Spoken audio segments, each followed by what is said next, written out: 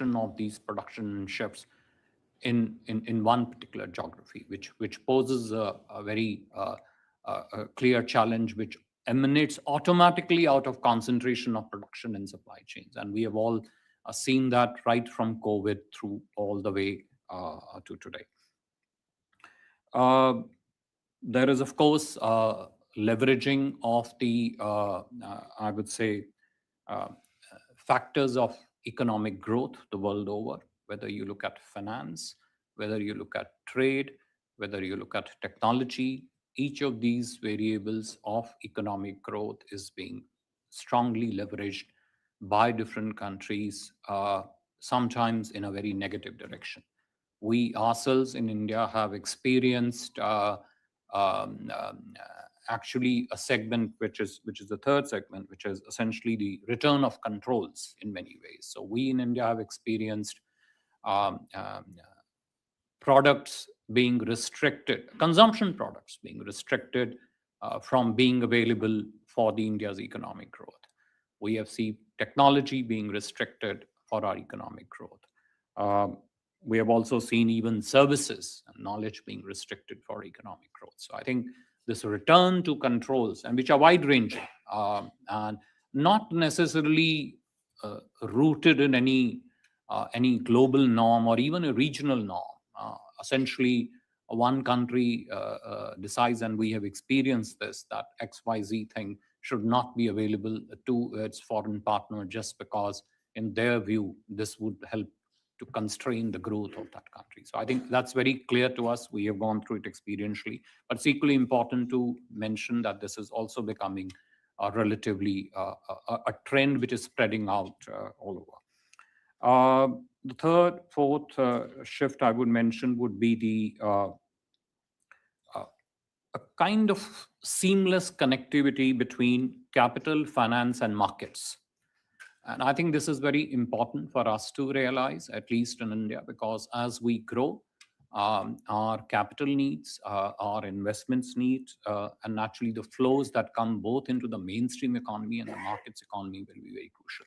So this seamless connectivity, this growth in it is actually very important. And I think I would say in our case also very helpful and productive in terms of fueling our own growth metrics.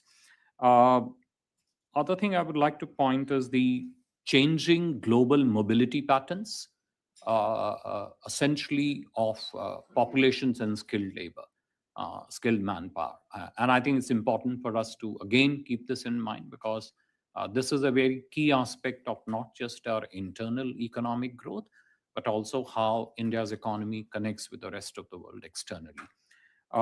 There is, of course, changing nature of warfare that we all are experiencing, becoming more contactless in terms of how it's conducted, and in terms of shifts in globalization. And that's the last shift I would, penultimate shift that I would like to point out, is the fact that the international rules of the road are being tested the world over. We have seen in the Indo-Pacific region and in the Indian Ocean a very clear challenge emerging to our own security because of this testing of the international road of the rules, and we are quite mindful of that. And increasingly, because of these multiple shifts, it's not just the cost of the factors, cost of production, which is important to you need to look at, but it's equally also the resilience and reliability. Cost alone is no longer a parameter uh, in which I would secure my inputs that will go into my economy. I need them to be available reliably, so that my growth doesn't abruptly suffers in between. Naturally, these shifts mean different things for different countries. We recognize them clearly as aspects which need to be very clearly addressed through clear policy options and, of course, through actions. Which then takes me to the third part of what I wanted to say, which is the salience and the importance of substance of our global partnerships.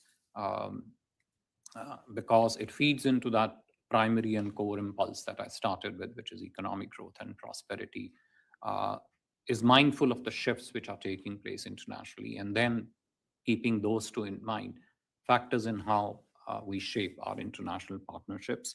And in that, naturally, India-US partnership in all its dimensions is indeed most consequential, and I would say even first and foremost. Um, our convergences between India and US are broadly fundamental, and the benefits are mutual. And if you actually look at each element of what we do across the entire range of economic domain, if you look at what we do even geopolitically or even geoeconomically, you will find by and large there is a genuine complementarity between what India does and what US does. And very little to negligible competitiveness in terms of what we are trying to achieve for our respective countries. Spread across four broad segments, I would say. Yes, there is a government to government segment, which is driven by the leadership level impetus by Prime Minister Modi on our side, and in this case, President Trump. Both of them have a very strong relationship, deep respect for each other, even friendship. That then translates into a wide ranging interagency cooperation between our two countries. My foreign secretary was here just about a week ago, having the full range of meetings across the entire administration, and this came out very, very clearly at those meetings. There is, of course, government to business transactions which take place. There are relationships. There's, of course, business to business. And naturally, we can't ignore people to people, which is, what we are doing here today, this morning, is very much a very, I think, intuitive and important component of those exchanges. Under those four large segments, there is, of course, a sectoral spread. So you will have a strategic, political, and security, and I would say even a subnational cooperation element of it between our two economies. Uh, I would even add some of the strategic regional or plurilateral initiatives that the two countries have been part of. Quad stands as among the most important ones. There is IMAC, which is the India Middle East Economic Corridor. Uh, Broadly, we find this space to be highly ambitious and at the same time actionable. If you look at the specifics of the specifics, announced specifics of the India-US 10-year defense framework, which was signed last year, you will see that it has components which are truly actionable, important for the national security objectives of both our countries. So it's something which is truly good. The second segment, which is a rapidly growing segment and perhaps most crucial in terms of what the economic objectives of both our countries and in years ahead, I would say, is the technology and I would say even a cyber security dimension of its own, which is very, very crucial, which is rooted very deeply in technology, and that's a partnership for us. There is a defense, which I've already mentioned, space, aerospace, high-end materials, and pretty much every aspects of the critical emerging technologies that you look at. Quantum is there, nuclear fusion is there, uh, and and those are all, I would say, the pathways which will define the substance of our partnership in the years ahead. But equally crucial because we are increasingly moving from commodity-based manufacturing and technology to the advanced industrial-based technology, where, and hence the importance of this. I've already mentioned the importance of the connectivity, seamless connectivity between capital markets and the finance, and that's the other segment of I think among the strongest segment of our partnership is the capital and the trade connect between our two countries. We have the largest flows of the largest bilateral flow of capital between our two economies, whether you take I would say financial flows that go into the market or the flows that go into the mainstream economy. Um, or you look at the flows that are technology linked that are flowing between the two countries. Um, there is, of course, the trade. We are currently at about $200 billion a year, and the objective, which was announced during Prime Minister's visit to the White House in February last year, is to achieve Mission 500, which is 500 billion by the end of this decade. And then there are embedded across these domains are the strategic aspects of economic links. I would talk about I did refer to it, the Shanti Bill, which is the nuclear legislation that was passed last year, and the domain of not just a conventional nuclear fission, essentially through the small and modular reactor path, which is a space of more or less a mature technology. Yes, the first reference plant is yet to emerge, but more or less mature technology. And the technologies that India is equally working at aggressively, US is too is working, which is relating to the nuclear fusion. We realize there are multiple paths in the nuclear fusion. We ourselves are pursuing some of them, but at some place these would converge. Critical minerals, again, is a segment which is an area of strong partnership actually between us. And it has, of course, the strategic objective, which is to build resilience for both our economies so that the supply of critical minerals,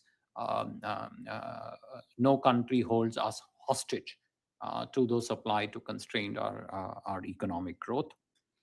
Artificial intelligence I mentioned, which requires probably a day, if not more than a day in itself, to be able to discuss in terms of the kind of space we are heading into. Some of it is, as has been famously described as known unknown, but I think a lot of it is still very unknown segment. But clearly a space of great opportunity, without, of course, discounting the inherent challenges which are there in the space of AI.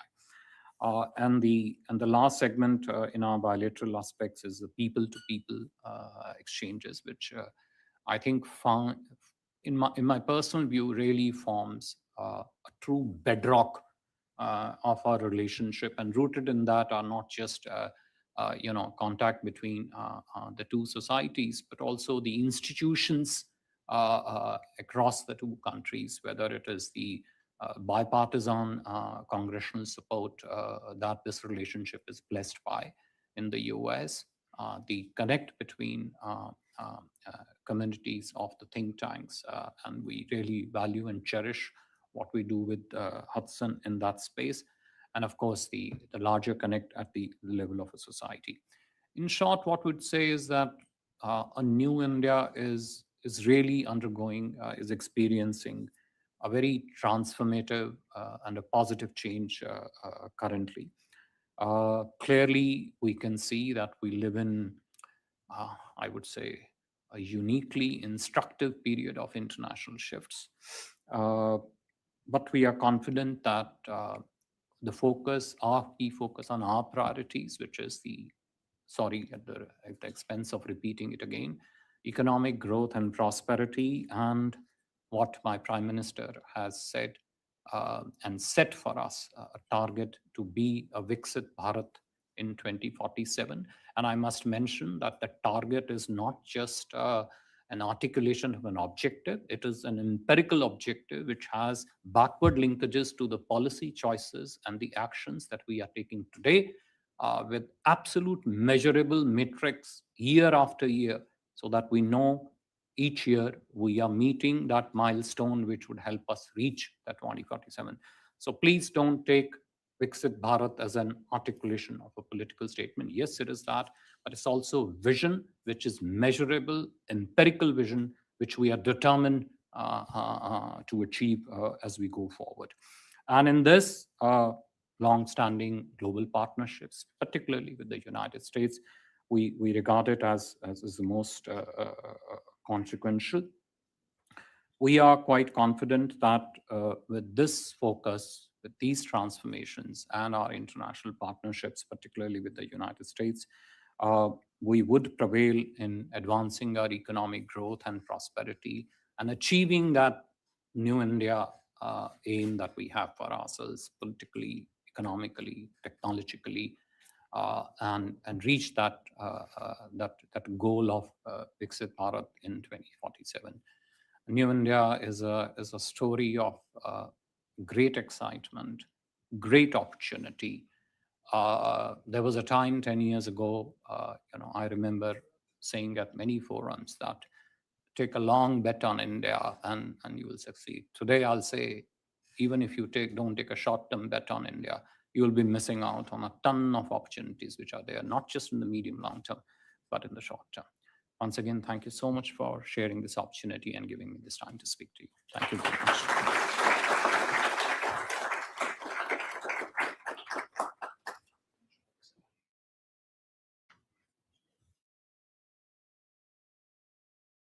Hey everybody, Chairman Brian Mast here. I hope that you're doing well.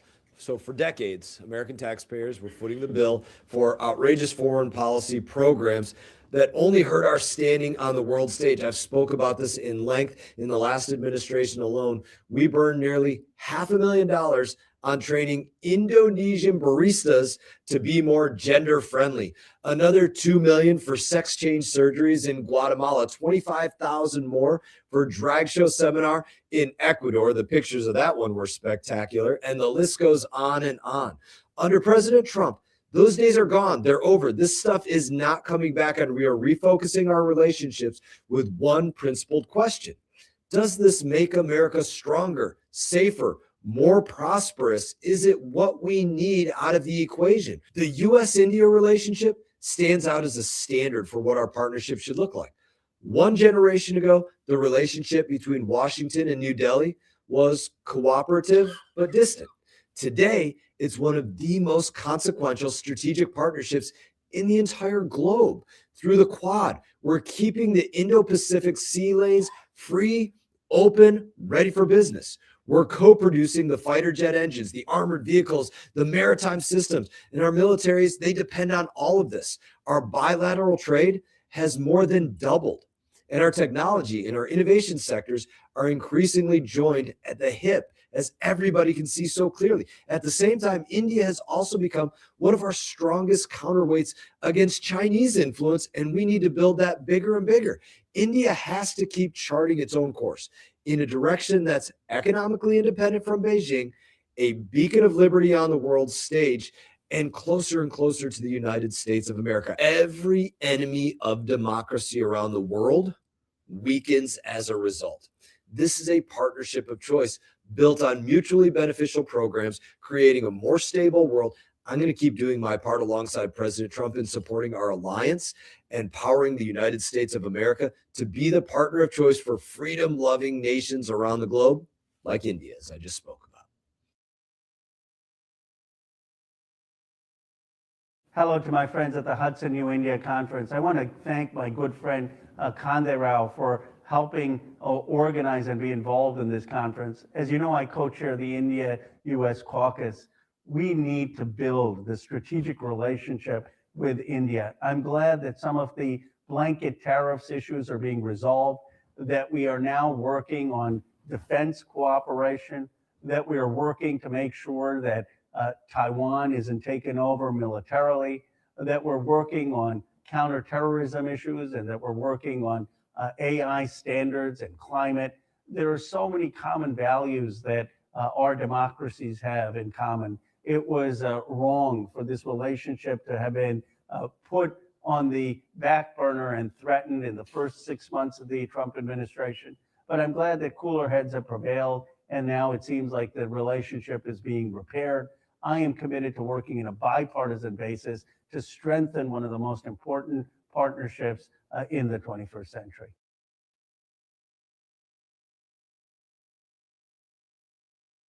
Hi, everybody. I'm Congressman Raja Krishnamurthy. Sorry I can't be with you in person. I'm with you in spirit, and thank you for allowing me to address you virtually today at Hudson Institute's New India Conference. Thank you also for attending this conference. It's so important. This issue, of course, is personal to me. I was made in India. I was born in India. I'm an Indian American. I'm proud of my Indian heritage. Of course, as a U.S. representative for the 8th District of Illinois, I'm also somebody who believes that the bridge between the US and India needs to be stronger, that our ties need to grow, they need to deepen, and they need to continue to flourish regardless of who the president is, regardless of who's in the majority or in power in Congress. And that's because we are, the two of us are the world's oldest and largest democracies. Look, India is changing. Its economy is growing. It's accelerating in terms of its prosperity. And yet, I think it's still too often misunderstood here in Washington, D.C.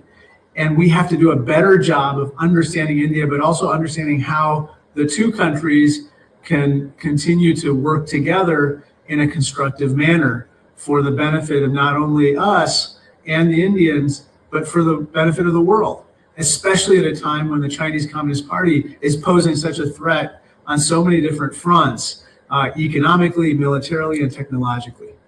I hope that all of these topics are going to be discussed in depth today. I hope that all of you have a constructive engagement, and thank you for allowing me to address you today.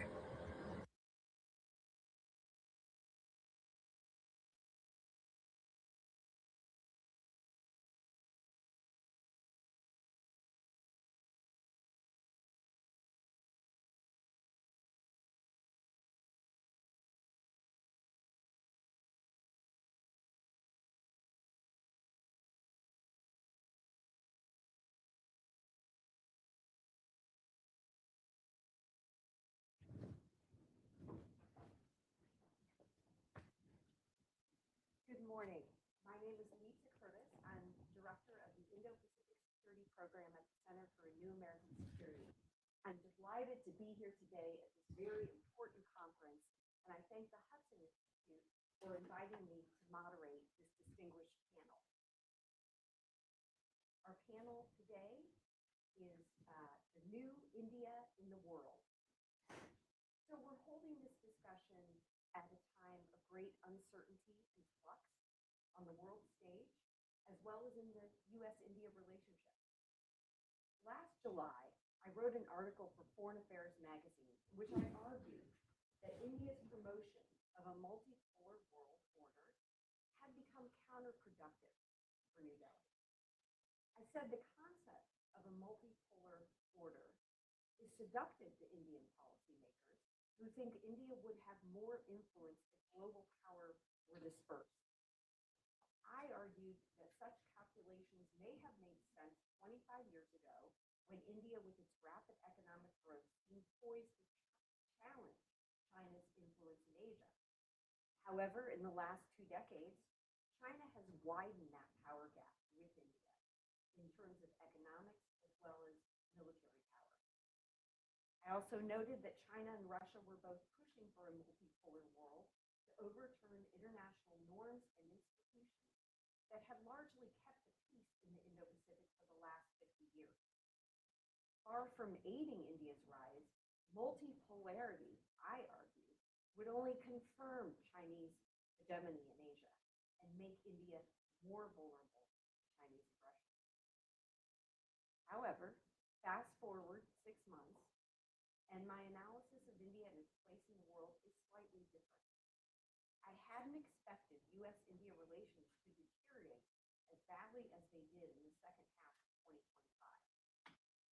In January 2026, in another article for Foreign Affairs that I co-authored with the CEO of CNAS, Richard Fontaine, we lamented the mishandling of the US-India relationship and the fact that 20 years of bipartisan investment in ties were being put at risk.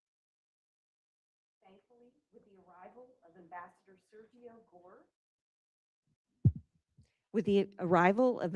Sergio Gore to New Delhi in early January and the announcement of an interim trade framework deal in early February, US-India relations are now getting back on track.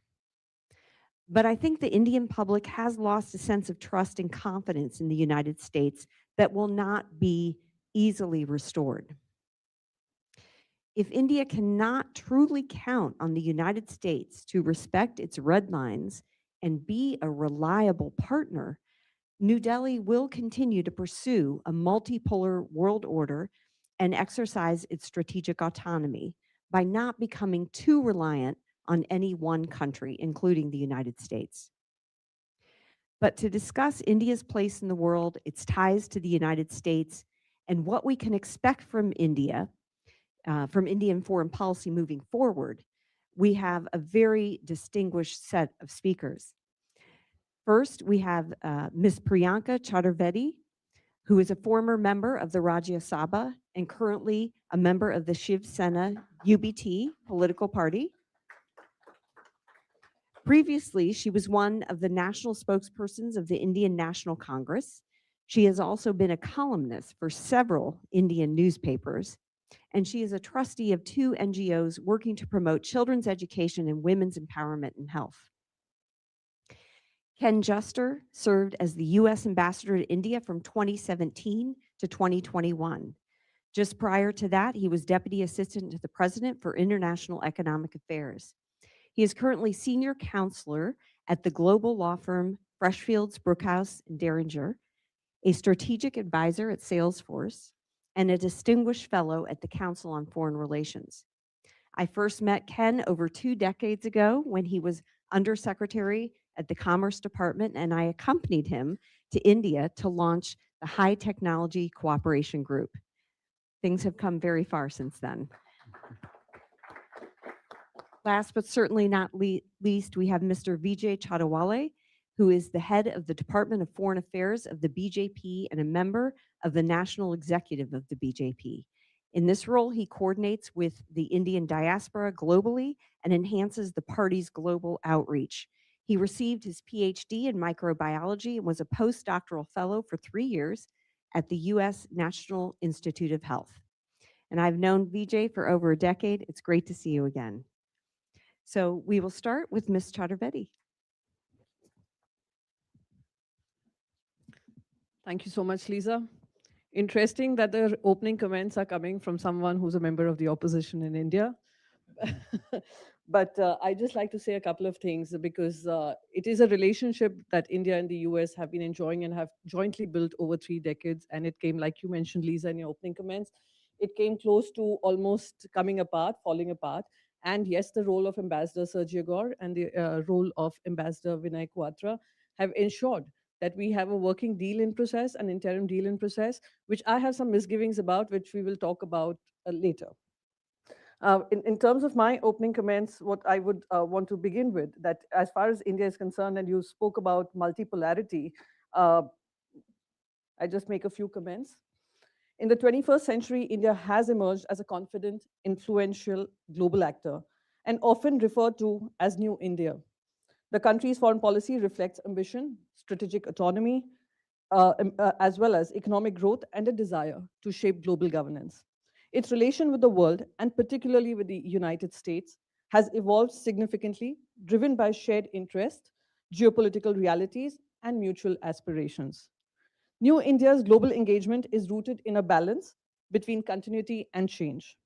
Traditionally, India followed a policy of non-alignment, but today it practices multi-alignment, like you spoke about, engaging with multiple powers simultaneously without being tied to any single bloc. Key principles of this particular multi-alignment includes strategic autonomy, peaceful coexistence, economic diplomacy, global leadership in issues like climate change and development. We must understand India is a nation of 1.4 billion people, and we are aspiring, not just in terms of global positioning as far as GDP is concerned, but also ensuring that the per capita income of every Indian citizen increases in a way that India does not need to compromise at any conversation tables or any negotiating tables.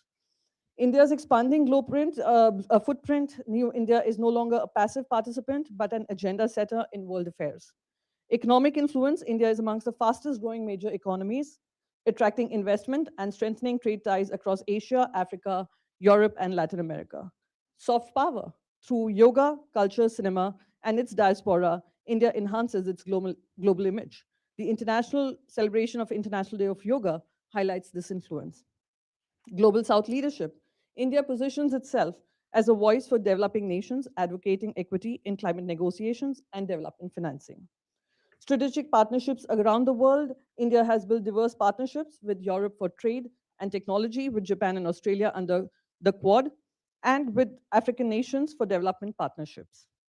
Again, India-US relationships that almost derailed over the past year have come back on track in terms of some misgivings, in terms of what, as I speak today, as I was making my way here to the Hudson Institute, there were some very scathing remarks coming from President Trump, and I happened to read it on Truth Social. And I'm hoping we can keep that aside in terms of calling India a hellhole, as well as sharing comments. These are comments coming from somebody who is a Trump supporter, and sharing that on Truth Social kind of leaves a question in our minds, a doubt in our minds, as to how far are we going to go to ensure that India-US relations are the relationships and the development that we talk about in the 21st century.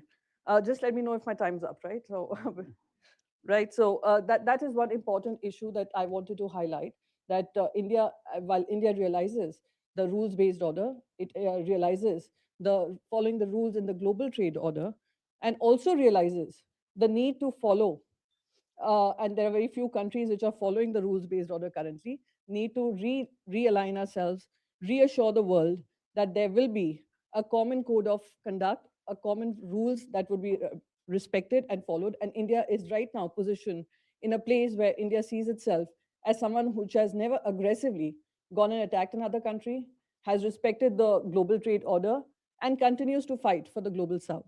So that is where we stand today. And looking forward, I would just say that the conversations that the diaspora is having, the conversation that industries are having amongst each other, will also ensure that India-US relationship continues to be stronger and we grow together. Thank you so much.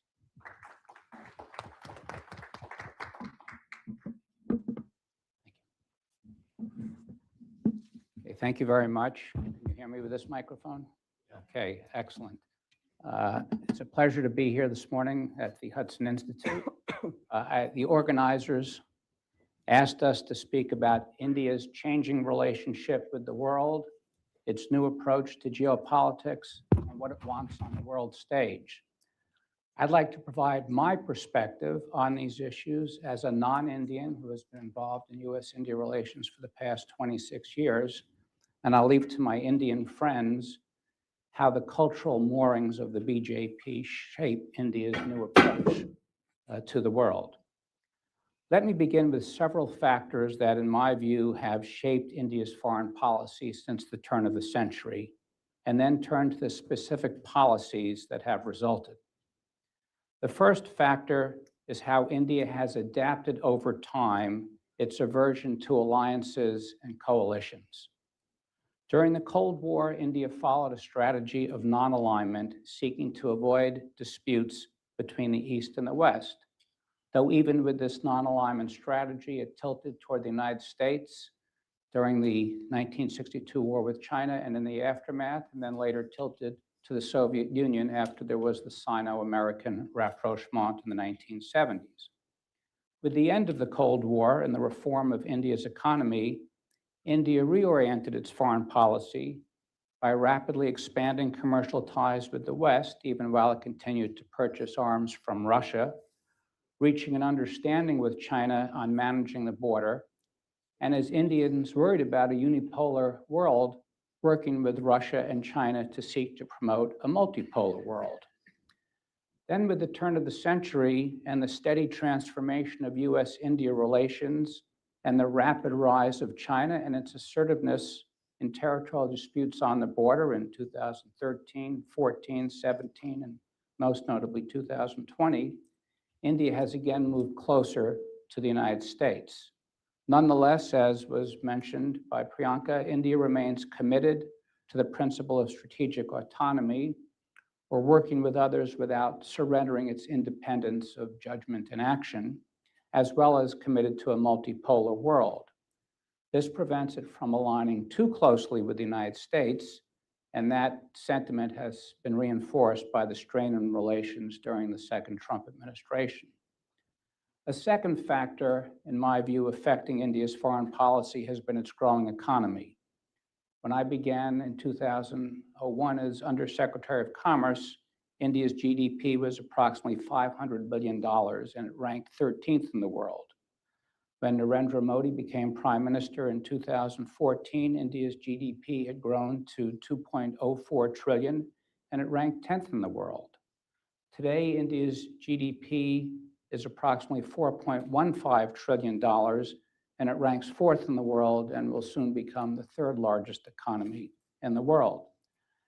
However, because of its large population, 1.45 to 1.5 billion people, it has a relatively low per capita GDP of approximately $2,800 a person, and that ranks anywhere from 119th to 143rd, depending on whether you look at purchasing power parity or nominal GDP.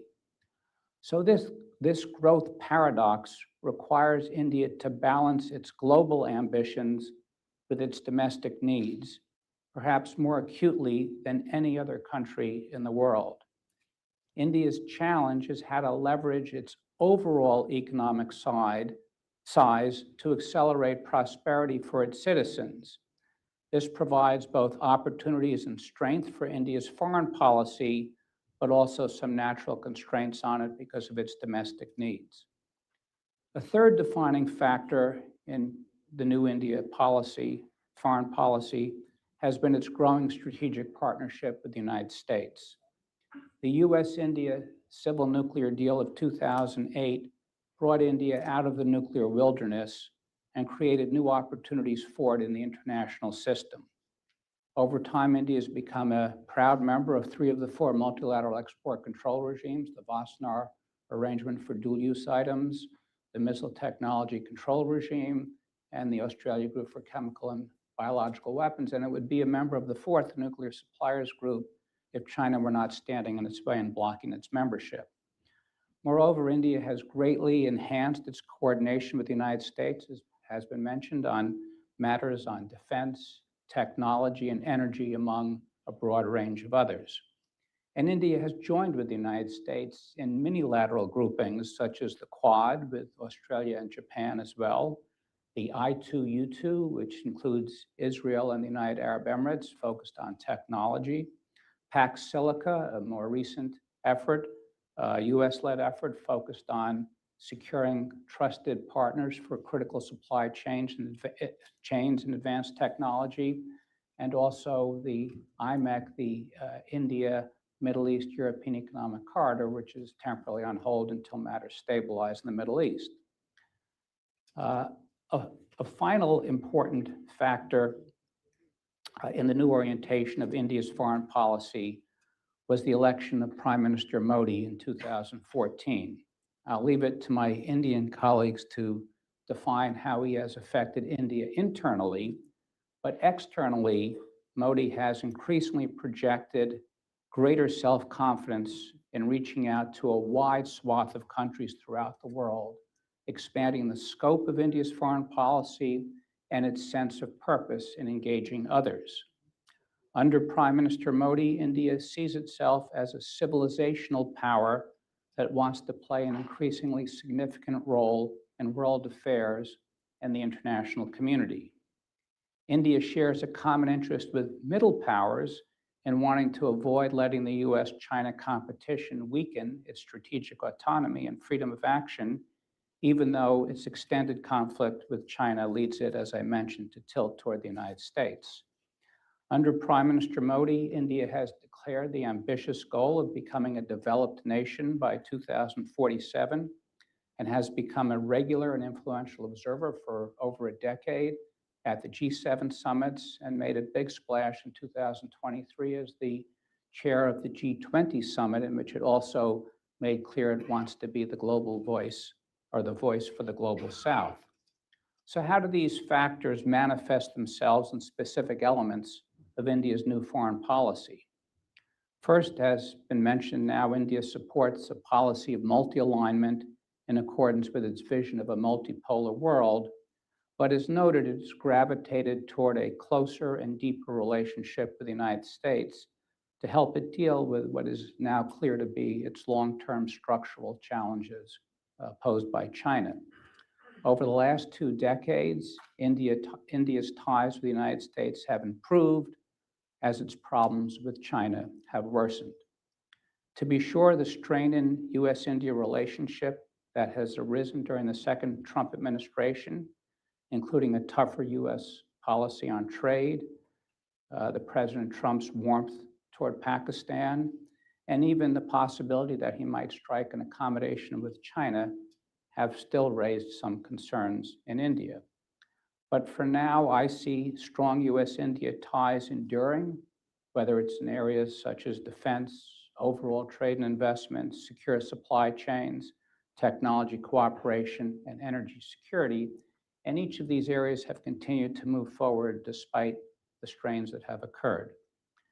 Prior to the second Trump administration, but perhaps accelerated by it, India is also reaching out more strategically to a range of other countries, including its Quad partners, Australia and Japan, and to Europe and the United Kingdom. These countries are much more a part of India's overall strategic framework than they were previously. India wants to work with these countries on emerging technologies, and in the last few years, it's actually concluded a series of trade agreements with Australia, with the United Kingdom, the European Union, the European Free Trade Association, consisting of Iceland, Liechtenstein, Norway, and Switzerland, and it has announced an agreement with Canada to try to finalize a trade deal by the end of this year. Indeed, it appears that India has recently taken a much more open view toward trade than it had during the first 2 terms of Prime Minister Modi's administration. India is also seeking to reconnect with Asia, both to strengthen its ties, perhaps with some greater tact, with its immediate neighbors in South Asia, Bangladesh, Nepal, and Sri Lanka, and there's some new openings and opportunities there, and also to work more closely with the ASEAN countries. To date, however, this has not meant that India has been willing to join a regional free trade agreement. It pulled out of the RCEP, the Regional Economic Cooperation Partnership, and it has not indicated an interest in joining the comprehensive agreement, comprehensive and progressive agreement for Trans-Pacific Partnership, the CPTPP. In my view, I worry that if India stays outside of these regional frameworks, it will not be able to fully meet its aspiration of being a global supply chain hub. Of course, China remains India's biggest threat in the region, and China's close partnership with Pakistan, as demonstrated by Pakistan's response to Operation Sindoor, is a cause of great concern to Delhi. This is one among several reasons why Delhi seeks to stabilize its relationship with Beijing, even though it will never be a relationship of trust. As part of India's vision of a multipolar world, it seeks to continue to maintain its historical ties to Russia, to ensure supplies of parts and components for its arms, to have access to Russian oil as an energy hedge, to try to keep Russia from getting too close to China, and perhaps even as insurance if its relationship with the United States sours. Nonetheless, I believe that Delhi recognizes Moscow as a declining power and realizes that an overly close relationship with Russia may actually jeopardize its burgeoning relations with Europe and its access to US and Western technology. India has also increased in the last several years its engagement with countries in the Middle East, including Israel, and in the Persian Gulf, in Latin America, and in Africa, all as part of its activism in the global South. In addition, as I've mentioned, as part of this activism, India is participating in a wide range of multilateral groupings with a full range of partners across the whole spectrum. There's the Quad that I've mentioned, there's the BRICS, the Shanghai Cooperation Organization, the I2U2 I mentioned, and most recently, Pax Silica, among others. Prime Minister Modi has also engaged the Indian diaspora with huge rallies in major cities around the world. This is part of an effort to make people proud of their Indian heritage And moreover, it can have a positive impact on the policies of the host countries toward India. And it's been, in my opinion, hugely successful. Other speakers may comment on that today. Finally, let me touch on Pakistan's successful courting of the Trump administration, which now extends to being an intermediary in the US-Iran talks. Obviously, on multiple levels, and for many reasons, this is an irritant to India and a surprise to many of us, and I don't need to enumerate all the reasons for that. But it may also have a practical impact on India. Pakistan's warm relations with the United States may cause India to limit its response to the next significant cross-border terrorist incident.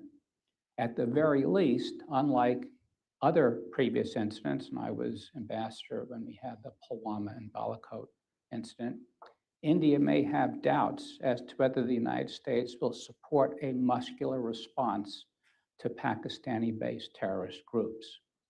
Of course, as someone involved in US-India relations in both the public and private sectors over the last 26 years, I hope that we get our bilateral relationship fully back on track, with each side taking the necessary steps to truly make a mutually beneficial partnership. Given India's large population, its market size, its technological talent, and its growing military, its rise will be one of the most significant geopolitical stories of this century. And in my view, it's in the interests of both the United States and India for America to be a positive part of that story. Thank you.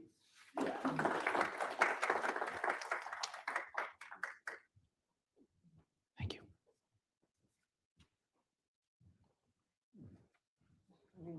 Thank you.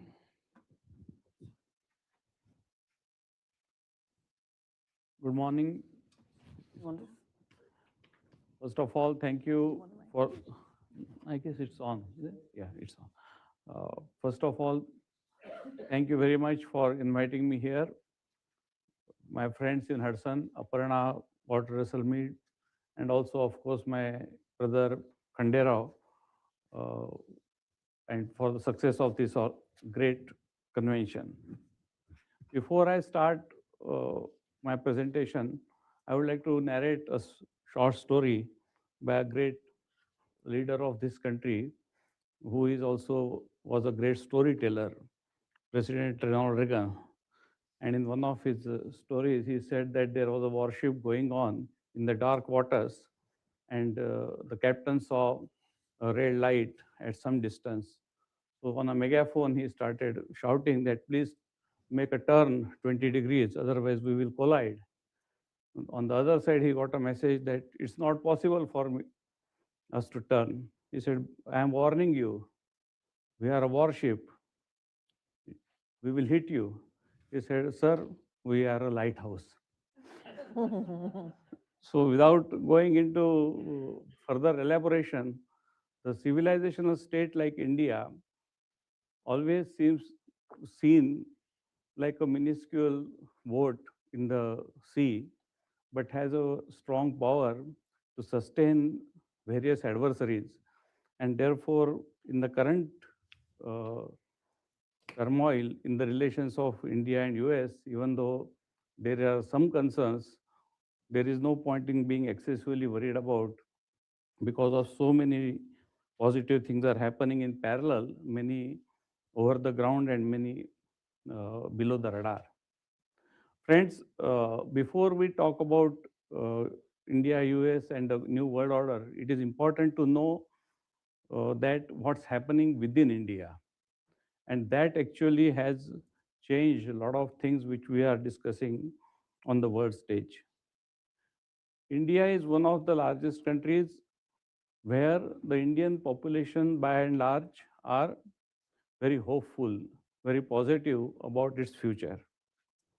In the last decade, India's per capita GDP has grown up, and it has increased by more than 40%. We have eliminated the worst kind of poverty by almost 2/3, and 250 million people have come above the poverty lines. And that has given not only the fresh impetus to their lives, but also impacted on several other collateral issues, such as the basic health and nutrition. Second part is India is now increasingly seen by the people staying there as a land of opportunities rather than a land of despair. And there are many numbers which I can quote, but to tell you few, India's internet subscription has grown from merely 250 million 10 years ago when Prime Minister Modi took over charge to now to approximately 1 billion and above in mid-2020s. While average monthly data consumption has been risen from well under 1 gigabyte to over 20 gigabytes per user. This rapid diffusion of cheap mobile data has effectively brought hundreds of millions of people into digital economy, the success story which is unheard of in the recent history anywhere in the world.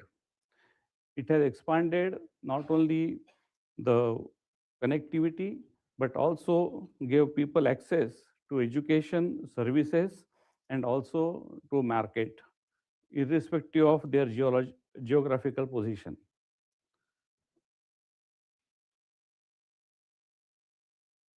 On the entrepreneurial side, there are more than 150,000 startups that have been launched in India over a decade, and many of them have now crossed uh, valuation of more than $1 billion, calling them as a unicorn. This has resulted into creating a new kind of entrepreneurship and also employment opportunities, which has definitely created more than 1.5 million direct jobs and attracted over $100 billion of investments from all over the world. What has happened because of this is that Indian policymakers are now actually thinking in the long-term policies. And this is happening irrespective of the government, which is which party is in govern at the state level. One of the classical example I would like to give here is that many of you must have visited Mumbai, and then close to Mumbai there is another city that has come up in last 2 decades, which we call as a new Mumbai. So the current Chief Minister of Maharashtra is actually now talking about Mumbai 3 and Mumbai 4, which is a project of next 25 years. And it is not only a daydream, but there is a concrete plan about Mumbai 3 and Mumbai 4. And with the growing population of India, especially in the metros, such a kind of long-term policy is giving a new direction for investments and also for the town planning. Next is, of course, is is rightly proud of its heritage and civilization. The Modi government's New India's discourse is explicitly rooted in civilizational self-image. It is also useful for foreign audiences to see how this translates into policy and international initiatives such as yoga days, Ayurveda, etc. But these civilizational values, such as having a friendship with everyone around the world, has been translated into real action when Prime Minister Modi's government has launched a vaccine Maitri, giving millions of doses of COVID vaccine, most of them free of cost, to more than 80 countries. Being a part of that ecosystem, I can humbly but proudly say that if India would not have supplied the vaccines to many countries in the world, they would have remained succumbed to the pandemic of COVID for many, many days or months to come. And therefore, India has contributed in a big way to save the global mankind. Next is India as an economic superpower. India is still a lower middle income society, and its per capita income needs to grow significantly, but also it is growing in a very rapid way in the right direction. The growth acceleration from the mid-20s after a period marked by high inflation and weaker output, is a key part of government's economic plan, and India is doing it in the right direction. Fifth point I would like to emphasize is that India is not only becoming a service economy, but also entrepreneurial innovation ecosystem is growing very rapidly. And therefore, as Prime Minister Modi is rightly saying, that Indian youth are not only the employment seeker, but also employment generator. And this has changed the paradigm of Indian youth, which forms a majority of the India's population, to grow by themselves and also to help others by the frugal as well as very path-breaking innovations. Last but not least, I would like to say that India is a self-confident and resolute country. India has repeatedly shown that we can deal with the changing world in the most dynamic fashion and at the same time be agile to the new challenges that we are facing. We are able to create our own technology platforms, which will suffice not only to India, but majority part of the global South and the people who are devoid of access to such technologies. And India has also become a resolute country that will not allow any nonsense to remain unchallenged. With all this, I think that India is on a verge of play its rightful role in the new world order, how difficult, how challenging, and how uncertain it is. Thank you very much.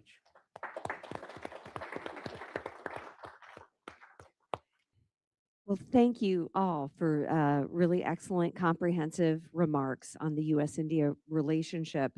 And I'd like to start with you, Ms. Chaturvedi, the first question.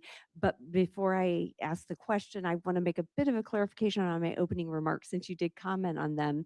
And I think what I was saying is last year in July, I had written an article very critical of India's pursuit of a multipolar world order. However, that was based on the assumption that the US would always be a reliable partner, would always respect India's red lines. Unfortunately, that's not what we saw in the last 6 months of 2025. So it forced me to revise my analysis and accept that it does make sense for India to pursue this multipolar world order. So I just want to make that clarification. My question to you is based on the fact that you have focused a great deal of attention on issues related to women's empowerment and education while serving in the Indian Parliament. Can you talk first about your recent stance on the Women's Reservation Bill and explain that a bit? And also, what do you see as the main obstacle to moving forward with expanding women's role in Indian politics and leadership and decision-making roles within the government? What are your plans for ensuring Indian women gain a greater voice in decision-making and leadership within the government? And lastly, are there ways that the United States and India can work together toward this goal? So thank you so much for this question, because back home in India, there's this huge debate going on which side of the spectrum is Priyanka Chaturvedi on currently. I just say I'm on the side of the women of the country. 50% of India's voters and population is that of women, but in terms of representation, we have barely managed to reach up to 13%, 14%, which is an unfortunate reality. What played out last week was something very unfortunate. We had passed a bill in 2023, which assured 33% reservation for women.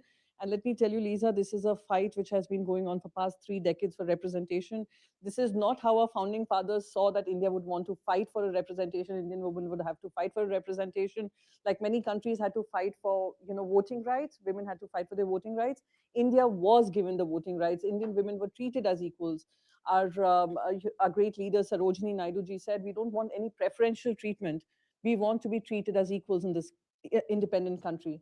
That is where we began from, but barricades were created due to which we've seen a rise from 5% of political representation to just about 13%. So I thought the time was critical. The time was in 2023 to introduce it right there, then, and then. It was postponed to a later date, and now it came in the form of connecting it to adding more seats in the parliament and then opening the doors for women.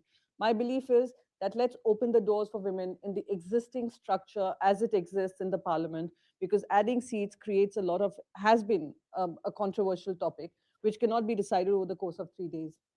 So I will continue to say I stand for the women of the country, that they need to be represented. How we can work forward, I'm very certain that in the times to come, the government also, Prime Minister Modi himself, when he addressed the people of the country, he said he's made it his personal goal to ensure that there is going to be representation. So I'm hoping that the 2023 bill would be delinked from the idea of adding more seats and would be applicable as is. And that would also open the door. So maybe not 280 women in the parliament, at least 180 would be a good start. So that is where I stand. How could India and US collaborate? Right now, we are also coming to terms with how how US is engaging with India in terms of the comments that are coming, while at the ambassadorial level, at the ministerial level, people are working to find convergences. But also at the same time, there are problematic comments that come, which derails the entire conversation. So I think India is very well poised to resolve its own issues and to be able to get women. We understand back home in India that women need to be there. They come as voters. They are coming in large numbers to vote. They need to be represented as well. And I'd just like to close with one comment. Vijayji mentioned about providing vaccines globally to over 80 countries. Let me also tell you, India was at the forefront of fighting at the WTO with regards to the patents that companies were wanting to bring in, and larger countries wanted patents on their vaccines to make it more expensive and make it inaccessible. India has fought that fight. So India has been leading from the front in terms of the G20 representation of the African bloc. When we took charge as a presidency, the Prime Minister spoke about this. The third thing that the Prime Minister did was introduce a new paradigm, which was the women-led development. Everybody talks about women-included development. He was talking about a new paradigm, which is about women-led development. So I think keeping all of those in mind, I believe that it might be a longer fight, but we will continue. The women of the country will continue to fight the fight. Great, thank you. And of course, in the United States, we have some of our own challenges. I'm part of an organization, the Leadership Council for Women in National Security, and we do a survey every few years looking at the 300 top national security positions in the United States government and what percentage are held by women. Unfortunately, right now it's about 13%, which is extremely low, much lower than in previous years. So we need changes here in the United States as well. Ambassador Jester, I'd like to come to you next. What was the greatest challenge that you faced when you were ambassador in India during the first Trump administration in ensuring that U.S.-India relations remain strong? Thank you, Lisa. As I reflect back on my term, I think there were three major crises I had to deal with. One was COVID, and both working with the government of India and trying to expatriate 6,000 Americans to the United States. But let me put that to the side. In terms of the bilateral relationship, there was the Pulwama terrorist incident in 2019 and India's response with the Balakoh bombing, and then the Chinese incident coming across the line of actual control in 2020. And I think we worked closely with the government of India during both of those in ways that enhanced the relationship. Very briefly, in 2019, we understood, and I, in my conversations with Vijay Gokhale at the time, made it clear that we knew India was going to have to respond, and gave it leeway in doing so. They took a muscular response against Pakistan. As you may recall, there was a dust up between the two countries. Some planes were shot down, and a pilot was actually captured by the Pakistanis. And I think myself and Paul Jones, who was our head of mission in Pakistan, were very much involved in both the efforts to quickly free that prisoner. I'm sure, Lisa, you were obviously involved from Washington, D.C. as well. But then there was also a concern that each side saw the other moving some of its nuclear weapons and was concerned that the other was going to take a preemptive nuclear attack. And we were able, with our intelligence community, to assure, because we could see things that perhaps each side didn't fully see, and could communicate with both sides, assure the other that this was not happening, and help to calm that situation. In 2020, as was during COVID, I think the Indians and the Prime Minister, who had been holding informal summit meetings in 2018 and 19 with President Xi, were shocked when the Chinese were doing a military drill in the Tibetan region and suddenly took a 90-degree turn and came into the disputed territory on the line of actual control. To this day, we don't know exactly what their motivation was. There's a variety of different speculations, but I think I can say confidently that we were there for India and did backward somersaults to try to provide them everything they needed at the time, and consulted closely with them. During COVID, Secretary of State Pompeo and Secretary of Defense Esper came to India and met with the Prime Minister, the Defense Minister, the Foreign Minister, and we really stood shoulder to shoulder with them, which I think showed at the end of the day, when the chips are down and the lights are on, the United States of America is there in a way that no other country could be, in my view.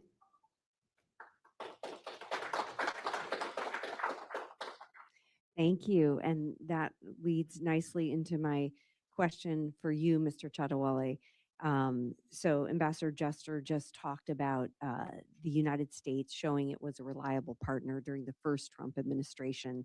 And I would argue that the U.S.-India relationship was really at an all-time high when President Trump left office in 2020, in January 2020. So this led Indians to generally believe that a second Trump administration would follow suit and that we would see even new heights reached under a second Trump administration. However, that is not how things have gone, as we've all talked about. So how do you assess that Indian American voters view President Trump's handling of the relationship this time around? Has there been any diminishment of support for President Trump among the Indian American community due to the way he has handled this relationship? First of all, fortunately, I'm sitting between two individuals who have contributed a lot in the first term of President Trump in strengthening India-US relations, and I have witnessed some of the things which they have done firsthand. So in that context, I am not representing here Indian Americans. So someone else might be a better person to address this question. I think Indian Americans is not a homogeneous entity. It is not a monolithic entity. There are several factions and sub-factions within them, and everyone is looking at this current turmoil in a different way. For example, those who are H1 visa holders, they are simply purely looking at what will happen to their visa renewal. And those who are involved in a large-scale trade between two countries are involved about the tariffs. So within all this, there are also politically, they are not unified. So my understanding is that majority of Indian Americans are still Democrats. I may be wrong, but this is my understanding. And therefore, there are people who tell us that, okay, we have told you, kind of thing, and you are still supporting Republican administration. And on the other side, other extreme, there are people who say that, yes, Mr. Trump, whatever is doing is great for America, and India has to take its share of the blame also. So there is no single answer, essentially. Lisa, can I just add a footnote to what Vijay said at the outset, which while I was focusing on the role of the embassy in some of the crises we mentioned. You back in Washington were involved in all of these as well. And I think what was very important during the first term was the close coordination we had. We had a biweekly call. Everything we did was lockstep. As you mentioned earlier, you and I have worked together for a couple of decades on this relationship. And I think it's very important to be successful that there's a process in Washington that is analyzing the relationship, and it works in close conjunction with people out in the country doing it. And we did that in the first term, and I want to thank you for your significant effort in that regard. Well, thank you. And I think it points to the importance of the National Security Yeah, Council that's what I'm process. saying, yes. Yeah, we held regular meetings. Ask the question where the Hindu Americans instead of Indian Americans. Okay? That is the question. That would be an interesting. Well, I will leave it to Vijay if he wants to answer that. Vijay, would you like to answer No, that? No. no. Okay, thank you. Let's move on. I think that was very, very interesting answer that you provided, and it's an important question. This is an important vote Yeah, block yeah. here in the United States, and so that's why I asked it. Yeah. So thank you. Ms. Chaturvedi, I want to come back to you and ask you about the trade issue. You've raised some concerns about the interim trade agreement. Do you still share those concerns? If so, can you detail what those are and how can Prime Minister Modi address them?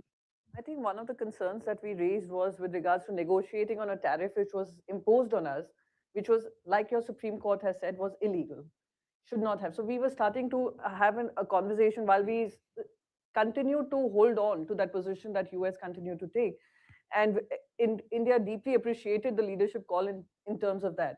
But the minute we started to negotiate on the 50% tariff that was illegally imposed on us and come to 18%, that was one issue that I did raise as a concern.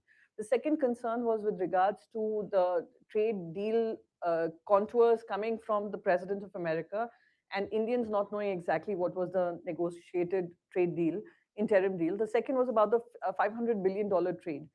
As we stand currently, we have a trade worth $45 billion to take it to, sorry?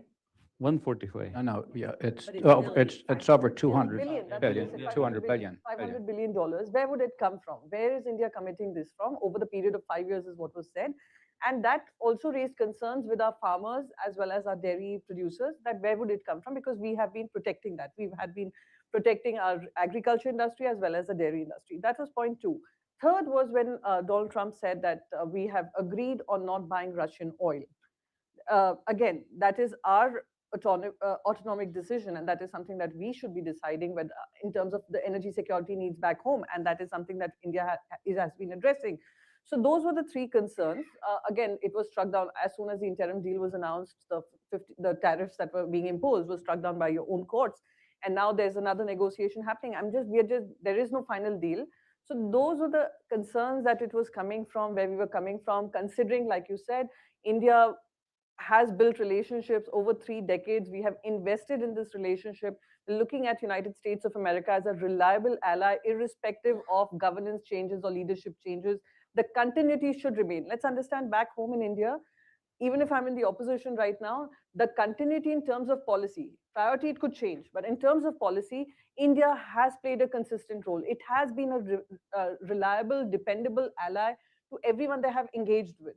And that is the strength that India comes from. That is the belief India comes from. So we were looking at a reliable ally, not throwing tantrums at us, not telling us what to do, actually understanding our challenges and coming to terms with it. So that is where the problem lies, and we would finally know where it stands in terms of a final conclusion of the deal. Thank you. Thank you. Thank you. We'll have a Q&A from the audience in a moment, sir. I want to just finish out some questions and then be happy to take your question. So Ambassador Dresser, can you give us the U.S. perspective on the trade negotiations? You were very involved in this issue as ambassador. You're now watching what's happening. Can you just give us the sort of U.S. perspective? Okay, well, I want to make clear I'm not a member of the Trump administration, and I'm not speaking on their behalf, and I don't know what their internal process is. I think the president felt, with some justification, that the Indian market was a little more closed than it should be, and the US market is a very open market. In fact, over the last 20 years, the way the World Trade Organization and the General Agreement on Tariffs and Trade were set up is when you come into it, you might come in at a very high binding tariff rate, and the US had a very low binding tariff rate. And this was in part to help other countries develop. But over time, the countries with the high rates did not have a process for lowering them, and you saw increasingly structural challenges in the trade system where deficits, countries are going to run deficits from time to time, but they were becoming perennial and problematic. And so some effort was needed, in the view of the administration, to try to make adjustments to that process.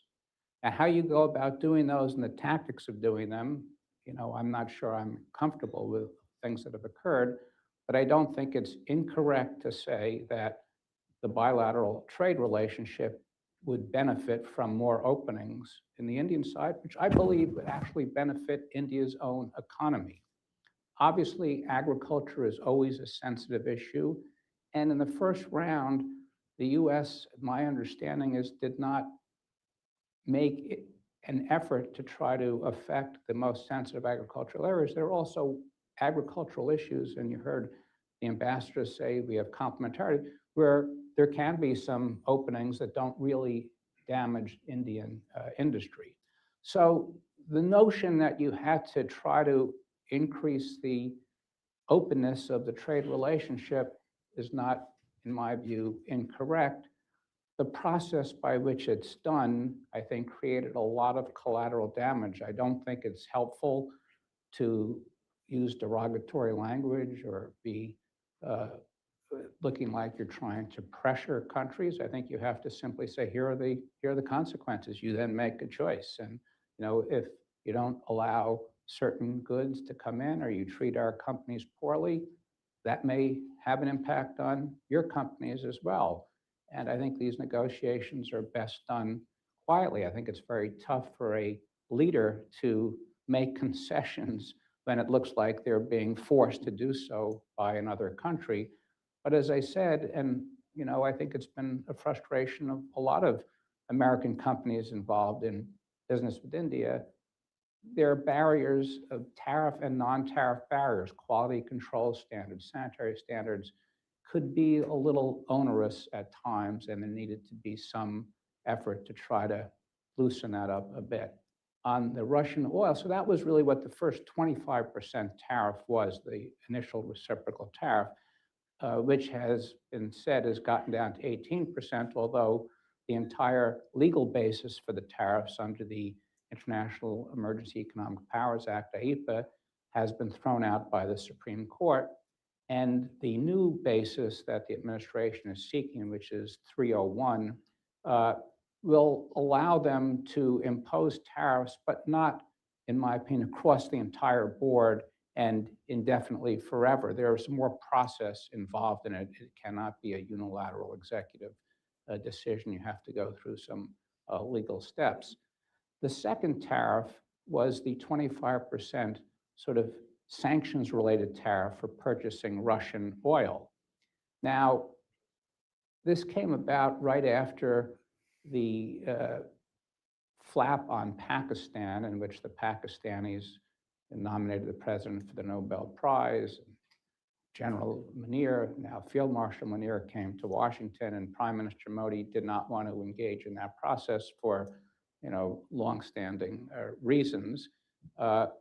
Whether the Prime Minister, in hindsight, might have recognized that the US does play some role in trying to diffuse a crisis between the two countries, just like I explained we did in 2019, without saying that you mediated it, because it wasn't mediated, might have helped, perhaps, I don't know. But in any event, the president was not pleased about that.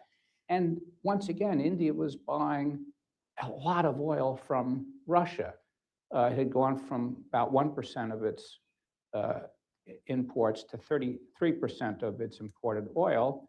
And the economic conditions were changing to lower that. I don't think it was good for India to be buying that much from Russia. It's a world leader. The Russian cause, while it may have looked different at the outset of the war, we're now 4 years into the war. Russia has shown no interest in a ceasefire or peace. It's been firing on civilian infrastructure. It's been kidnapping Ukrainian children. It's hard to say we should continue to do business as usual, but that's an issue for India. Again, if this had been discussed quietly, and I think India was prepared to lower its imports from Russia for reasons of diversifying its supply and also market conditions, I think it could have happened on its own. Once again, when you publicly pressure them to do something, it makes it more difficult for a country to actually take those steps. And I think the Indian government will over time lower its amount of imports from Russia. Whether it goes to zero or not, I don't know, but it was unfortunate to have it played out publicly. So again, I think there was a trace of reason in the issue being raised, but the way it was done with slapping on the 25% tariffs and publicly managing it was not the perhaps most productive way to do it. So the trade issue now is such that the Indian government has indicated, while they had agreed in principle to the 18% tariff, part of that was where they would stand competitively with other countries that exported similar items to the United States. And they were at a lower tariff rate than the Pakistanis, the Bangladeshis, not a much lower, I think it was a point lower, but they were lower. And it's important to them, after the 301 cases occur, to still have that relatively better tariff rate. And I think they're waiting to see what will come out in terms of 301 and whether, if the president goes to Beijing in May, he strikes a deal that makes the Chinese rate lower than the Indian rate. All these are variables, and they're holding up an effort to finalize a trade accord. I think at the end of the day, India will benefit from a agreement with the United States. We're your largest trading partner. We're critical to, I think, economic growth in the country. And as I said in my opening remarks, I think India opening itself while protecting some sensitive agricultural area is to its own benefit and will only enable it to be more integrated into international supply chains and become a global hub for such supply chains. So. Thank you. Thank you. I have one more question for Mr. Chadawale, then I will be turning to the audience. So have your questions ready. So I'm shifting the conversation a little bit. I'd like to talk about the situation with India's immediate neighborhood, namely relations with Sri Lanka, Bangladesh, and Nepal. Do you assess that India has an opportunity to strengthen its relationships in the region, given some of the recent political developments and changes in government in both Bangladesh and Nepal? Are there ways that the U.S. and India can work together to keep China's influence at bay in the region? So as you know, in the India's neighborhood, there is always interplay between the big powers of Europe, US, China, and also India. And they attempt to exert their influence on the domestic politics as well as the outcomes of the bilateral relations. The current situation in Bangladesh and Nepal actually has changed after the elections in both the countries. Just a couple of weeks ago, there was a visit of Bangladesh foreign minister and his foreign policy advisor to India, and the outcome of those visits were very good. I myself, I have met the foreign policy advisor Himayu Kabir, and we had a very good cordial discussion. We had in past some relations with contacts with BNP, but not very strong. Both the parties, BJP and BNP, would like to start that dialogue. In fact, the Prime Minister of Bangladesh, who is also president of BNP, has written a letter to BJP president, which was handed over to me by the foreign policy advisor. So there is some top level interest to initiate dialogues between two parties as far as the political dialogue is concerned. In Nepal, the new government is totally unknown. So they are so new, no one really knows where they stand for. And therefore, it is a kind of situation in progress. But one thing is good, I feel that in Nepal, all the old baggages of the relationship are now kept aside because of the formation of totally new political alignment. And it gives opportunity for both the countries to strengthen the relations further. Nepal had a very peculiar situation. I am a close watcher of Nepal, and the outcome of the student agitation there was initially felt very violent, but eventually it has shown that in the democratic setup, things cannot go beyond certain limit, and then there is bound to have some reactions from the common man on the street, and that is precisely what had happened in Nepal. And therefore, we are quite hopeful that there will be a fresh reboot in the positive direction with the relations with Nepal. Thank you. Okay, we will take audience questions. If you can state your name and affiliation and keep it to a question, that would be great. I see 3 hands went up, 4 actually, but let's start here, right in the middle, and she will bring the microphone to you.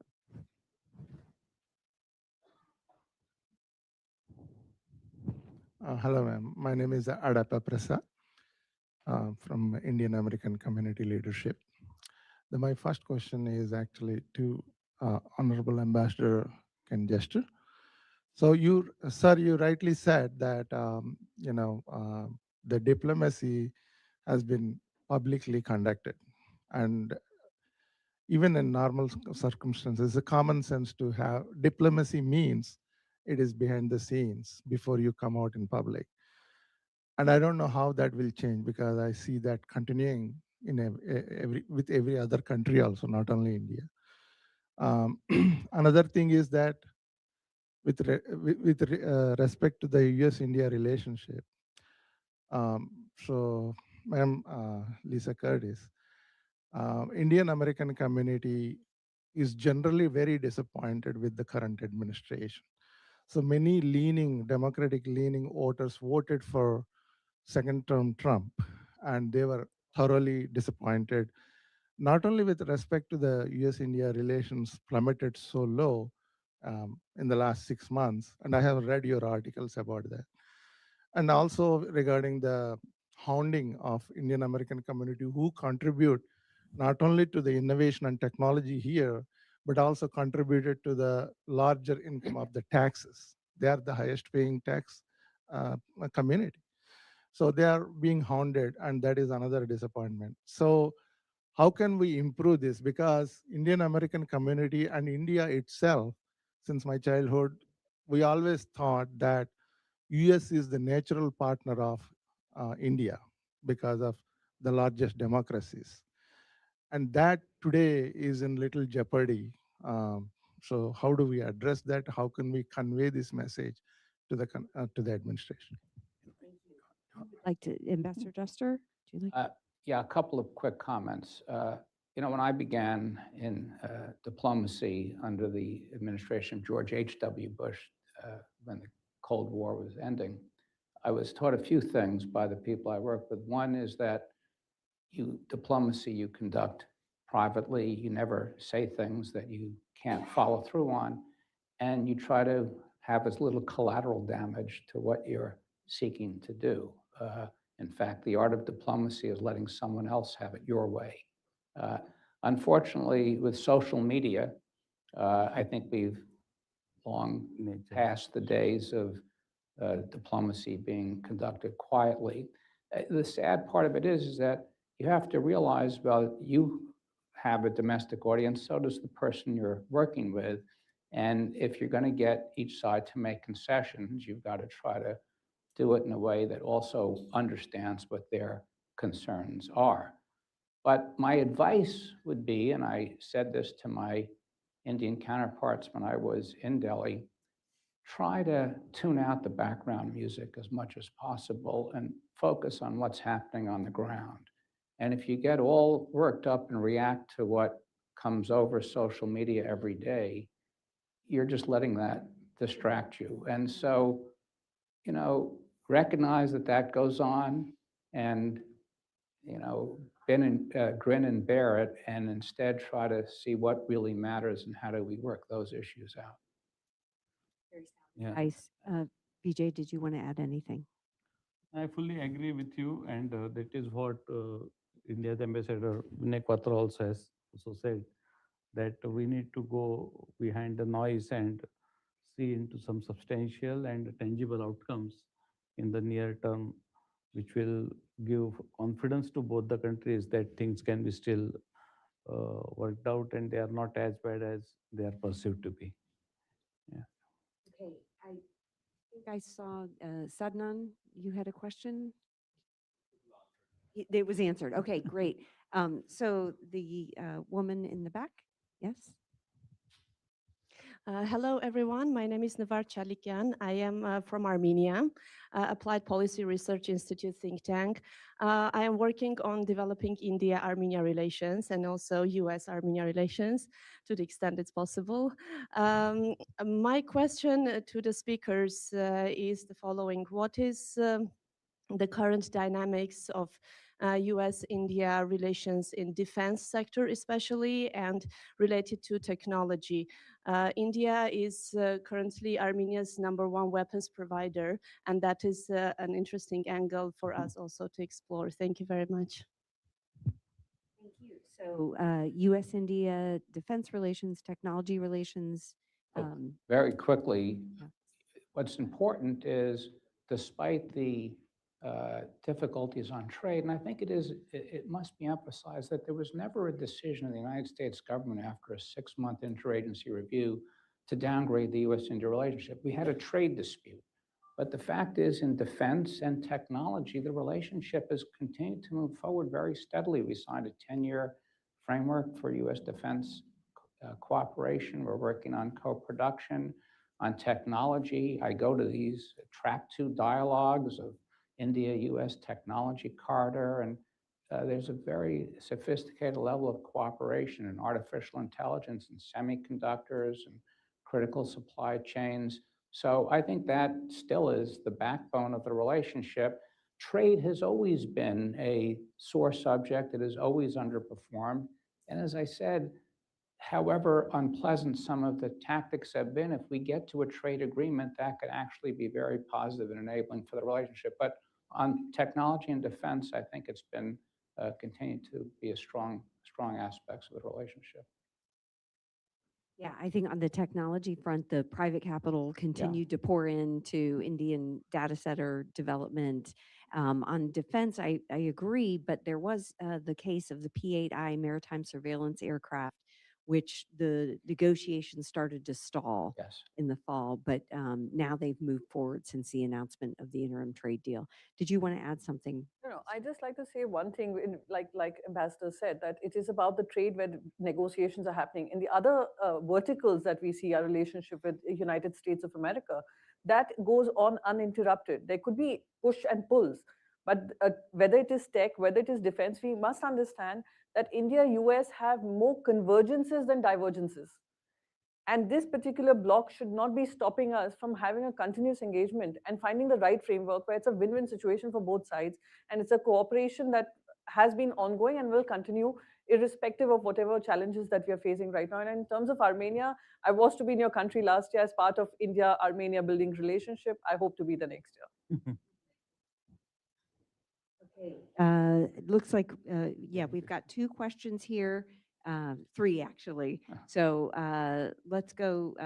This gentleman right in front. The microphone is coming to you. If you can grab that. My name is Ramesh Vishwanath Kapoor. I'm the president of US-India Security Council. Lisa, we worked together when you worked with Lugar in the foreign policy. Wow. during the civil nuclear deal, all right? And then I want something else to work with you, another thing. You know, it's always, that was the greatest deal where for the first time India felt the United States gave something to them. They were always largest, oldest democracy, all those highfalutin words were there. It was the first time it was always given that. And I want to do is the next policy that's important to India that we can do. And we were trying through McCain's time, at that time we did it, where get India in the Export Control Act changed, add a country. It's Japan, South Korea, Australia, New Zealand, and Israel. And we've been pushing for 6 years, now it's more 10 years, to get India as that sixth country in the thing, all right? Now that's what India is getting, will get something concrete, all right? And I think with this Hudson being more of a Republican place, I'm a Democrat, okay? I've been micro-caucus states, okay, all right? But that's where I will get from Hudson, if I can get some help, okay? We delivered 86% all the Democrats for the civil nuclear deal. First time George W. ever got Democrats to do it. And it was the US-India Security Council that did it. But this is the other things that we can do, and I'll need some help from you folks. How do we get the Republicans? And I think we can get it with, and that might pacify India, all right? They've got something now, concrete, on the defense area, where law is changed, okay? And now their nose is bent now about Pakistan and the relationship. I think that will do it, and I wish I can talk to people who have credibility of doing that, and Hudson has that. So what's your question? Yeah. My question is, I need your support. But can I just quickly mention maybe I'm sticking my neck out a bit here. You know, we've talked about disappointments that India has had from the United States in the relationship. I think it's a resilient relationship. But I must point out that part of the civil nuclear deal in 2008 was an understanding that India would purchase 6 nuclear reactors from the United States. India quickly enacted a civil liability law that made that possible. And here we are. And only last year did India actually enact a nuclear law which would enable them to purchase now small modular reactors. We didn't collapse the relationship because of that. We didn't talk about a breakdown in trust and reliability. We persevered and went on and looked at the other positive aspects of the relationship. And all I'm saying is, I know there's disappointment on the trade issue. That's not a reason to say the relationship has changed. There's no reliability. China invaded your country. That's a country where you shouldn't rely or have trust. The United States has stood with you when the chips have been down. We've had ups and downs on both sides, and we need to work through that and focus on what's important about the bilateral relationship. Can I just make one point? Yeah. On this? Just quickly, one. Partially correct. But it was India is buying $20 billion for the defense. Yeah. Okay. It was never a nuclear deal. Okay. It never, because we do not have any nuclear technology at all. You know, the reality that we were out of nuclear technology. Okay. That was just a political cover for us. See, it's a civil nuclear deal. It was never a civil nuclear deal. It was always a defense security deal because of uranium. Thank you. Okay. So please, Yeah, this is what let's has move to on. understood I'll that. discuss Let's it. move Let me on. correct it. You can talk after the All right, panel. please. Okay, so we have 2 more questions I want to take. The woman here and then the gentleman, and we'll do them together, and then each of you will be able to have some final words. Please. Thank you so much. This is a wonderful panel so far, and I'm so glad that you guys are working so hard for it. I'm Dr. Lakshmi Talanki. I'm from Boston, and I'm currently president of the Massachusetts chapter. But main question is for Mr. Lester. You said U.S. relationships with because Russia is doing so and so. So buying oil from India, so much is like, is really not looked upon very nicely. But Pakistan is always involved with terrorism. And when you also mentioned when during your post, and still US is having such a warm relationship, not just now, but historically. How do you justify US actions in choosing who their allies are, regardless of how they treat minorities? We always hear the stories of Indian women getting kidnapped, getting converted, forced conversions. It's going on and on for multiple years. And still, it's been very conveniently looked aside, and the warmth of the relationship of US Pakistan has always been there. It's not just now. Well, I'm not here to defend the history of the US-Pakistan relationship. I can tell you during the term that I was in office as ambassador and Melissa was at the National Security Council, the relationship with Pakistan was not great. We suspended military assistance to Pakistan. We held them responsible for their terrorist activities.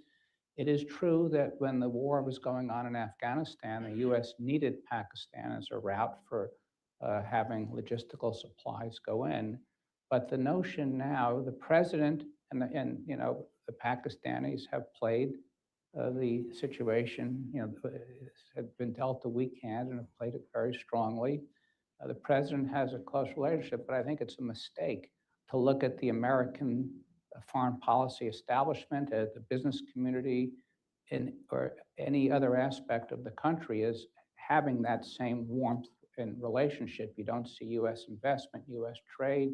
The US-Pakistan relationship and the US-India relationship are at very different levels. And so again, I think you have to take a longer view, but when I was in office and Lisa, we were not having such a warm relationship. We were having a realistic relationship based on what we were seeing on the ground. But still we don't. I'm sorry, we're at Thank you so much. time. We're at 11:15. Okay, one more question, and this will be it. And please keep it brief. Brief question. I am a physician by profession, nothing to do with politics, and I work for the Yale New Haven Health System. I'm an internal medicine physician. My question is for Priyanka ji, very short and succinct. You talk about representation of women, 13%. You want to increase it. Education of women, bringing grassroots issues of women to the parliament and to the political heads is important. Do you think that these women belong to different communities and faiths, and especially those faiths where women are not regarded as highly? What is the effort in India to empower them, and ultimately, how will it affect US-India relations through these enlightened and empowered women?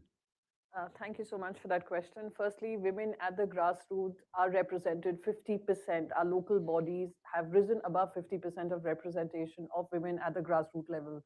Where they find chokeholds are to move upwards, where they aspire to go to the assemblies and to the parliament. That is where they feel that they do not get enough representation. In terms of the women who are there in the parliament, let me also tell you, in the Lok Sabha, I have interviewed many women as part of the Sansad TV anchor that I was. These are women who were coming from the grassroots level and had made it to the parliament just by the virtue of their political party believing in them. However, getting the political parties to say that yes, women are a winnable choice is something that has to be a mindset change that can come only via a reservation, which is unfortunate. If someone was to ask me, I would not have wanted a reservation. Neither did our founding fathers want a reservation, but it has become a necessity in terms of representation and getting a voice heard at the table, where women who come to these parliaments, come to these assemblies, bring a different dimension, different perspective of how governance should run. And I would believe that once women are in a parliament and in assemblies, we would see better relations with the world, not just with the United States of America.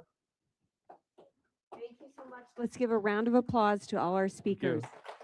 Thank you. Thank you. Thank you very much. I hope you're okay. Yeah. Note, thanks again to all of our speakers. You'll see from traffic-related complications, we're running quite behind schedule. This is going to be a 5-minute break before we kick off our next panel. And then we'll go straight into lunch. Most of that time will come out of lunch, and the afternoon will be as it is. Okay, nice. So thank you. 5 minutes. See you shortly. so much. That was very well moderated. Thank you.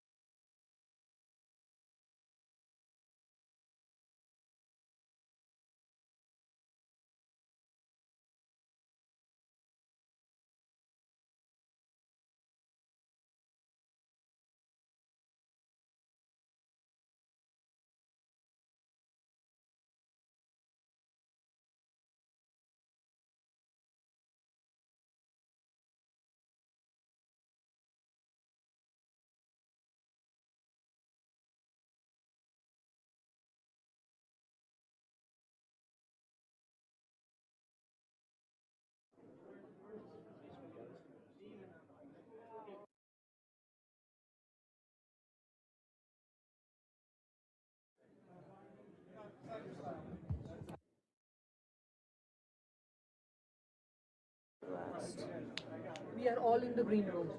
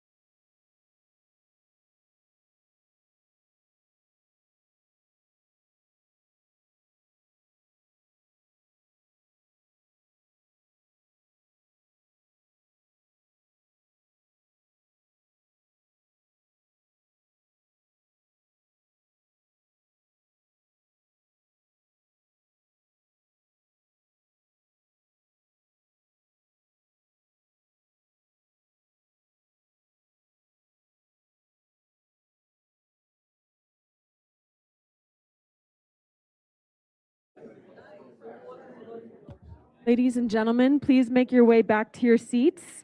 Ladies and gentlemen, please make your way back to your seats.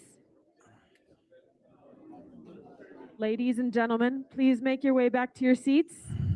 We will be beginning shortly.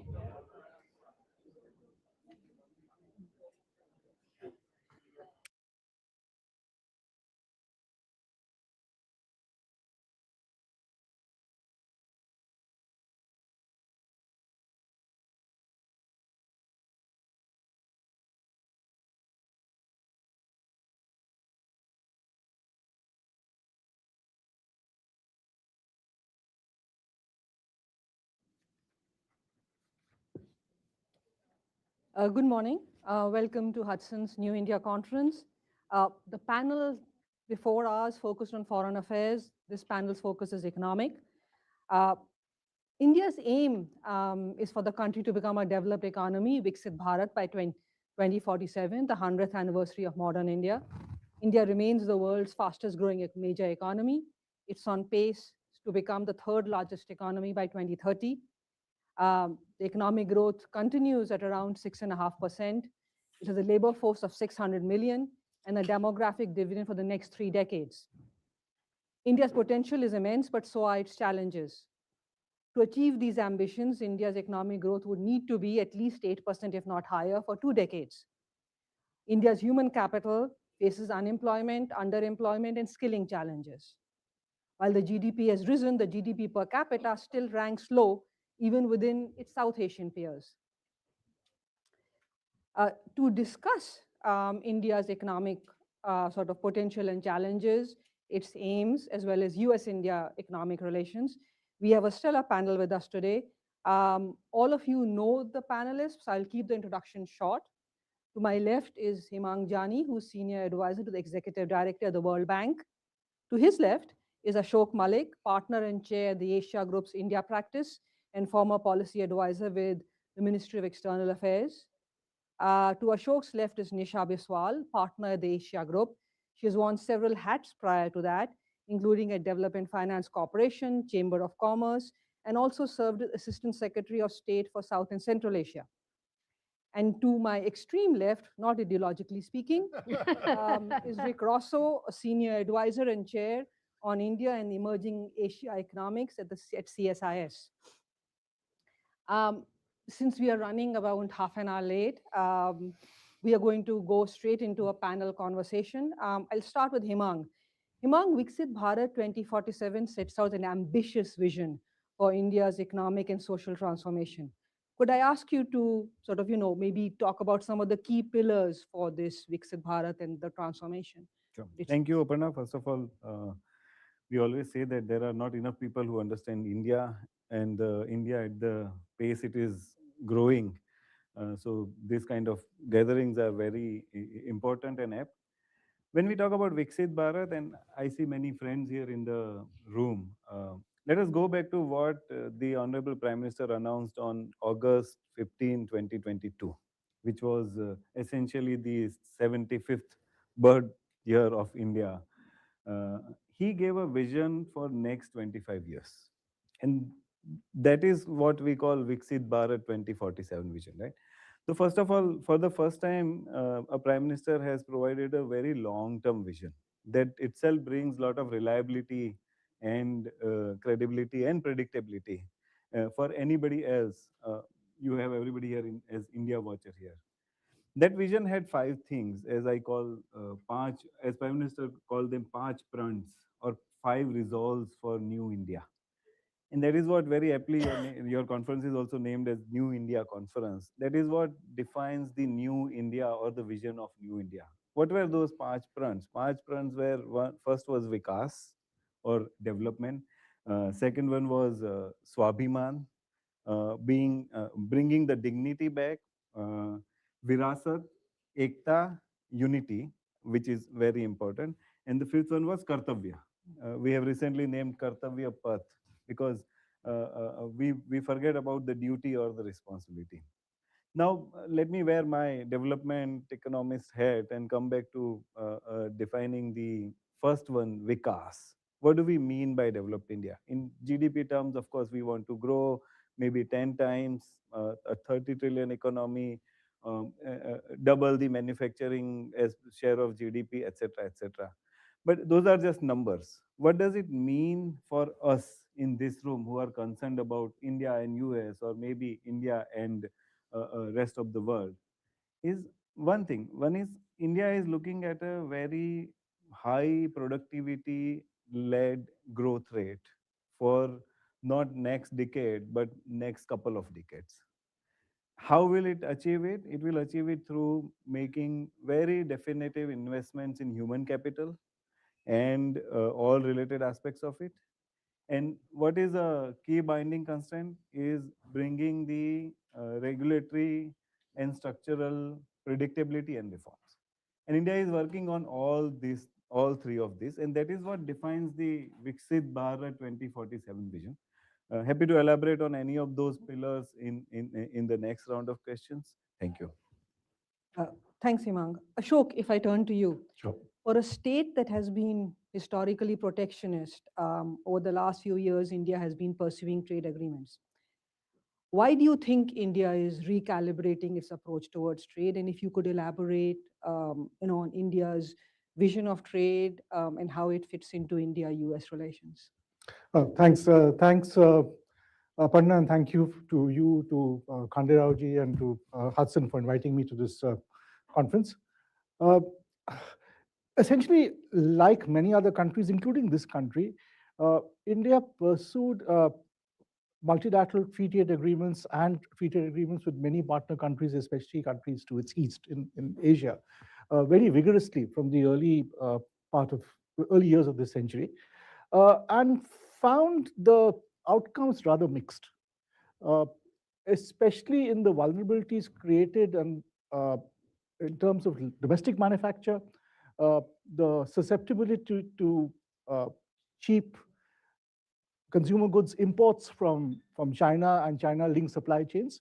That did cause a pushback. Again, India is not unique. It's happened in this country as well. It's a very different economy, but it's happened here as well. And that did cause a pushback. That caused a recalibration of our approach to trade. About 2 or 3 years ago, post-COVID, I would say, post the Galwan crisis, there was a recalibration of our trade strategy. And we focused on trade agreements with countries with which we were compatible, countries that did access the Indian consumer market for certain types of goods and products, but which also enabled India's own economic ambitions, especially India's manufacturing ambitions. I'll give you an example. If you look at India's electronics manufacturing, in the past 10 years, since Prime Minister Modi came to office, it's gone up from $20 billion to $121 billion. It's a six-fold growth in his term. So there's obviously ambition to take this further, to look at green manufacturing, to look at defense manufacturing, to look at a bigger industrial base, to look at a semiconductor ecosystem, which is in the early stages, and looking at trade agreements with countries that can enable Indian manufacturing and Indian economic development and growth with components, commodities, technology, machinery, and so on, without dislocating domestic industry. Okay? That is a very legitimate goal. And in the past 3 years, India signed trade agreements with the EFTA countries, with finalized agreement with the EU, signed a free trade agreement with the UAE, the one with the GCC, which is an expansion of that, is in the works. The trade deal with Canada should be signed at the end of this year, fingers crossed. The one with New Zealand will be signed, I imagine, next week. That's what I'm hearing.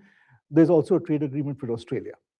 The big one, the big ambition is, of course, for the trade agreement with the US. Quite honestly, the search for a maximalist trade agreement is coming in the way of a very workable and bilaterally and mutually productive and beneficial trade agreement. And that delay, I would argue, of course, the Supreme Court in the US has contributed to that delay, but I would say that delay is also a product of the political will in this city being a little uncertain. Let me just be polite and put it that way. Because in India, if you've seen the whole list of trade agreements I listed uh, and pointed to, there's clearly a habit forming now to undertake trade agreements, to do compromises, and to provide political space, which the Prime Minister has provided, Prime Minister Modi has provided, to trade negotiators to go ahead and sign trade deals. That has not quite been matched in the US, and that is where we are. But we're still hopeful. I'll come back to you on that, but I'd like to go to Nisha. And Nisha, you've served within the US administrations, successive ones, multiple over the years. You've been Assistant Secretary of State. If I ask you to take a strategic big picture view of US-India relations from the commercial side, trade side, sort of, considering that the last year and a half, we have lived through, let's say, geopolitical and geoeconomic flux, where do you see US-India relations on the trade front? Where do you see them going, especially if we keep in mind the West Asia crisis right now? Great question. Well, first of all, pleasure to be here. Thank you for having me on this panel. If we think about the early emphasis on the US-India relationship, it was really all on the strategic partnership with an underdeveloped lens on the economic side. Part of that is because, complex economies with a more inward looking and protectionist India for many decades. I do think that the balance is shifting. It's shifting in a number of different ways. It's shifting because, one, I think there have been some, while the strategic partnership continues to surge, the current administration, some of the attention has kind of shifted off of that. In the meantime, the growth in the Indian economy, the change in India's mindset in terms of how it's approaching trade, the rising risk of a over-dependent supply chain concentration on China, which has kind of forced businesses to start thinking about what does a de-risking from China look like. So the Indian market, the Indian labor or talent pool, all continue to become more and more attractive. And so the economic and commercial relationship starts to rise. I think also a growing recognition in the United States that our focus on the strategic without adequate appreciation of kind of the geoeconomics that China was really attentive to and orchestrating around the world was perhaps a bit of a blind spot in how we were approaching our relationships with India and around the world. And that has recalibrated dramatically with a much bigger emphasis now on looking at kind of the geoeconomics in play.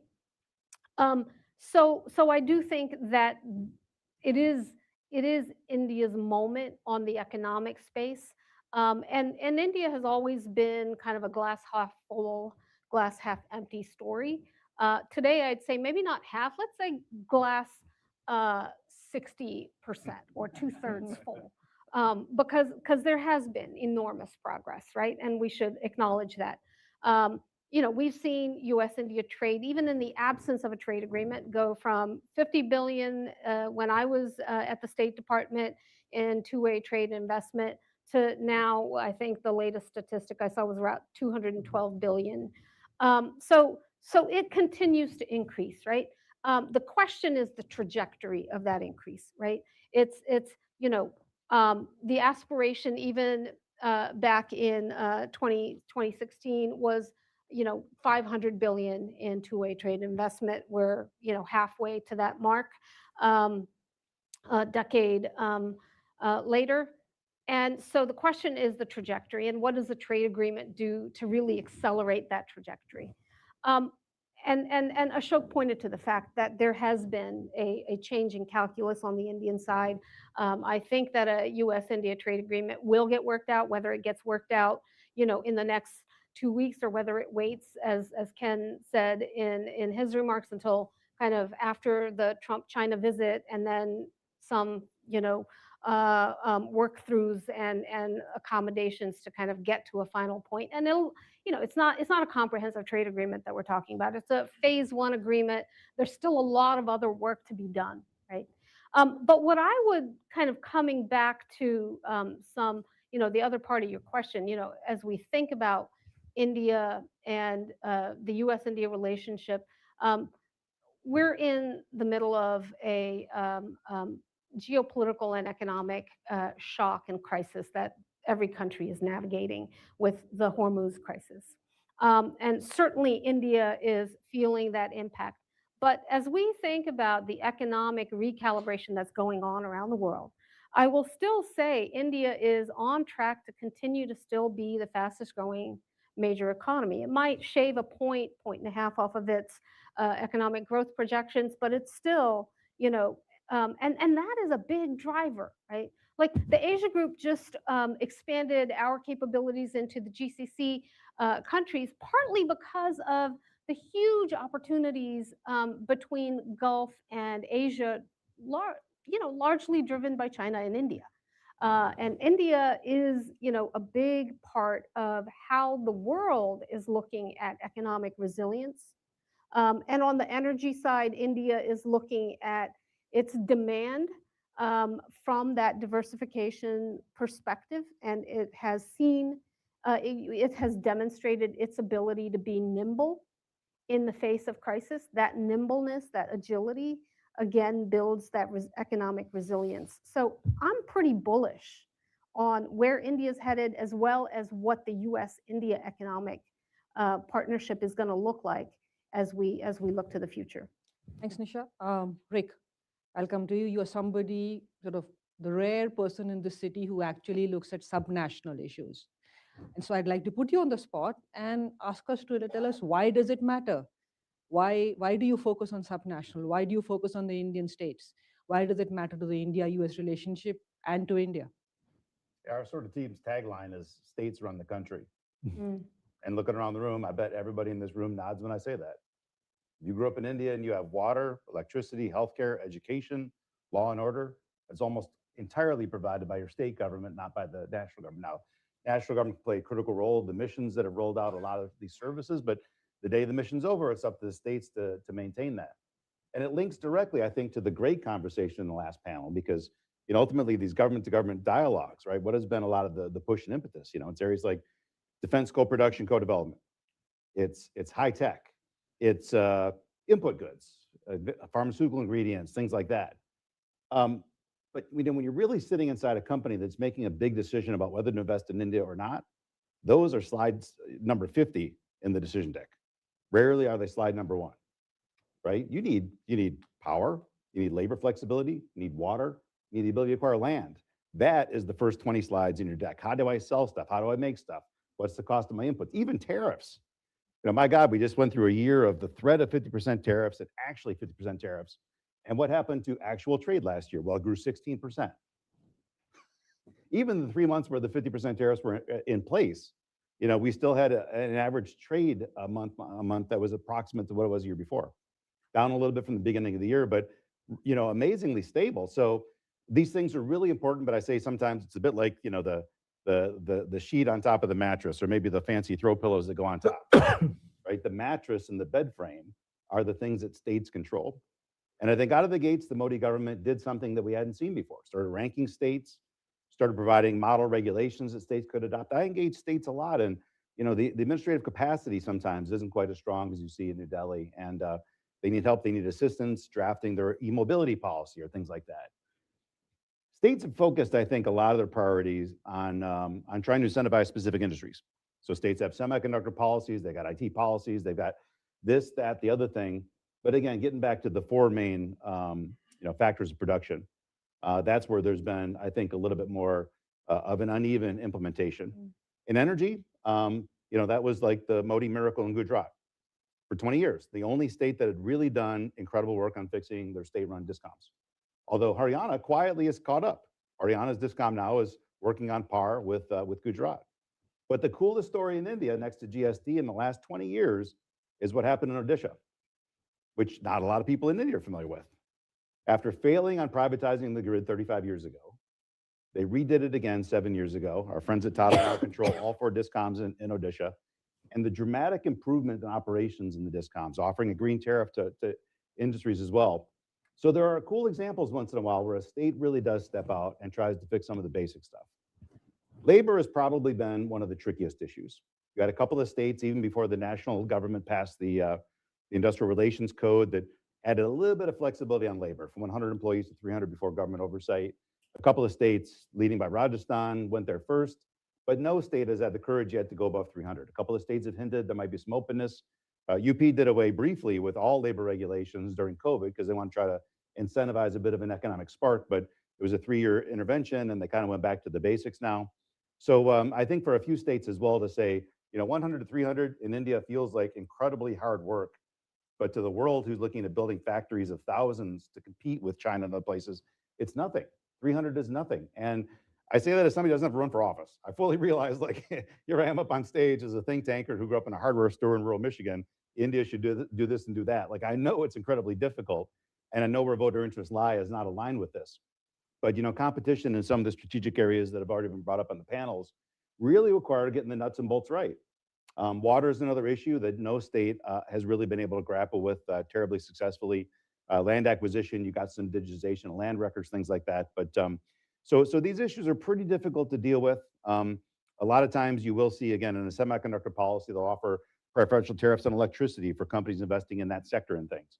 But not enough reforms that are working across the entire the landscape that'll help a number of industries. So, a couple of things that I've got in mind. I do think some of the work that the Rajiv Gauba Commission's doing at NITI on incentivizing some of the process reforms in states are really important. They're going to bore everybody in a room like this to sleep because it's about getting file from A to B. But companies, that matters a lot. And so don't fall asleep on the work that the Gauba Commission is doing right now. But I think getting the Business Reform Action Plan back alive again is very important by DPIT. Model regulations. I know the courts have had some concerns about the union government offering models, but I think it's a good thing.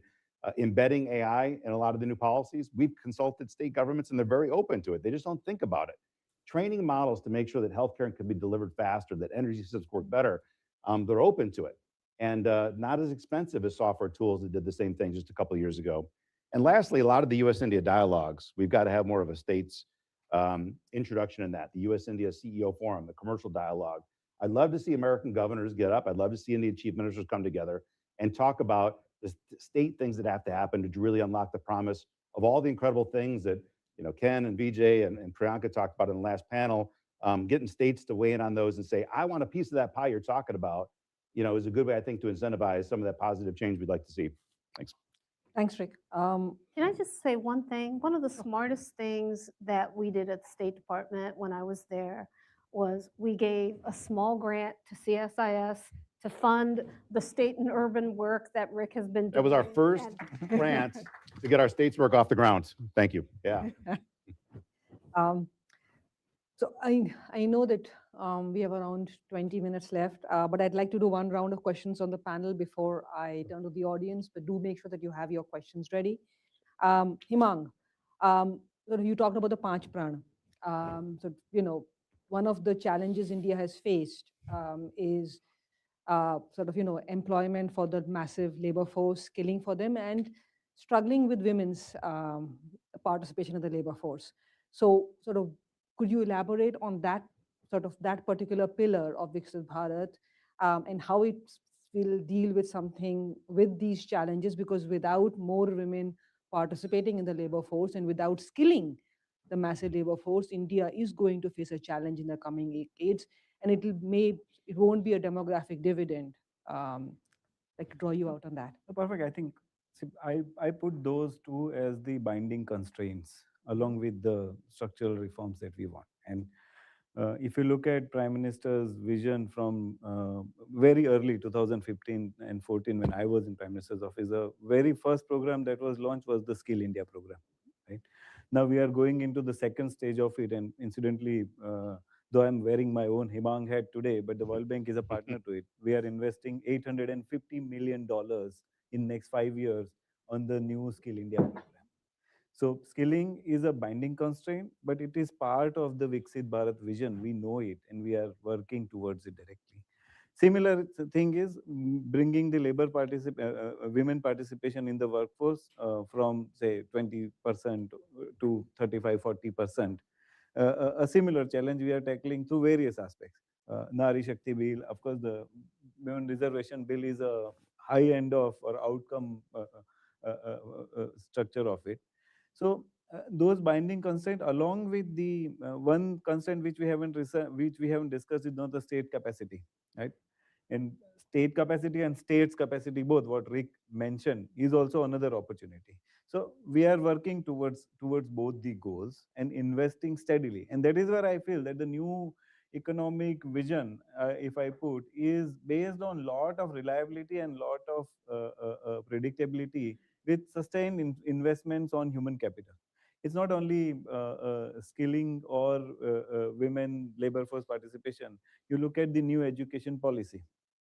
New education policy also opens a lot of doors, which will tie to investment in technology, which will tie to investment in entrepreneurship, innovation, which will all link to what we want to see in terms of more skills and more empowerment.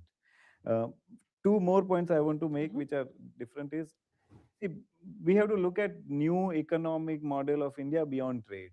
Trade is for this year, next year, maybe for another 5 years. India is going to add the size of Germany's economy in next 10 years. Which large democracy or which democracy in the world is going to add another Germany to their economy in next 10 years? So India is going to add almost 800 million people to their urban population, right? Rick talked about states.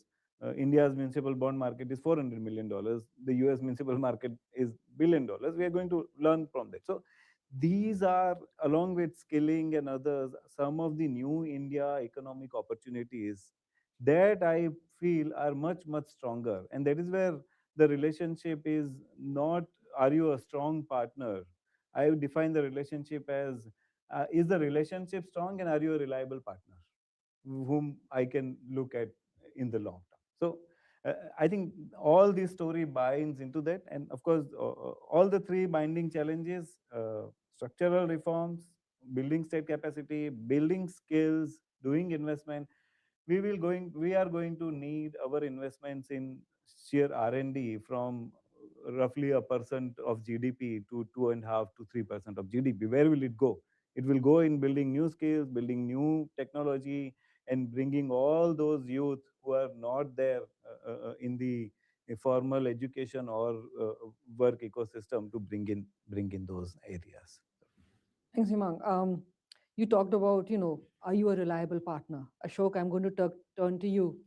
You talked about India pursuing sort of, a surfeit of trade agreements, and we've all seen that over the last few years. It reminded me of the 1990s when the Soviet Union collapsed.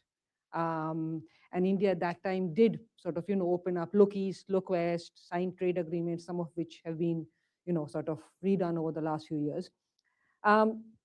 So sort of there are sort of, yes, India is signing trade agreements, and some of them will be very comprehensive. But what if I said that there are people who argue that India is still protectionist? India is not really signing sort of, a comprehensive trade agreement.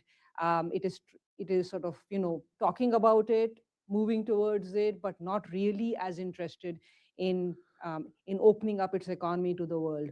What would you say to that argument? That is India really truly opening its economy, or is that protectionist code still there within? It's a sharp question, but let me try and answer it with some degree of sort of honesty. Quite frankly, we are not there, not just India, but anywhere in the world. We are not approaching, no country is approaching free trade and globalization the way it was in, let's say, the year 2000. Okay? Today, we are not signing FTAs. Nobody's signing FTAs in the sense in which we defined FTAs in, say, 1999 or 2000. The FTAs we are signing today are feasible trade agreements. And every agreement has its own feasibility test. That is true. I mean, please try and exporting rice to Japan. It's impossible. So it's not just that India is protectionist in some areas. If we start importing milk from the US, milk prices in India will drop. I agree. But literally hundreds of millions of farmers and their families will go into destitution. That there will be a social impact, a political impact, an economic impact for our country and our society. So every country has some red lines, and especially after the pushback against the ambitious free trade agreements of the past 25 years in many countries, governments are careful.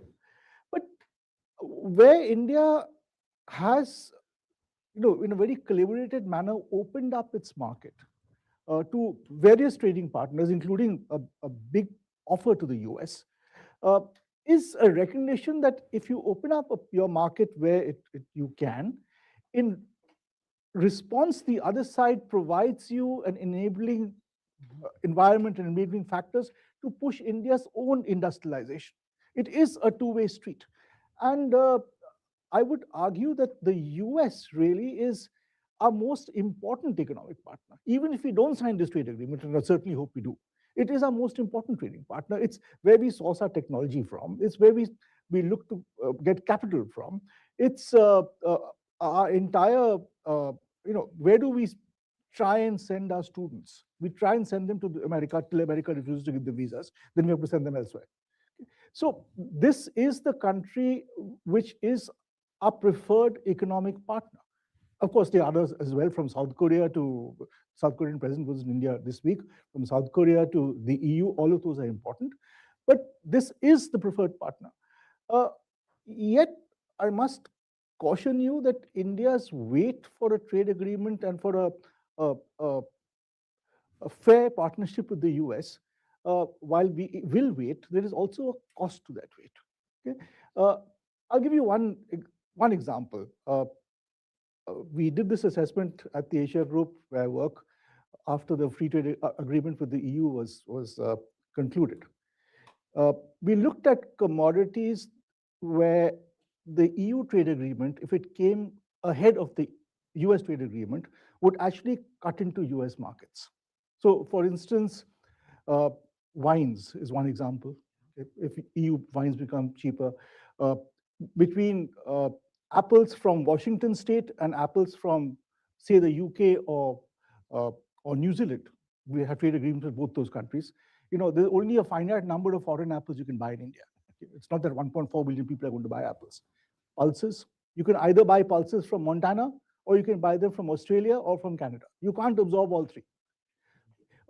We actually found one American commodities and chemicals company, a major company, which had two manufacturing facilities in this country, in the US, and one in Europe. And for the particular chemical which they were selling to India, the European factory became more competitive than the US factory. These are questions which, this city has to consider. Thanks, Ashok. Drawing on that, Nisha, if I turn to you, Ashok talked about an enabling environment, it being a two-way street. Sort of, the US also has turned protectionist over the last few years, even more so over the last year and a quarter. In this environment, sort of, what would you say would be some of the enabling factors, or the sort of, those factors which could actually help sort of, the trade relationship deepen further, instead of, and so make US more appealing than Europe or Australia or Canada for certain issues, whether it's energy or sort of, any other issue that you could talk about? Yeah, I mean, I think it's the multipolar foreign policy is probably going to be matched with a multipolar economic and trade policy, right? And just to build on what Ashok was saying, like even in the United States, there's been a recognition that this drive towards free trade and globalization may created massive efficiencies in supply chains and created great benefits for consumers. It created a lot of dislocation for workers. And we're living through a political moment where we're reckoning with that dislocation. And there's a recalibration going on in the United States. I think that recalibration is happening around the world in different ways. And when we start talking about resilient supply chains, again, there's a move away from efficiency and towards resilience. And that resilience manifests in many different ways. There's a resilience against a China shock, but there's also resilience in terms of trying to create better domestic outcomes, national outcomes. And so all of the countries are balancing these issues in terms of the kinds of agreements that they're negotiating. And I think some of the kind of tariff leverage that you're seeing from the United States is about that recalibration, right? In terms of what does that mean for US India? Look, I think that there's tremendous opportunity in certain key sectors, and then there will be other sectors where India will seek, gains in other markets, and the US similarly. And I think that a broad-based and diverse economy is natural to do that, right? But I think that there's enormous scope for growth on the energy trade, right, between the US and India, particularly as India tries to de-risk its dependency on, single geographies. I think, so you're going to see US-India energy flows increasing. I think in the emerging technology, advanced technology space, in the, lot of cooperation, collaboration, I imagine, is going to happen in terms of critical minerals and critical mineral processing, et cetera. Defense is going to continue to be a strong, ecosystem. Pharmaceuticals is, going to continue to be a very important area. And I think, as we see kind of where the AI boom is taking us, India is going to be an important geography for all the hyperscalers, because not only because of what India represents in terms of its own massive user base and market, but also because India is in so many ways kind of the gateway to the rest of the world, right? So I think that there's going to be areas where US-India are going to continue to deepen. And then there will be other areas where I think India will be looking to European markets as well as European imports or, inputs from other geographies. Thanks.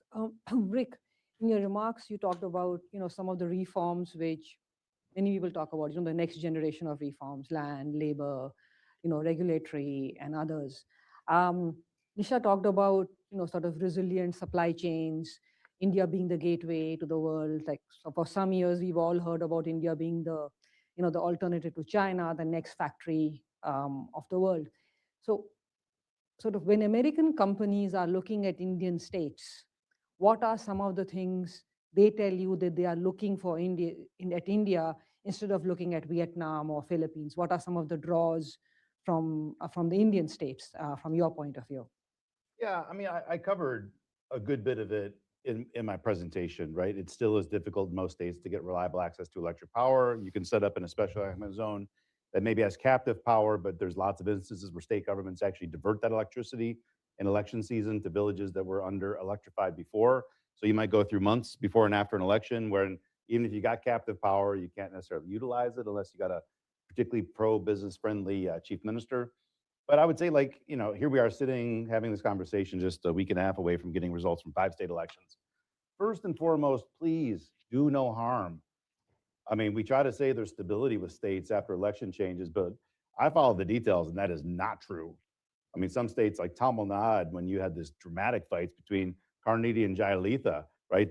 One get elected, they lock the other one up and accuse them of murder and undo every single thing that they had done, leaving a lot of investors in the lurch with all those incentives they were promised to land them in Tamil Nadu. It's been a little bit less with the passage of these 2 titans in Tamil Nadu. Andhra, every time Chandrababu Naidu loses, whoever comes in after, whether it's big Andhra or little Andhra, tries to undo everything that he had done. And when you look at that kind of tumultuousness, right, it's very difficult for a company to make a 5-year business plan. Companies want at least some things. I mean, they can exist in all kinds of crazy environments. as long as they can count 5 years out what the baseline policy regulatory issues are going to look like. So first and foremost, do no harm. But then second, get a lot of the things right that I mentioned before. Get reliable. I mean, talking to semiconductor firms, why they don't go to India of their own volition. You have to be kind of encouraged to do that. They have a spreadsheet, right? When they're looking at how long it takes to get product from A to B and electricity prices and things like that, it's not magic and it's not encouragement, and you can't force them to do it.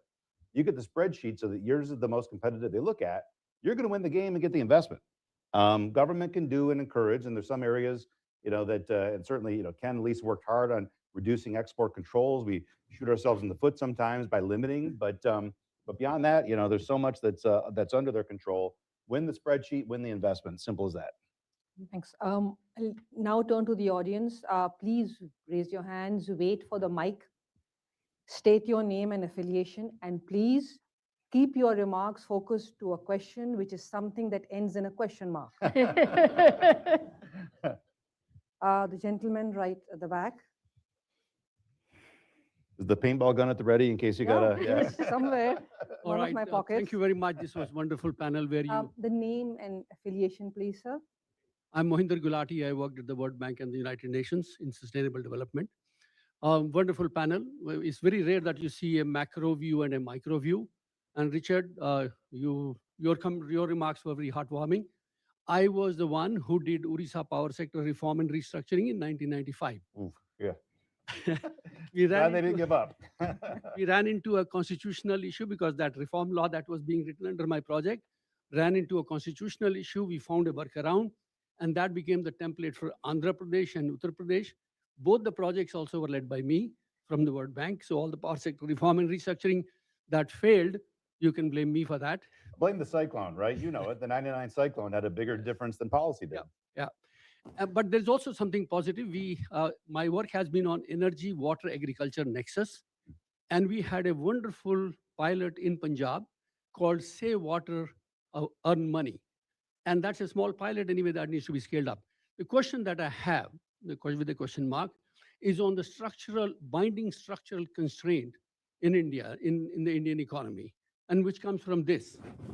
The agriculture contributes about 16%, 15 to 18% to the Indian GDP. 60% of the population lives in rural areas. You can do the maths.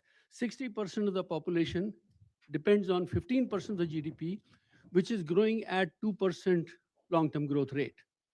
35% of the population benefits from 85% of the economy, which is growing at 7 to 8%.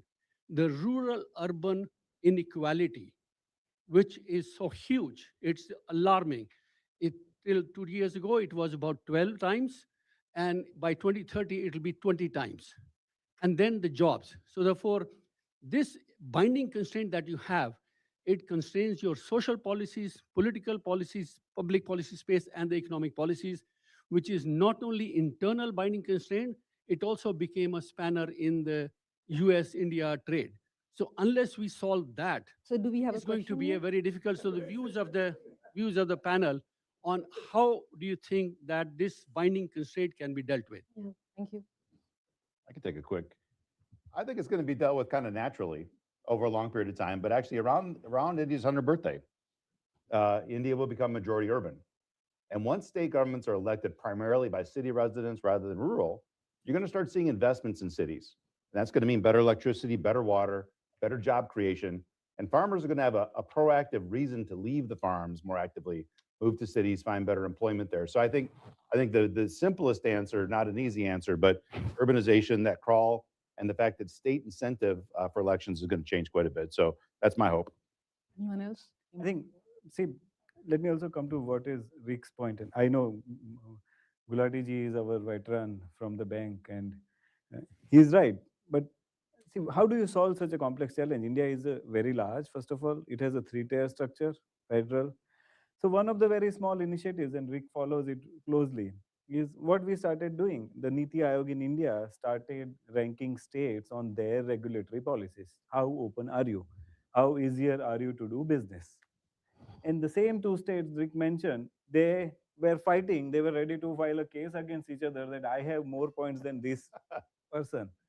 So The model that the central government has taken and under the leadership of Prime Minister they have taken is that how do we incentivize states to become open if we keep and then also how do we put a layer from federal government which supports them, for example PLI scheme. No business wants to leave a PLI scheme and go, it can go anywhere in India, but the PLI scheme will be available, right? So, and no state wants to leave that opportunity. When they see there is somebody coming under the PLI scheme to put a plant somewhere and say Maharashtra fights with Tamil Nadu and Gujarat, then no, I want it, right?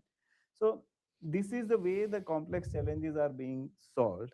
And at the same time, what Mohitji mentioned, use of technology, which we forget. We are too hung up on trade, technology. The India's DPI layer, in last 10 years, it has saved us $27 billion of benefits that were going to the rural India. I see it as a $27 billion of investments in the villages, the rural area, which is going to reduce this inequality. So India is complex, is not easy to understand, but a lot of things are happening at various levels that will add to this growth and the vision of Viksit Bharat. Ashok, just to respond to Mr. Gulati, this is not going to answer your question in terms of a solution. There's no magic solution. It'll come well after we are, probably dead and gone. But this assumption that 60% of India's population depends on agriculture, actually, I'm not convinced that figure is true. Because yes, 60% of people might have agriculture as one of their vocations, or maybe even the primary vocation. But increasingly, income is coming from multiple sources. Seasonal migration to the city, doing something else in the services economy in the village itself, maybe a small retail store, maybe like my driver's village got electricity in the past 5 years. Some farmers have set up a facility with a machine, mechanized facility, to start making atta, which women were otherwise doing manually. And so there are jobs being created, which are not great jobs, which are not salaried jobs which pay great benefits, but the farmer or the farmer family is increasingly looking at something else in addition to agriculture, because agriculture is simply not paying enough. There is also, of course, welfare, which does come in. It sometimes distorts the fiscal balance, but it provides an extra income. And finally, there is internal remittances. In a state like Bihar, something like half the families have remittance coming in from other parts of the country, largely. So one of the reasons we are where we are is because we continue to believe we are more rural than we are as a society, which is why in this entire debate about women's reservation, more seats and delimitation, for me, the most important parameter is actually delimitation. Delimitation is badly needed. Whether you have 800 seats or 540 seats, it's another matter. Delimitation is needed to point out not how the South has grown and the North has grown, but to point out how urban we are becoming. And once politicians realize how urban we are becoming, their entire focus will switch from a lazy assumption that India lives in villages to a more realistic assumption or realization that much of India is moving to some sort of an urban settlement, big city, small town, and would start building and shaping economic policies to cater to that. We'll take two questions. That's it. Sadanand. Thanks very much, Sadanand Dhume, American Enterprise Institute and the Wall Street Journal. My question is for Ashok. Ashok, you laid out, some of the ups and downs of the U.S.-India trade relationship, and you placed that in the context of India's own evolving views toward free trade.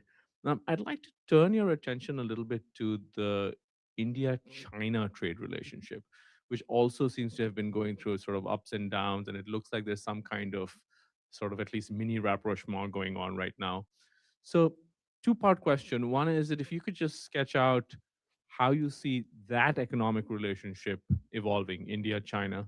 And second, what role do you think the turmoil in the US-India relationship may have played in how India is approaching China economically now? Thanks. If you don't mind, I'll take one more question and then I'll ask the entire panel to respond as well as any final thoughts. Seema Sirohi, right. Hello, Seema Sirohi, columnist for the Economic Times. My question is maybe Ashok could answer or Nisha. I was wondering if you noticed what the Deputy Secretary of State said when he visited India for the Raisina dialogue. He said that US is not going to make the same mistake again as it did with China. How do you read that? Because in it is contained an entire, world, as it were. Second, he's not the only one. He said the quiet part loud. I keep hearing this on Capitol Hill as well. So just wanted your take on that. And if I could ask if sort of, you to respond and then maybe sort of offer any sort of final thoughts as well. Good. Start with Rick, Nisha, Ashok, and then Hemang. Well, I mean, on China, my own conversations with folks in the government, is kind of a recognition right now that ties have thawed a little bit after the conflict 6 years ago. India, like the rest of us, realizes if you want to be competitive in modern technology industries, you unfortunately cannot do it without buying some level of input goods from China. And so I think that kind of thoughtful way to sort of reopen the door a little bit, it makes sense as long as you're also investing or finding trade partnerships that'll help you offset that, kind of in the mid and long term. So, to me, it's relatively thoughtful. But I'll just close by saying that, I mean, overall, I think India's shift in approach on trade, right? It wasn't driven by Trump's election. A lot of this predates President Trump coming to office. In my own conversations with a lot of Indian trade policy leaders, political leaders, when you saw that change happen, some of that was driven by the multilateral development banks, multilateral institutions, talking to state governments that were waking up and realizing it's a unique opportunity for Tamil Nadu and Gujarat and other places to get a slice of global supply chains. And these multilaterals were telling them openness to trade and letting input goods come in is one vital way to make sure that you got a lot of exports going out. So tip of the hat too to a lot of the groups that are plugging away at the local level, which managed, I think, to help at least somewhat shape the national narrative and approach on trade. Yeah, I think India's taking a pragmatic approach, not too dissimilar from, what we called in the prior administration, small yard, high fence, those areas where you really do want to fundamentally de-risk, and then a practical approach on the fact that, the Chinese manufacturing behemoth is too large to ignore, and India's interdependence on those fronts is something that you want to try to manage in a pragmatic way. And I think that India is taking that in consideration, and particularly because it's seeing that similar approach being mirrored in terms of how the Europeans or the United States or others are also engaging with China. On Seema's point, I would just say that, look, I certainly don't agree with that sentiment. I think it's reflective more of speaking to kind of a domestic political constituency than it is a deep understanding of where we're trying to go on the US-India relationship, but it is also a little bit reflective of where countries are in general, which is that we're seeing more nationalism and protectionism being espoused around the world, right? And so we're in that moment where there is a bit more attention to domestic constituencies in how messages are framed even in a global setting. And to me, if you're building a resilient relationship, an enduring relationship, you have to do it in a way that reflects core political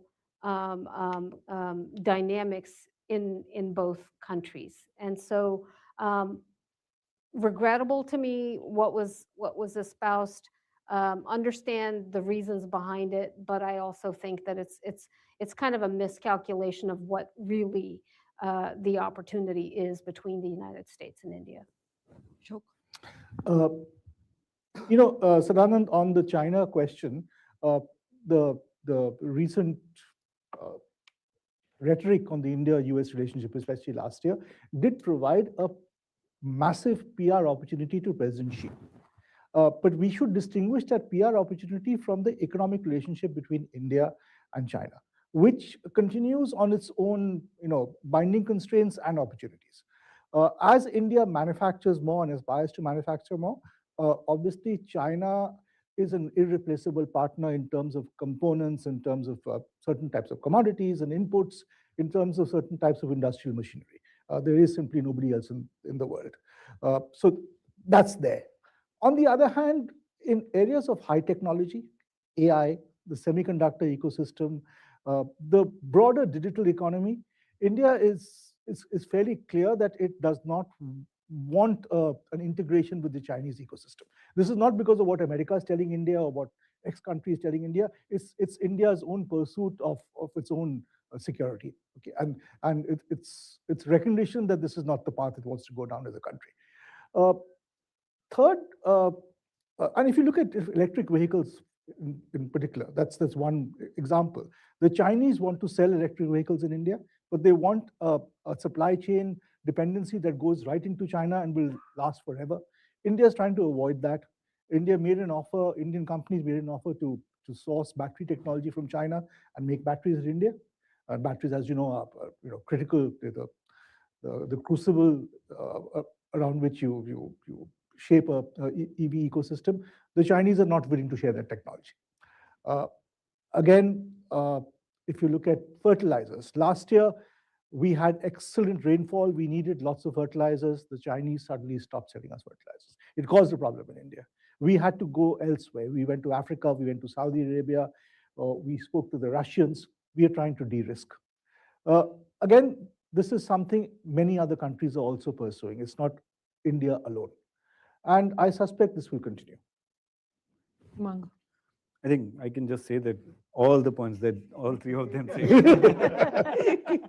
make sense, that the new India opportunity is massive. But I just said that, see, the pie is so much bigger and it is getting bigger and bigger and bigger. So rather than looking at it from closed for market or open for market, India is open for everything else, right? You look at our technology, you look at investment. Where are pension funds going to invest in a reliable, high rate, high return market? India. India is going to build almost $3 trillion of infrastructure in next 10 years. India is going to add $800 million new youth. All this is opportunity. And that's where I think we should look at it with a very long-term lens. And that's where India-US relationship is getting stronger and stronger. Let's go and check if the trade deal has already been signed or I'd like to thank the panelists and the audience. Join me in thanking everybody. Thank you very much.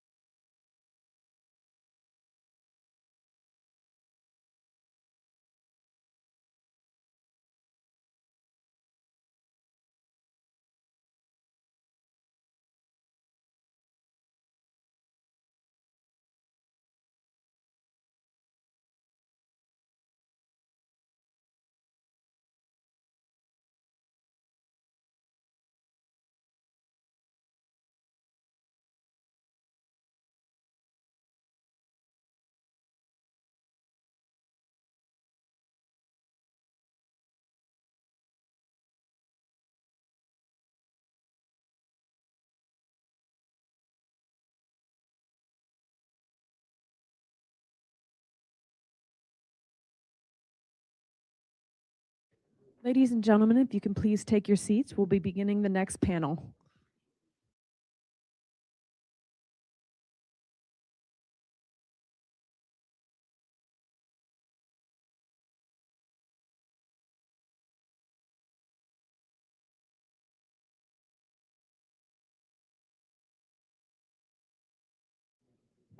Great. Alrighty. Well, thank you all. We have the session after lunch, so hopefully no one's too sleepy, but we're really glad to be here, and thank you for joining us. Also to those online. The title for this session is New Paths Forward for the U.S.-India Relationship. The premise of this conference, as we heard this morning, is that even prior to the last year of relations, the U.S.-India relationship needed to go much further than it has gone. And so we could talk about that, but we have a whole nother slew of issues to discuss, given the, let's say, disruptions to the relationship over the last year. We have a very illustrious panel to discuss that with, and so I will kind of step out of the way as early as I can. But let me just introduce them, starting with Ram, closest to me, and then working my way down. Dr. Ram Madhav is the president of the India Foundation, a prominent Delhi-based think tank. From 2014 to 2020, he served as National General Secretary of the BJP. He's also a prolific author of several books, including The Hindutva Paradigm and The New World, 21st Century Global Order and India. Next to him is Elizabeth Threlkeld, who is the Senior Fellow and Director of the South Asia Program at the Stimson Center, where she has worked since 2018. Before Stimson, she served as a Foreign Service Officer with the US State Department, where she was a recipient of the Superior Honor Award. And next to her is Dr. Kurt Campbell, who is the chairman and co-founder of the Asia Group. In government, he most recently served as the 22nd Deputy Secretary of the Department of State and served as the inaugural Indo-Pacific Coordinator, or Asia Czar, as it was often referred to in the press, at the National Security Council and Deputy Assistant to the President from 2021 to 2024. So we can't really find a much better panel to discuss this issue, and I just want to throw it to the panelists for a quick introduction. What a 5-minute opener? What do you think is most important to get the U.S.-India relationship on track and to take it where it needs to go? I'll start with you, Ram. Sure, feel free, or happy to. Yeah, sorry, it's. Okay, thank you. Thank you, Bill. Friends, good afternoon. I know this is the most difficult session of the day, post-lunch. Let me start by reiterating what many speakers have said since morning, that this relationship is a very important relationship, but it's going to be a lasting relationship. There is no doubt about it. But let me do some frank talk here. Talking about future, we cannot ignore the present and talk about a rosy future. The relationship between our two countries stood on 3 verticals. One was geostrategic. We had great understanding about our geostrategic priorities. There was a broad alignment when it came to China, when it came to Islamic terror, issues like that. Today, it doesn't seem so anymore. We don't understand what are the geostrategic priorities of the US government now. Not just we. I don't hesitate to say even probably the NATO guys don't understand it. The Europeans don't understand it. The Quad doesn't understand it. Who understands it, really, we don't know. So one is that geostrategic pillar is shaking. Second is geoeconomic relationship has been a very strong relationship between our two countries, especially in the last 20 years. We have invested heavily on that relationship. We built a strong bilateral economic partnership today, which is more than $220 billion today. And that relationship included defense relationship, IT relationship, and we have a very important intelligence sharing relationship. It's a very important relationship that we have built over the last 2 decades.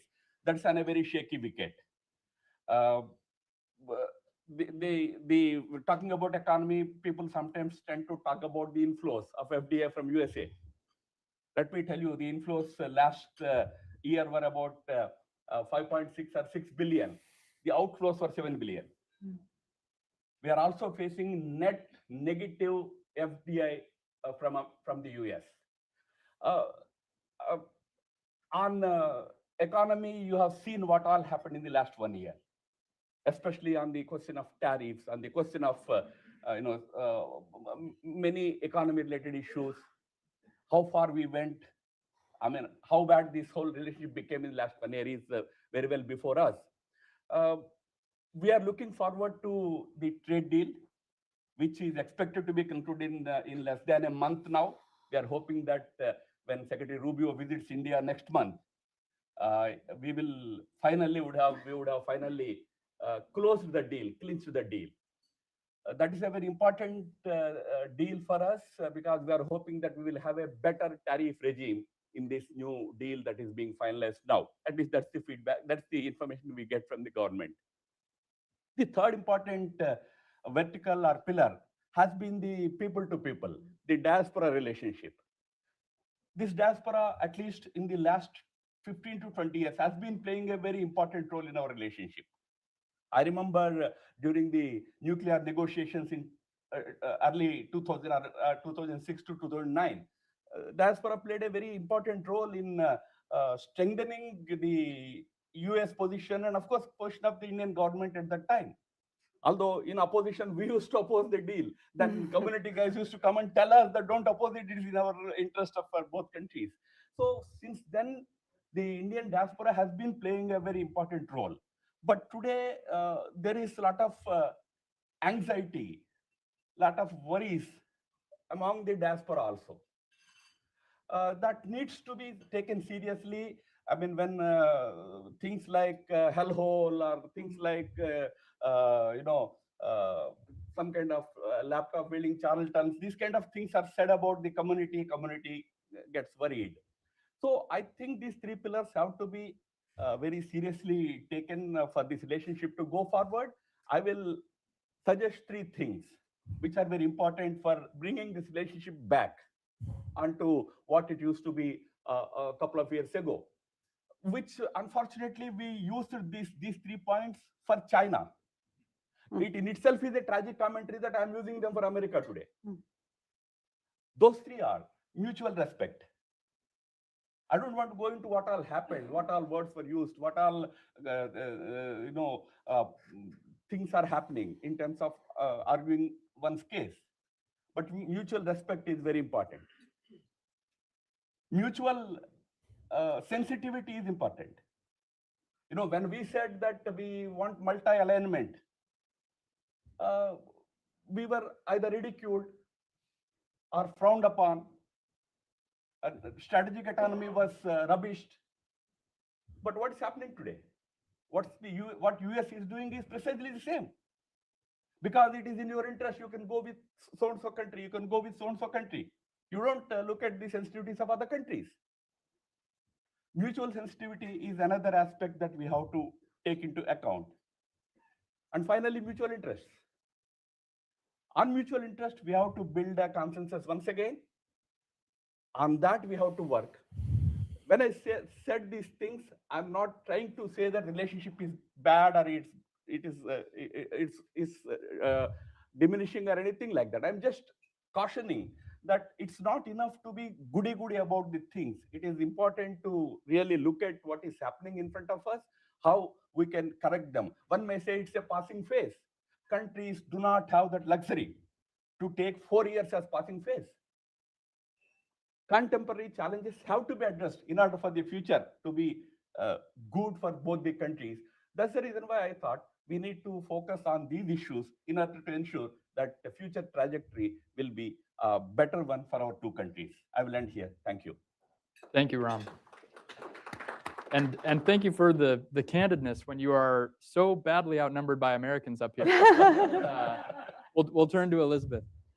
Thanks so much, Bill. It's great to be here, and thanks to Hudson for convening this important conversation. Maybe a bit of good news is I think we actually, to an extent, share a diagnosis of the challenges that we face. And the damage that has been done to the pillars of the relationship. So I won't rehash that. I know that's gotten a lot of coverage this morning as well. I think just a couple of other points to add here beyond those that Dr. Madhav mentioned. Immigration, right? A huge piece of the people-to-people ties, as well as the undergirding of the business relationship and what's happened in terms of changes and uncertainty in the visa regime, I think is very important here. Another one is the extent to which the rhetoric that both sides have leaned on over time in the importance of both being democracies.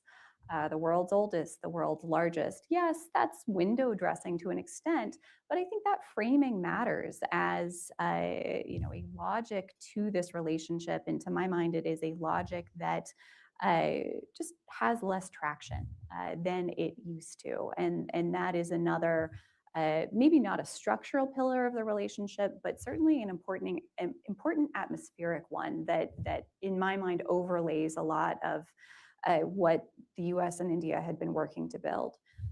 So as I see it, kind of this question of where we are now, we might not have wished it to be so, but what we have seen is effectively a stress test of the US-India partnership over the last year and change.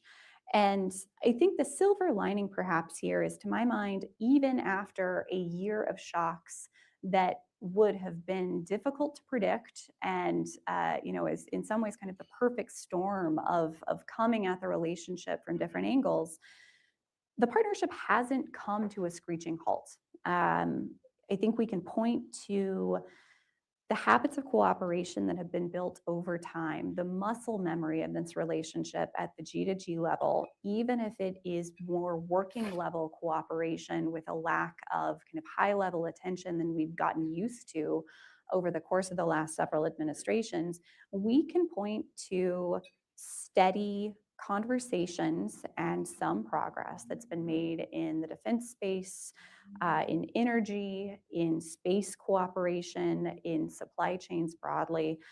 And I think that is meaningful and not to be overlooked, because it's possible to imagine a relationship where, having endured what we have, things really do hit a wall. And I think it matters that so far we haven't come to that point, though certainly the momentum hasn't maintained from the levels that it had been in previous years. I would also, though, point to something that the panel before lunch really focused on, which is the economic ties, the business relationships in particular. We've seen massive investments from Microsoft, from Google, from Amazon over the course of the last year. That matters, and I think those investments can provide some ballast for this relationship. And speak to the interests that go more broadly than corridors of power in New Delhi and Washington. And I think that is very important, especially at a moment of uncertainty like this. I would also say that India's response to these changes in Washington has been remarkably measured and mature. And that was no sure thing either. And I know that that is particularly challenged at a time when there's always state elections and domestic considerations matter in this space. Yes, India has sought to shore up its ties with Beijing and Moscow to an extent. But I see that more as an incremental calibration rather than any sort of fundamental shift. And so my takeaway from this stress test is, to an extent, our interests are sufficiently well aligned that even in these moments of tension, India has continued with many of the priorities that have traditionally underpinned its relationship with Washington, even as Washington has taken a different course over the last year or so. And so thinking about what that means ahead and where we go, I think we should continue to do the difficult work of seeking engagement, new ways of working together, perhaps having to be a little bit more creative than we have in this relationship over time when it has just been kind of a fundamental driver. I think the arrival of Ambassador Gore in Delhi is meaningful here. If we are to see a trade deal, there can be windows of opportunity that we can create for a reset. But I am not holding my breath that we're going to get back to something that looked like the relationship as it was in the immediate term. I would, though, say that I think there are opportunities here actually for India to set the agenda for itself, for what it seeks to achieve in its reason and in its region and beyond. What is India's course, independent of this US-India partnership? Where are the areas where the US is less engaged than it once was that are still meaningfully of interest to India, where India itself can lead on cross-regional collaboration with other like-minded states, right? If we don't see progress in the Quad, perhaps there are other formulations that could get towards some of these same goals. India has made progress on trade with the UK, with the EU. And I think it's very interesting that soon after those agreements, right, we did hit a milestone in the US-India trade relationship. And so seeing this as a moment where I think India can benefit from having a bias for action and charting its own course. And that will allow us to calibrate to an extent here in Washington. Lastly, we need to bring the next generation to the table in these conversations. India has a median age of 28, and I think it's vital that at this moment of some rupture in the relationship, that we bring in new voices and new voices who did not come of age, during the Cold War and carry some of that baggage, but who can meaningfully contribute, especially to a relationship that's going to be focused, I think, increasingly on issues of trade and technology, where the rising generation is very well placed to contribute. Thanks. Thank you. We've got the kind of sobering extremity of the issues, some comforting continuities. Kurt Campbell, please bring us home. Thank you. Great to see colleagues and friends that are visiting from India. You are always welcome here. Also, want to commend Hudson, if I can, probably more than any other institution. It's hard to find middle ground and opportunities for dialogue. Hudson always brings people together in a way that, frankly, other institutions have not. So commend them, and particularly on getting this group together. I'll just make I very much align with much of what I've already heard. I do want to say that it is troubling on some level that we have to have a reminder around mutual respect. I wouldn't have thought that the US-India relationship would ever come to this point, but I acknowledge that we are here, and I do believe that is a foundational principle. It's of critical importance. Just a couple of our other comments before some recommendations as we go forward. On the just the element of both the diaspora and the people-to-people relationship, there are occasionally moments where the depth of that is brought into full view in ways that perhaps you don't even understand, even if you're focusing on a regular basis on the relationship. For me, it was actually during COVID when the dynamics shifted very rapidly in India. The US government as an institution, as is often the case, was slow, didn't really actually know how to respond. And it was a number of people in this audience, Nisha's here, others, who activated contacts in the business community and in the diaspora communities across the United States. I have never seen, and it has hardly been documented, the most massive, rapid accumulation of humanitarian medical products that was shipped literally on a moment's notice to India. The most dramatic supply of its kind done in the private sector of modern times. Remarkably little attention, but incredible. And the depth of that, I think, is something that we have to keep in mind. The last thing I would also just say is that this is a relationship that has often been thrust forward by ambition, by stated ambition, whether it's in the nuclear arena, whether it is working more closely together on intelligence and the like.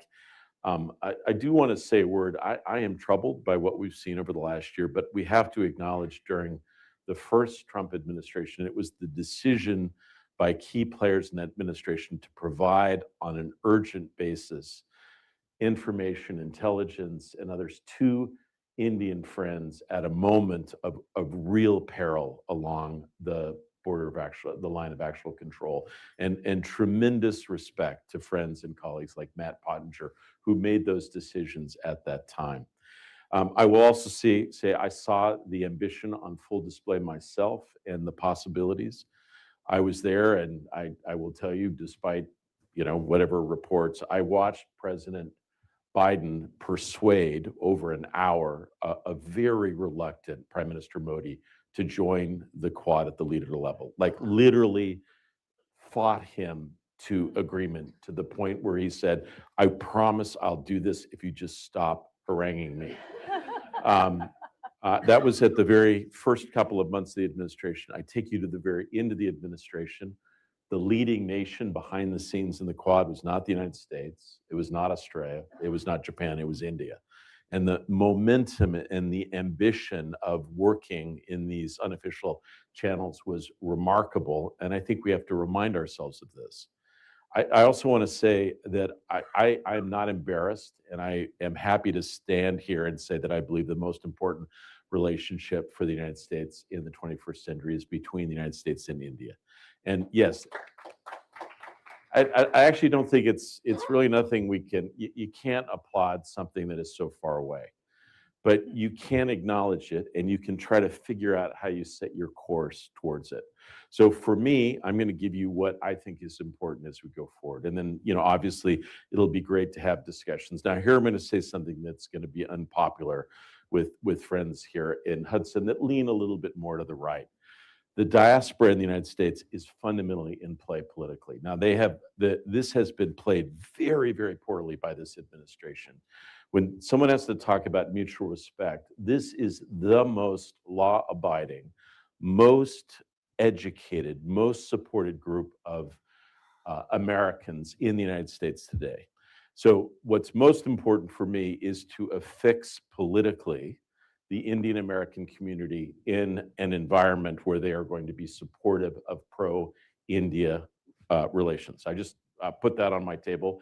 The party that's much more likely to do this right now is the Democratic Party. So I'm very keen to make sure that there is a deep understanding that strategically we are naturally aligned. And the most important thing is to support greater ties educationally, technologically between the United States and India. I once told this story, I'll just tell it quickly. When we started the educational initiative as part of the Quad, and we recruited immediately money from the technology and other communities that Elizabeth described.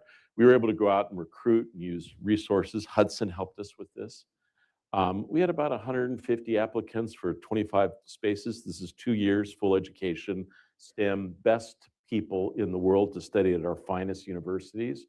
We had, good numbers from Australia and Japan, a couple of hundred, several hundred from the United States. India, 6,000 candidates for 25. That's the ambition, that's the possibility. I would like to see our labs, our science and technology endeavors, many of which have been tragically and inexplicably cut in recent months, reanimated by partnerships. We're going to need more engineers, more technologists. They're going to have to come from someplace in addition to the United States. I'd like to see many more Indians with the opportunity to study in the United States as we go forward. Just last couple of things, if I can say. What can be done during this period? One of the things that I was struck by when I was in government is the confusion bureaucratically that we face on how to engage India inside our own government. Now, I was one of those people who argued principally that our dominant interests lie with India, and we need to diminish our ties with some other countries that have been problematic as we go forward, and I stand by that. But bureaucratically, on the defense side, the issues of India and Pakistan and Afghanistan are muddled in this array of politics associated with CENTCOM and AFRICOM and Pacific Command. One of the things that's going to be most important is to affix India much more strongly in Pacific Command, which I thought we were well on the way towards happening, only to find, as Michael Corleone says in the terrible movie Godfather 3. I keep wanting to leave the Middle East, but they keep pulling me back in. The hope was to diminish the role bureaucratically and strategically of CENTCOM and focus more on where the 21st century is going to be dictated in the Indo-Pacific. And aligning India more in that arena is going to be critical. I was grateful for the work that we were able to do over the last couple of years on focusing more on the Indian Ocean, where our interests are naturally aligning, needing to figure out how to do that more bureaucratically in the United States. We can do that work beneath the level of uncertainty at the leadership level. Last thing, and I'll turn it back over to our excellent moderator. The most exciting thing that is going on right now between the United States and India is the drama of the technology engagement, which is incredible. Let's remember, even though it got only some attention, Prime Minister Modi hosted every single one of the dominant technology companies, every single one, for 3 full days. He gave his full attention to this endeavor. I was grateful we got to play a small role in that, but the level of enthusiasm and engagement for the Indian market, but not just India as a potential next partner for the major technology firms, but the role that India plays as a transition country between the global north and the global south. That potential role is enormously important, and I think the ability to build on that is enormous going forward. Many of us had a chance to talk with many of the technology companies on their return to India, from India. They all came back excited, thinking about next steps projects. This is an incredible thing that we've accomplished in a short period of time, and I think we can build on it as we go forward. The only thing that I'm really worried about, and I will just say this, I worry a number of people in the Indian system and the US system basically took a risk and articulated a view for a stronger US-India relationship. And they are now vulnerable in both political systems. And one of the things that we're going to need to do is not only support this next generation that's coming up, but do what we can to support the idea, the basis, and the ambition that the US-India relationship in 10 years, when we come to Hudson, when it's taken over everything in the neighborhood, is what we all hope it will be, the most important bilateral relationship of the 21st century. Thank you. Thank you. That's what we call very modestly polite applause. Yeah, no, Well, no, come on, I was just, that was a joke. That was a joke. Sorry. well, thank you for your comments and for some very consequential haranguing. And I also want to make clear, for what it's worth, we at Hudson, one of the primary pillars of our India work is a belief in the remarkable trajectory and future potential of Indian Americans. We are committed to building this relationship in which, on both sides of the aisle, Indian Americans have a major part to play in the future of Indian American relations. Now, it looks like we have a pretty high degree of consensus about the turbulence we've experienced over the last year, and also the need to get this back on track, that it won't be immediate, that it's going to take time and effort and focus. I wonder if we turn to the Strait of Hormuz, which has dominated the news cycle, and as so often happens in the United States, we get kind of tunnel vision on this particular situation and fail to kind of necessarily calibrate it with the partners we have and the partners we want to have. What does this ongoing situation say about the resilience or fragility of our relationship, and how can we be doing better vis-a-vis India with this ongoing situation? Anyone who would like to jump in is welcome. Start, Elizabeth. All right. So this has been yet another moment that was certainly unexpected in the course of this relationship. and I think has tested some of the underlying premises that we had been building towards. As Kurt was just mentioning, so much of our focus has been on the Indo-Pacific, has been on the Indian Ocean region. And that region did come into play in this crisis. But this has been, in many ways, a different flavor of conflict that has played out, and one that the US is party to. And I don't think we can ignore that as we think about how this sits with our friends and colleagues in Delhi. Not only have India's interests here been deeply impacted given supply chain challenges, energy shortages, fertilizer, another key threat that I think is certainly worth keeping an eye on down the line. But we've also seen the US take military action within the Indian Ocean in this conflict, with the sinking of the Iranian warship that had participated in a naval activity in India off the coast of Sri Lanka. And that is, in some ways, astounding to contemplate and to think through in the context of this partnership and what it means in terms of the security cooperation that we are seeking to build going forward. I think, as with much of this, this does represent, to my mind, a moment where we need to sit down and we need to discuss these issues, and we need to do so candidly. And in a way that is looking to understand the concerns of both sides, but also be pragmatic and see how we can use this moment to move forward. There have been some questions raised about India's role or lack thereof, or should India have played a more active role given its own equities in this region? India was not alone in not jumping into the fray here. And I think that's important to remember. So I wouldn't want to read too much into, what India did in this context that could apply elsewhere.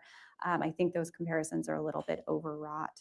But really, what this conflict could open up for the two sides, and I do see maritime security cooperation in the Indian Ocean region as a real key focus and a genuine area of overlapping interest for both sides.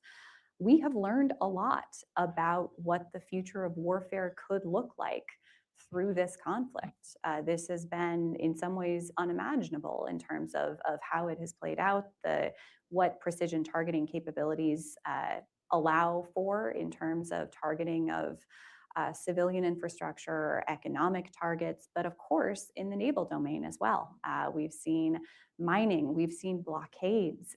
These are capabilities that going forward, we need to better understand how they could play into conflict in other contexts. And I think it would be wise for not just the US and India, but like-minded partners to sit down and have some conversations, have some war games around what those lessons could mean in terms of their applications in the Indian Ocean region with other actors. And beyond that, I think it underlines the centrality of not just the defense space, which the US, I think, has to an extent rightly gotten some criticism for being hyper-focused on.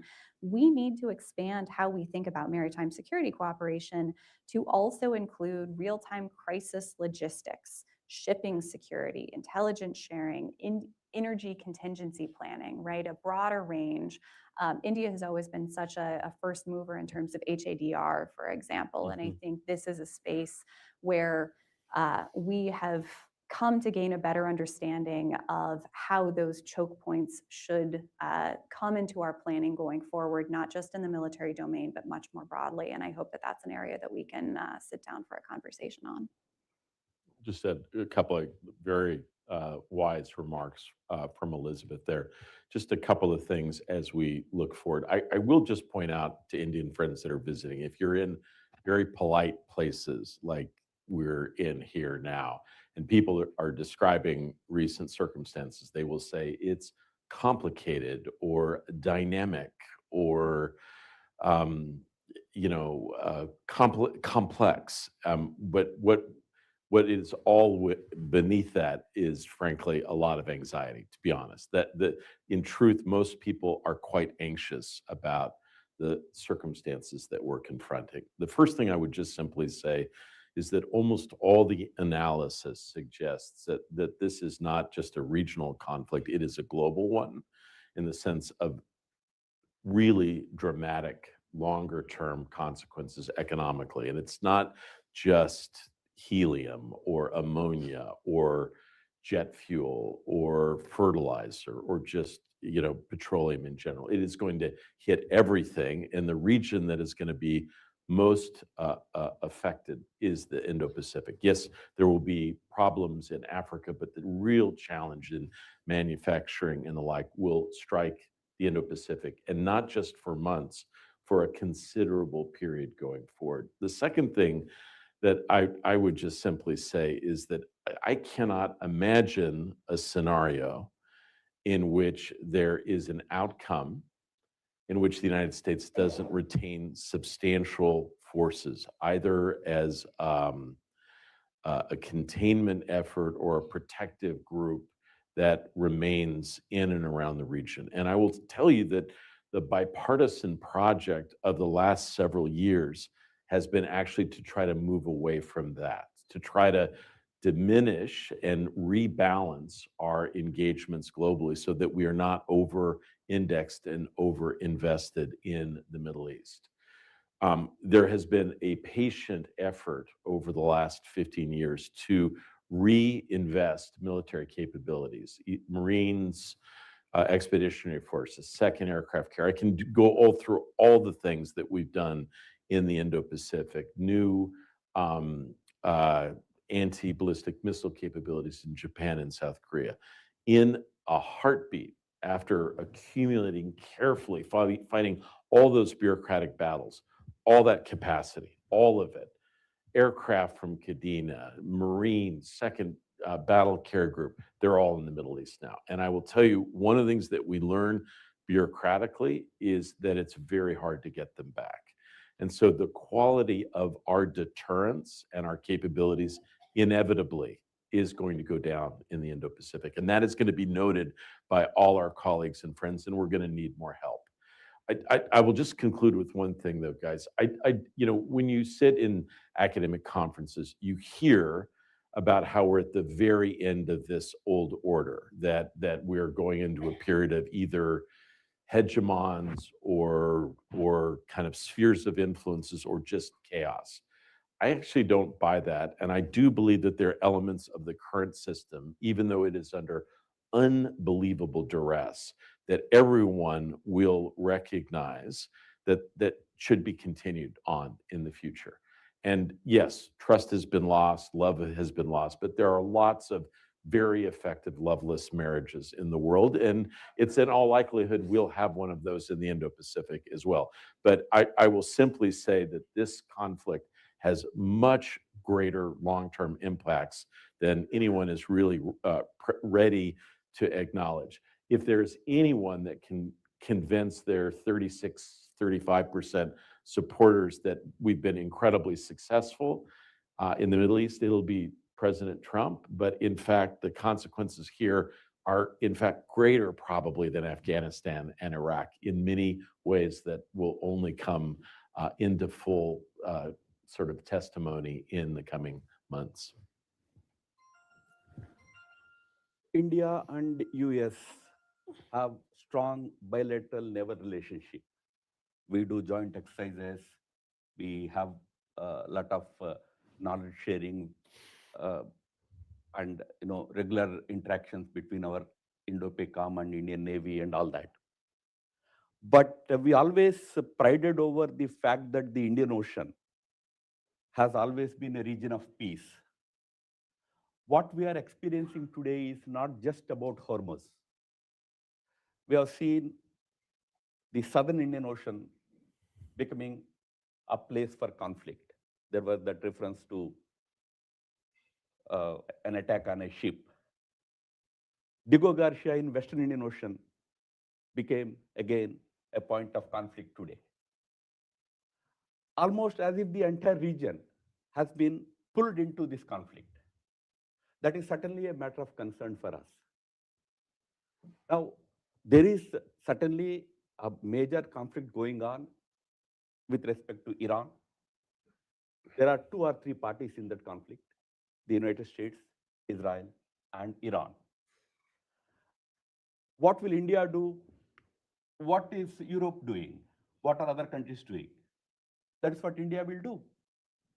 India would want those who started it to find an exit for it.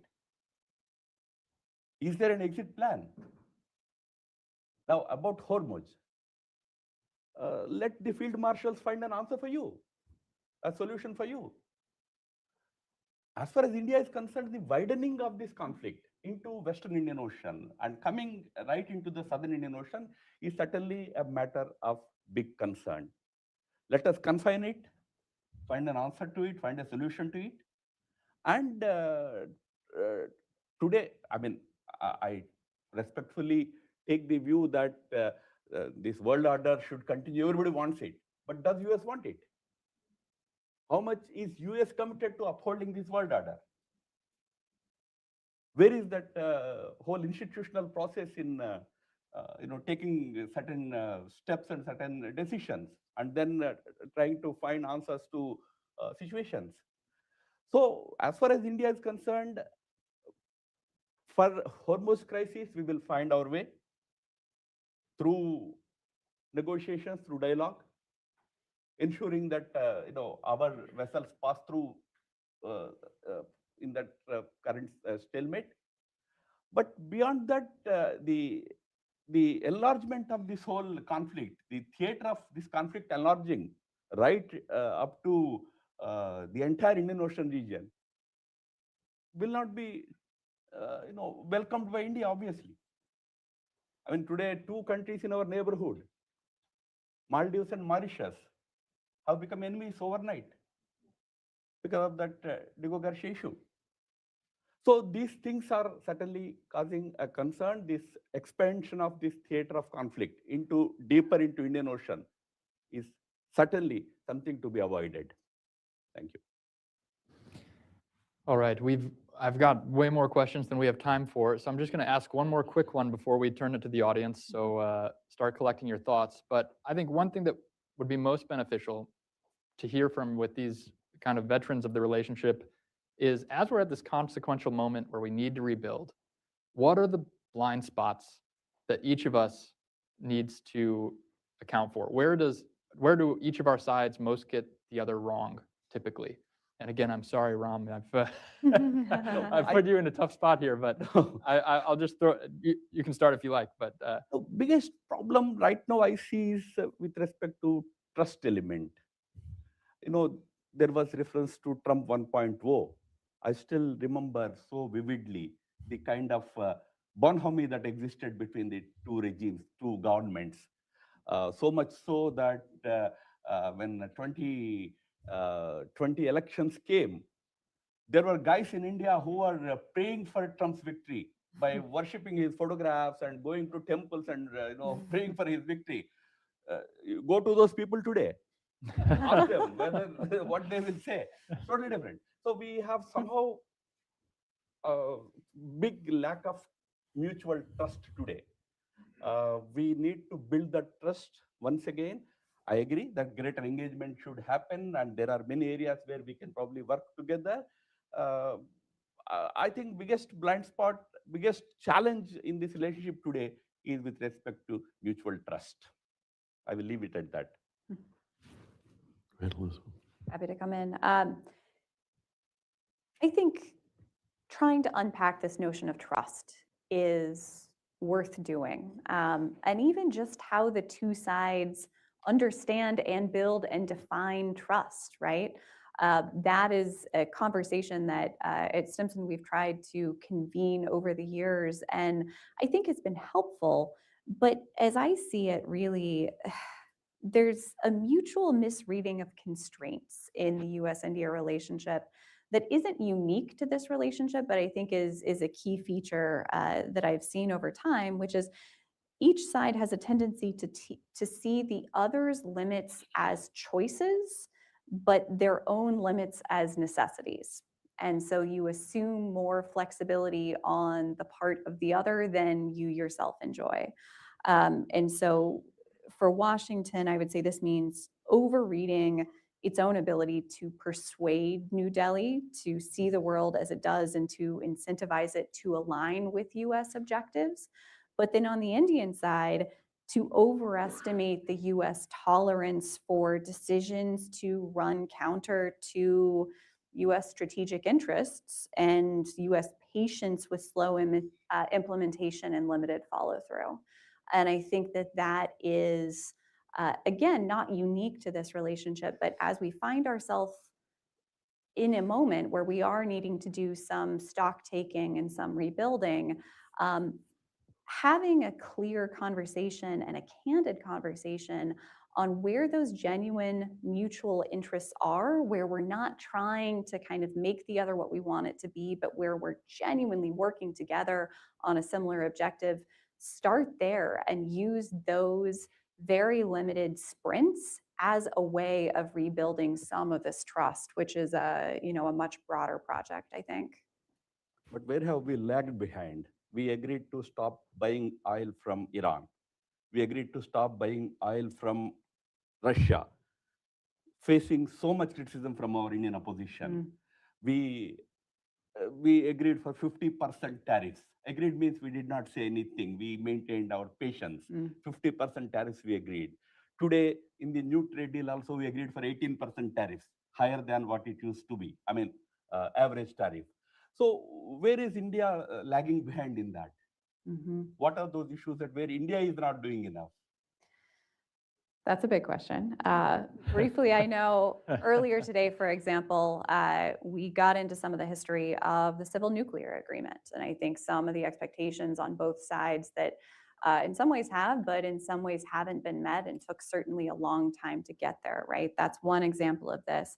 In defense as well, you can see where I think the point really is how much friction is involved in making this progress, and do the two sides share a similar sense of urgency here? And what pace are we able to work at? Some of this as well is just our different systems. Kurt alluded earlier to the continued challenges of trying to figure out where those right nodes are to really push forward on projects and build momentum. And I think when you get towards this moment where we don't have the same level of top cover and top down push that we've had in the relationship, what I see is more examples where that friction can creep in and when things slow down.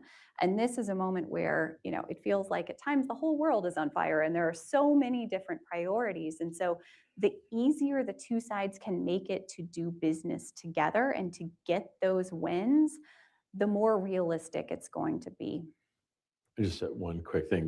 That's a great exchange between my two colleagues up here. I will say I found I know many of you have read Jaishankar's great book, The Indian Way, and what's fascinating about it, he wrote that thinking he would not be coming back to power, but we all have conceptions of ourselves that maybe others may have a different perception of it. What's striking about the book in so many different ways, he depicts in India as profoundly realpolitik, unemotional, strategic, Vulcan almost like in its ability to maneuver internationally. It's not just the ability to operate in a multipolar environment, but a dispassion that I think is completely wrong.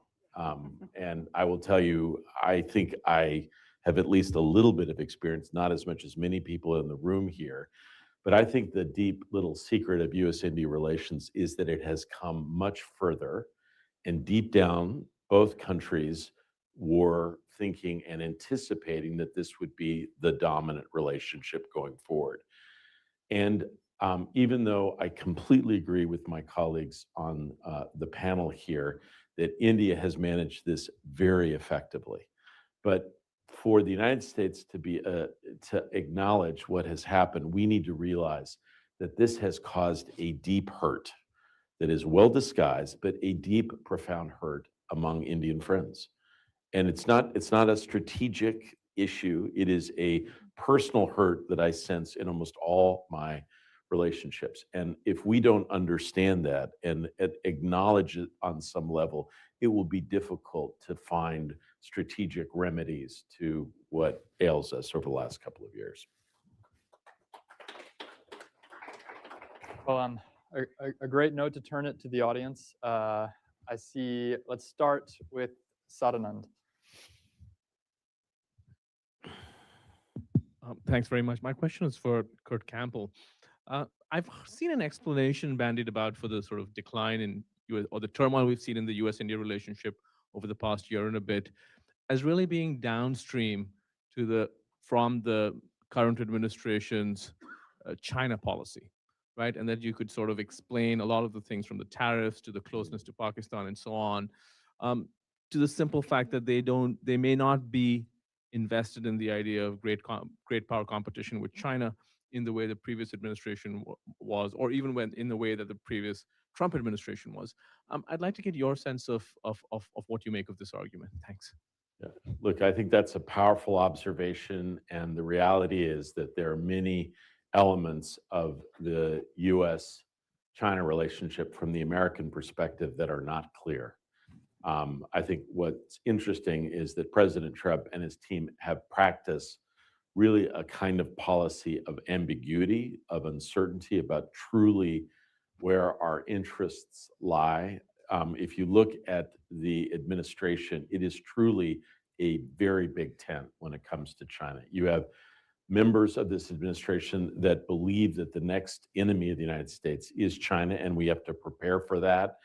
Not just competition, but very direct steps. And you have other people that think that that is nonsense, that we can make a lot of money in China, that family members can make a lot of money, and we can do a lot of stuff, and why can't we just do business? I would say right now it appears that that second group probably is more dominant, and it is undeniable that the president appears to be quite interested and comforted by the idea of hanging out with authoritarians, something that I really actually don't understand very much. But I will tell you, despite where the president lands, it is undeniable. I think the last 13 years of President Xi, there's been no leader on the international stage, no leader that has been so clear in his speeches and his pronouncements and his policies of where he is taking China. He believes that China is in a fundamental competition with the United States, that we are in hurtling decline, and is positioning themselves accordingly. And so my hope is that when the president goes to Beijing in a month, and you have to understand, guys, how unusual that is. It's unusual that the president wants to go, and it is unusual that the Chinese are prepared to host him in the middle of a conflict against one of their partners. What that means is that they think they got some stuff that they can accomplish with President Trump. They think they can get some benefits in technology. They think they can get some things done in Taiwan. You've got a fantastic team here who focuses on that in Hudson. I think quietly, we all say it's complicated, complex, dynamic, but beneath the surface, deep anxiety that American interests will be put on the table there. And what's also interesting is that we've never had a situation where a president goes with so little constraints. He will be able, on an individual level, to make decisions without worry about what political parties and other groups say. Now, there is a strong bipartisan agreement about competition with China, but Republicans have yet to really want to speak out on that publicly. I think that is going to change. And I believe that we will reassert that these are issues of concern, and India, Japan, South Korea, Australia, other countries are critical partners in that endeavor, an endeavor that we do not have the capacity to take on alone. But I think what you're suggesting is exactly right. But I actually don't, like what I always tell friends who are visiting, who are determined to find a intellectual framework that they can affix to how President Trump sees the world. I don't actually think that's how he operates. And it is entirely possible that what has happened here is simply maybe the president was unhappy about being nominated for an award. And maybe from that, that's where we are. Maybe it's just that, right? Okay, we've got a lot of questions and we're coming up on time. So I'm going to choose let's do two questions together of the two people who made eye contact with me first, which are Walter and Shashank Mathu in the back. Great panel. And thank you, Kurt, especially, but all of you for joining us today. My question would be, it seems to me that U.S. and Indian interests in the Gulf area don't see any sign of coordination or consultation in the current crisis. Is this a conversation of thinking together about the Gulf? Is this a conversation that in your mind would be a useful thing to try to work on? Before we get to it, let's also just take the last question there in the back, and then we can choose your poison, and we'll wrap it up there. Thank you. Two quick questions. Dr. Madhav, I think a lot of the conversation here has been about the politics of the relationship now in India and how difficult that's become.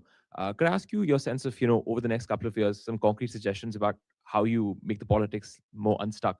Dr. Campbell, to you, your predecessor as Deputy Secretary of State, Wendy Sherman, made an extraordinary statement when she came to India saying that we are not looking to build a broad-based relationship with Pakistan, which is a fairly extraordinary statement. Now, when you see a lot of people who are tracking the US-Pakistan relationship, their sense is actually Pakistan has a decent shot of integrating itself much more into America's Middle East strategy. My fundamental question to you is a strong US-Pakistan relationship compatible with a strong US-India relationship? Okay, so we've got actually three questions. Let's just go down the line with our final takes. I'll start with you, Ram. No, as far as the Middle East is concerned, it is true that the region is very, very important for India, as it is very important for the US also. Between our two countries, there was a lot of coordination during Trump 1.0. And after the Abraham Accords, we had I2U2. We invested in what we called as IMEC, India, Middle East, Europe corridor. So there was great anticipation about the potential of the Middle Eastern region for India. And there we always saw the United States as an important partner. But last few months, the developments in the last few months have put a big question mark on both I2U2 and IMEC. We need to re-engage on these two issues. We have to probably redesign them. We have to make a few changes especially in IMEC. Nevertheless, it is very important that we don't just shelve them or just put them in cold storage. We have to engage at some level and try to revive these two very important initiatives that we took in last few years.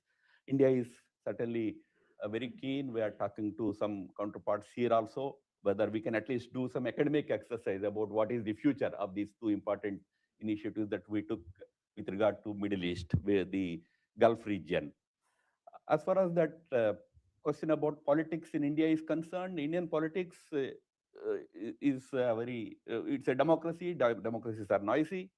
So we have a lot of noise about even the economic deal that we are trying to clinch with the US now. You have heard one of the panelists speaking about it, the questions that were there in the minds of Indian opposition. They are making it into a big issue in India, but that wouldn't discourage or desist the government from going ahead, because this relationship, as we all know, is a very important relationship, and especially this trade deal that we are almost on the verge of clinching. When I was told by very, I would say, responsible people that it will be done in next couple of weeks or before the visit of Secretary Rubio to Delhi. India is looking forward to it. The economic relationship forms the backbone or very important part of our relationship. Politics, domestic politics notwithstanding, government will go ahead with the relationship, with the agreement. Thank you. Elizabeth. Thanks.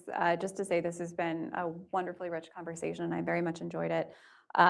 I will take a stab at the Pakistan question, and I suspect that what I have to say perhaps will not be welcomed by necessarily all, but I genuinely think that there is room for a relationship with both Islamabad and New Delhi. And I think particularly the role that Pakistan is playing in this moment, I would not see this in zero-sum terms. I think this is the sort of global conflict that not just India, but the broader Indo-Pacific would benefit from a swift resolution to. And if Pakistan is able to leverage the relationships that it has to bring that about, I think all the better. Going forward, it will be quite interesting to see whether and how that Pakistan engagement in the Middle East strengthens. I think we're seeing indications in that direction. And simultaneously, if India deepens its relationships across the Indo-Pacific, I think there are mutual benefits there. And from a strictly US perspective, as I know Ambassador Juster highlighted earlier, as we saw last May, we're coming up on the one-year anniversary of the India-Pakistan crisis. I think having relations between Washington and Islamabad and Rawalpindi, as well as Washington and New Delhi, is very important given the risks of escalation that we see, unfortunately, in South Asia. And that is something that I think will continue and will continue to be a concern. The real question, though, is how we manage that and how we recognize that our interests and our perspectives are different here, but we respect each other, coming back to that really core idea. And we can talk about it, and we don't need to let this derail the full relationship, but thinking about ways of building out mechanisms to disagree, but to compartmentalize those issues. And I think that is the trick going forward. And I don't want to underestimate the challenge that's involved there. But realistically, in the world as it is today, I think it's one that we're going to have to confront. Thank you. Great questions. And to Walter's good question, it's good to see Walter. I think in some respects, the US-India relationship has to take a page from another relationship that has also weathered periods of complexity. That's the US-Japan relationship. There were periods in time when a new administration would come into power in Washington, and the scramble was then on in Tokyo for them to find the one or two people only in the whole administration that was prepared to work at a strategic level to try to support US-Japan relations. And that could have been Rich Armitage. There are a variety of people, rest in peace, that have played that role over decades.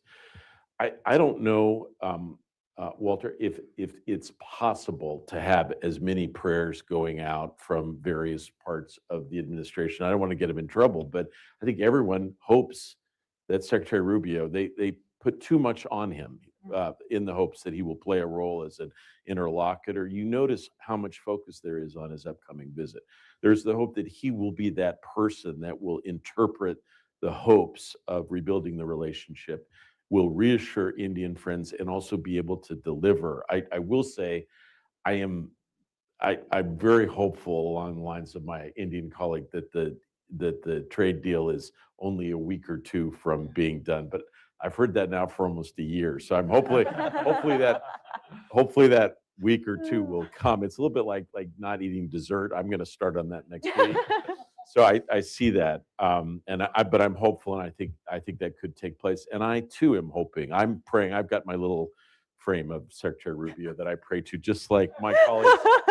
My colleagues prayed to. I was with Indian friends the day after the election, and they were, and imagine how that makes you feel. They're high-fiving. They're thrilled that Trump had won, and I'm like, God, like drop liver here, But you get what you get too. So so on that point, so I greatly respect Elizabeth, and I worked at the State Department, and I know what I'm supposed to say, which is almost exactly what she said.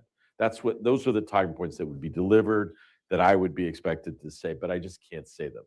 I think peace and stability is reinforced in South Asia by a closer relationship between the United States and India, and an absolute clarity that all our strategic interests lie in Delhi, and that we seek no problem with Pakistan, but our interests are in India. I don't mind having lines of communication, but this is where our future lies, and that should be completely unambiguous. It's not enough to remove the hyphen. It is the India relationship is in capital letters, and Pakistan really doesn't even appear in the paragraph.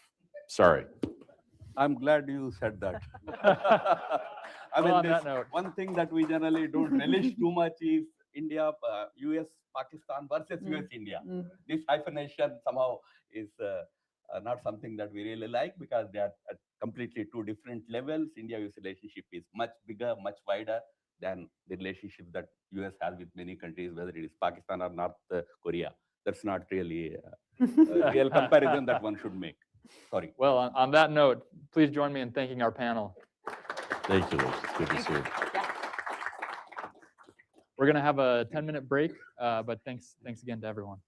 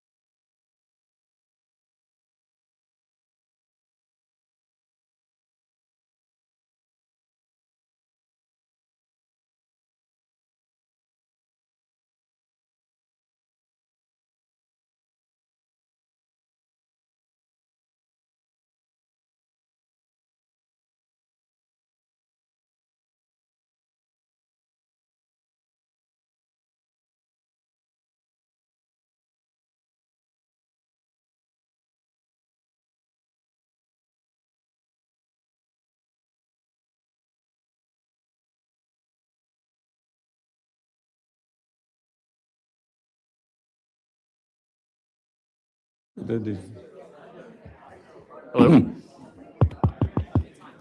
All right.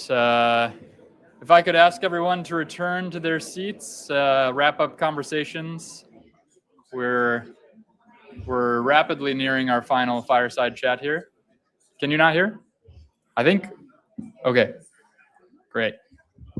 Okay. If I could ask everyone to please come back to their seats. All right. I'm starting to see a good amount of movement.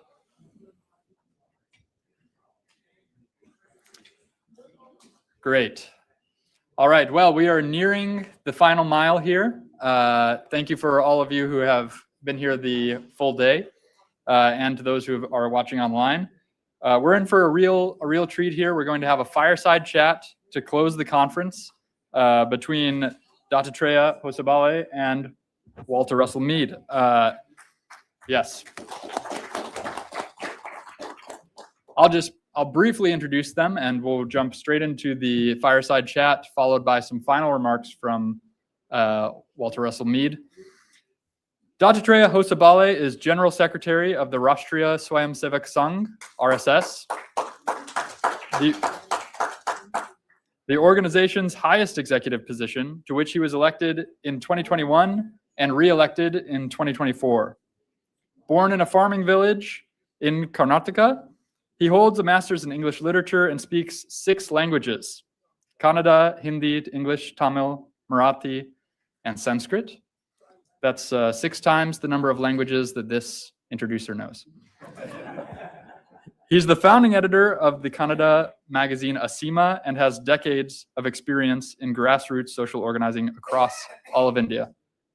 Walter Russell Mead is the Ravenel B. Curry III Distinguished Fellow in Strategy and Statesmanship here at the Hudson Institute, the Global View columnist at the Wall Street Journal, and the Alexander Hamilton Professor of Strategy and Statecraft with the Hamilton School for Classical and Civic Education at the University of Florida.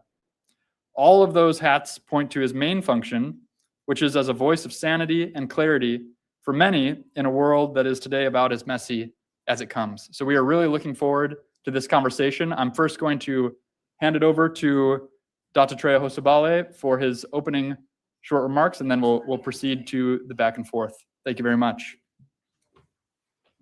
Thank you. Really, I'm delighted to be a part of this conference since morning. You must have been tired listening to so many people because it's quite an academic exercise. I don't know whether you are tired or not. Myself, fatigue will naturally be there, and the whole day you listen to so many things. But because it was interesting and educative, I was attending almost every session fully except for a few minutes. I'm really thankful to Hudson Institute for inviting me to this conference and giving me an opportunity to express about the organization that I represent. So just now introduced to you. Most of you know about the RS. And I'm here to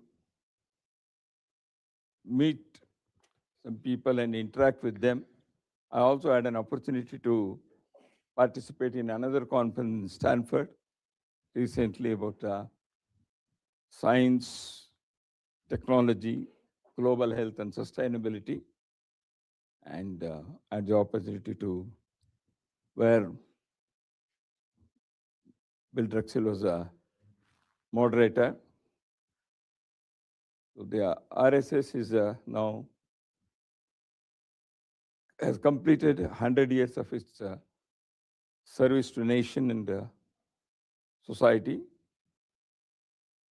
The RSS has reached out to a vast section of people within the country. We thought it is also necessary to interact with the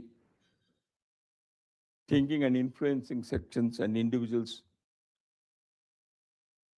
of other countries, particularly the Western countries, where America naturally leads. So I had the opportunity of interacting with some of the influential opinion makers and also some think tanks. And this global outreach has helped me to communicate what RSS really means and what it's doing. So I'm really happy that here in midst of you, I will be expressing certain things in the form of answers to Sameer's questions. Great. Well, thank you, Mr. General Secretary. It really is great to welcome you to Hudson Institute and to do it in the company of so many good friends. I was fortunate enough to have decided that I needed to understand the RSS at more or less the time the RSS had decided that it wanted to engage more with people from the West. And thanks really to Ram Madhav, who originally introduced me, and to Tim Shah, who I don't see is here today, but who introduced me to Ram. I've been able to meet some of the people at many different levels in the organization and begin to acquaint myself a bit with how it works. I'm still learning. It's a very big organization, but the reality that it is in modern history, I can only think of two other organizations globally that have had the kind of impact that the RSS has had. They're very different organizations, but the Communist Party of China and the Muslim Brotherhood are organizations that have transformed societies. And of those, the RSS is perhaps has been, seems to have the longest trajectory ahead of it, and maybe also be ultimately the most significant, as its field of operation is the world's most populous country. Yet it is almost unknown territory, even for many in the United States who think of themselves as knowing something about India. So to have the General Secretary with us today, willing to answer some of my questions, and maybe if you're lucky, some of yours, is a real privilege. So let me start. The RSS is one of the largest organizations in the world today. It may actually be the largest organization, and yet it remains extremely poorly understood in the West. How would you describe what the RSS actually does on the ground day to day? What is this thing? RSS is the People's Voluntary Movement, and inspired by cultural ethos and civilization values of the ancient society India, which is generally known as Hindu philosophy and Hindu culture.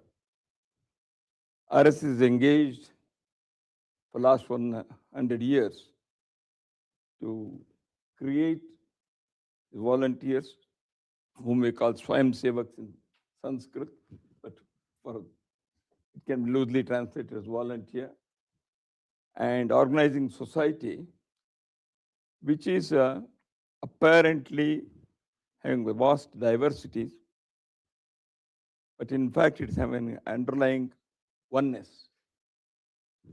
So to create these volunteers with character, self-confidence, and a sense of service to community, and also for organizing the society. For this purpose, RSS organizes daily assemblies, around 83,000 latest count, and weekly assemblies for 1 hour, another 30,000 places. So through this 1 hour gathering, the inculcating of values of life, as I said, self-confidence, service-mindedness, and feeling of oneness is achieved. Pay back to the society to create human social capital for the purpose of society's betterment and nation's oneness.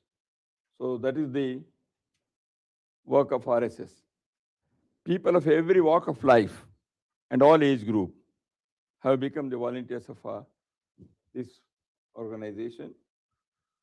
RSS renders services like relief activity during natural calamities and also on other occasions in the field of education, health, self-reliance, and rural development, environmental issues. So the RSS volunteers have created civic institutions numbering nearly 40. Most of them have become nationwide organizations engaged in nation-building activities. I remember on one of my visits to India, I went to the home of Dr. Hedgewar, the founder of the RSS, and apparently there were something like 5 people at the opening, at the first meeting. So this organization has grown from a very tiny beginning to, you say, 83,000 meetings, daily meetings throughout the country. How do they get people to come to these meetings? So a commitment is created because the personal, individual, one-on-one contacts. The daily shaka creates the sense of camaraderie, and because of that, the social commitment is awakened in them, and a sense of duty and paying back to the society selflessly. This is there in the people, and we only arouse it, awaken it, and because of this environment of in a very friendly and cordial atmosphere, the individual volunteers, they attend these shakas. But there is an organizational structure to keep the activity going on, and various responsibilities are also assigned to volunteers on the basis of their experience and competence and capacities. So this, the organizational structure takes care of continuation of the activity year long, and also planning for the various occasional activities that are helpful for society, and also helping strengthening the organization. So there is an organizational structure, but a sense of commitment and in a cordial atmosphere helps in a big way to keep the work going on. And yet somehow the RSS is very controversial. What do you think Americans most get wrong about the RSS or misunderstand?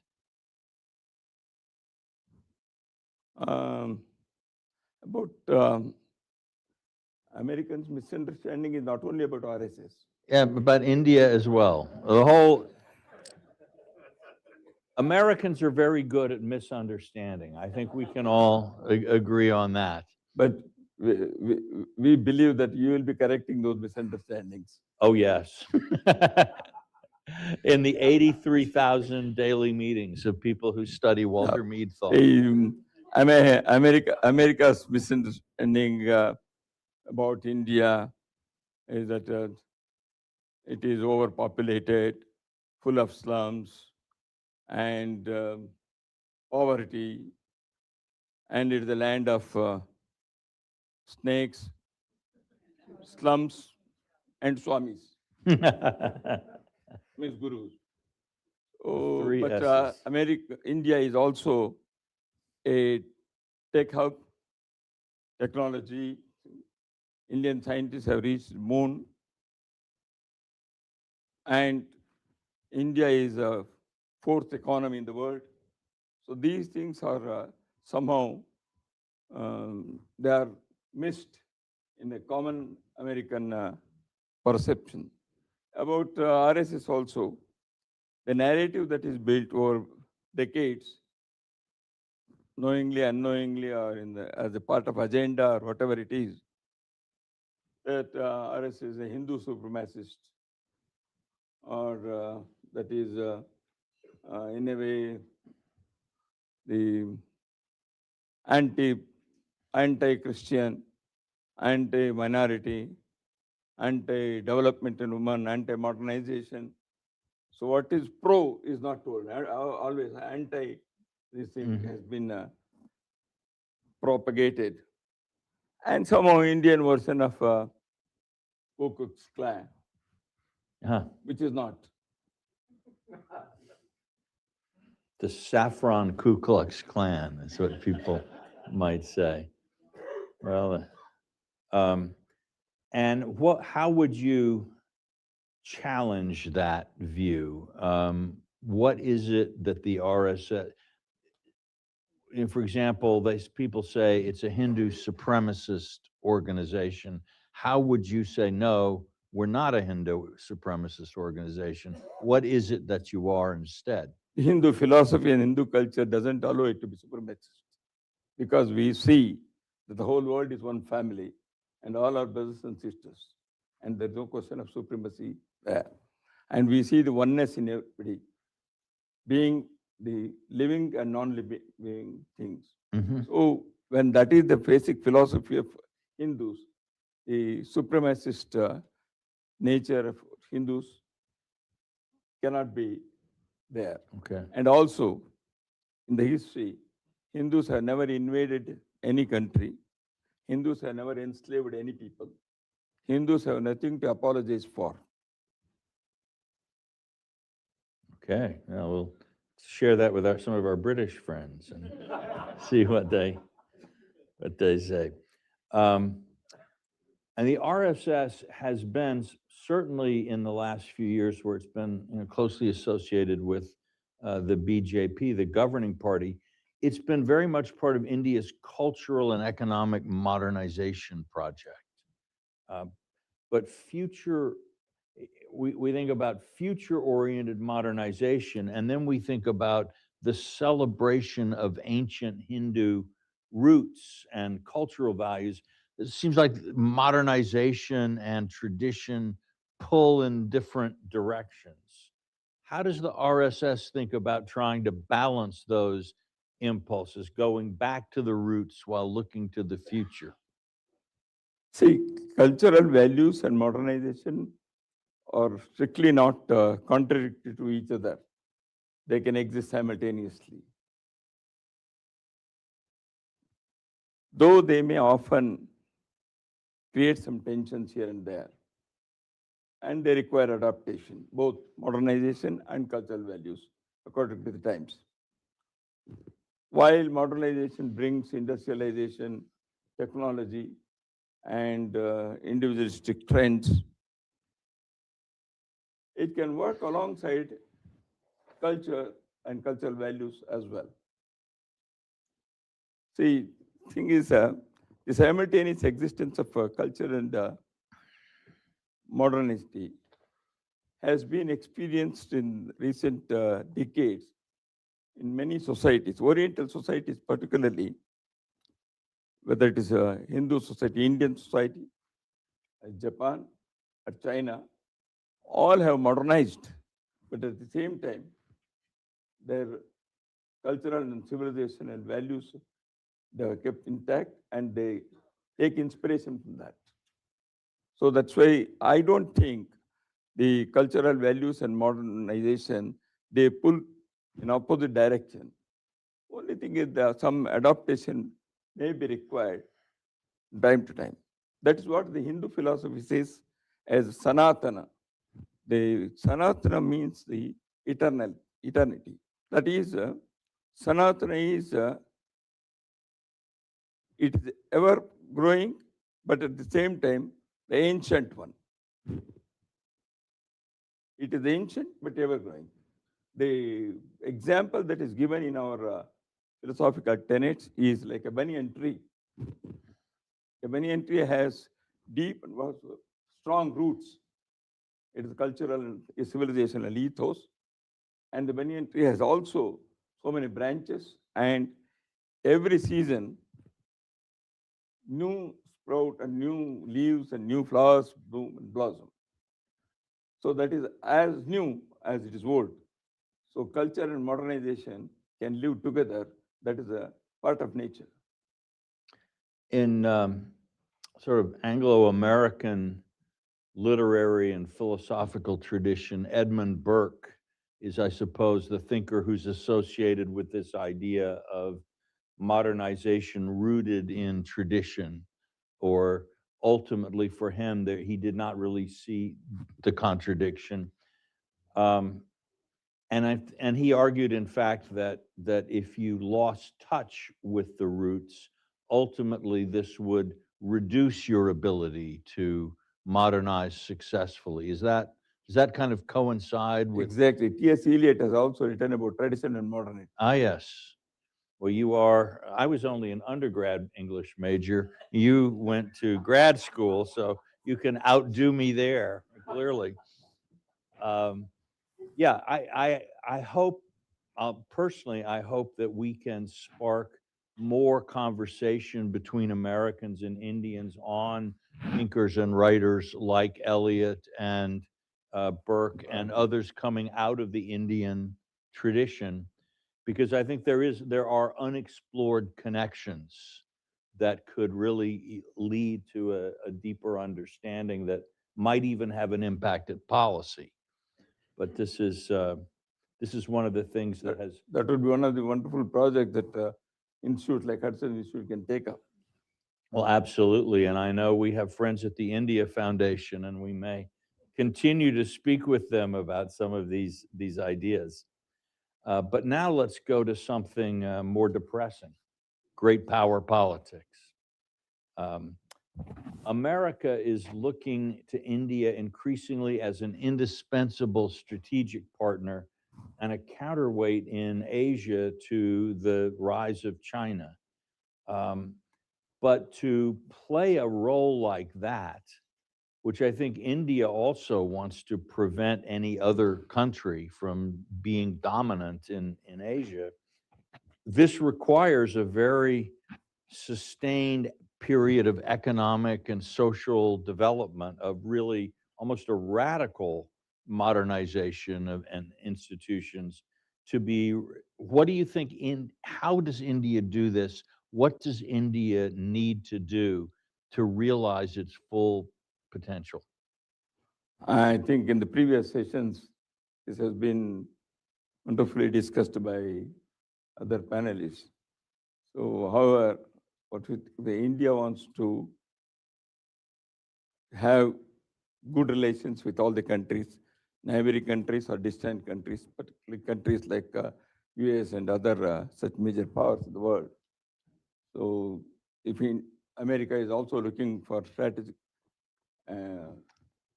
partnership with India.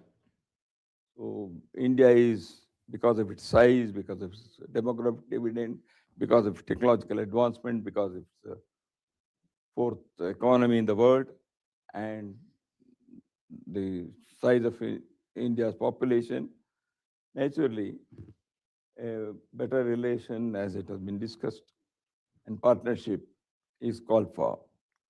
And how it can be done? It can be done because of mutual trust and level playing field and mutual respect and recognizing the needs of each other. Mm-hmm. So I think in the modern geopolitical situation, these issues are very important. If that mutuality is missing, then I think the trust deficit will be there. Yeah, I would agree, and I think building people-to-people relations is critical for this. You said it. This people-to-people relation should be strengthened so that more people understand the other societies. So many a time, prejudices work, or sometime some expressions are, that may cause damage, but definitely people should see the people of other societies or civilizations, other countries, they themselves. Then the creating such an atmosphere and facilitating this by both state and non-state actors like institutions and think tanks and universities can do a lot in this, so that this mutuality and trust is strengthened. Yeah, that's certainly shaped a lot of what we've tried to do here at Hudson in our India project. We've been trying to take American journalists and think tank people for visits in India.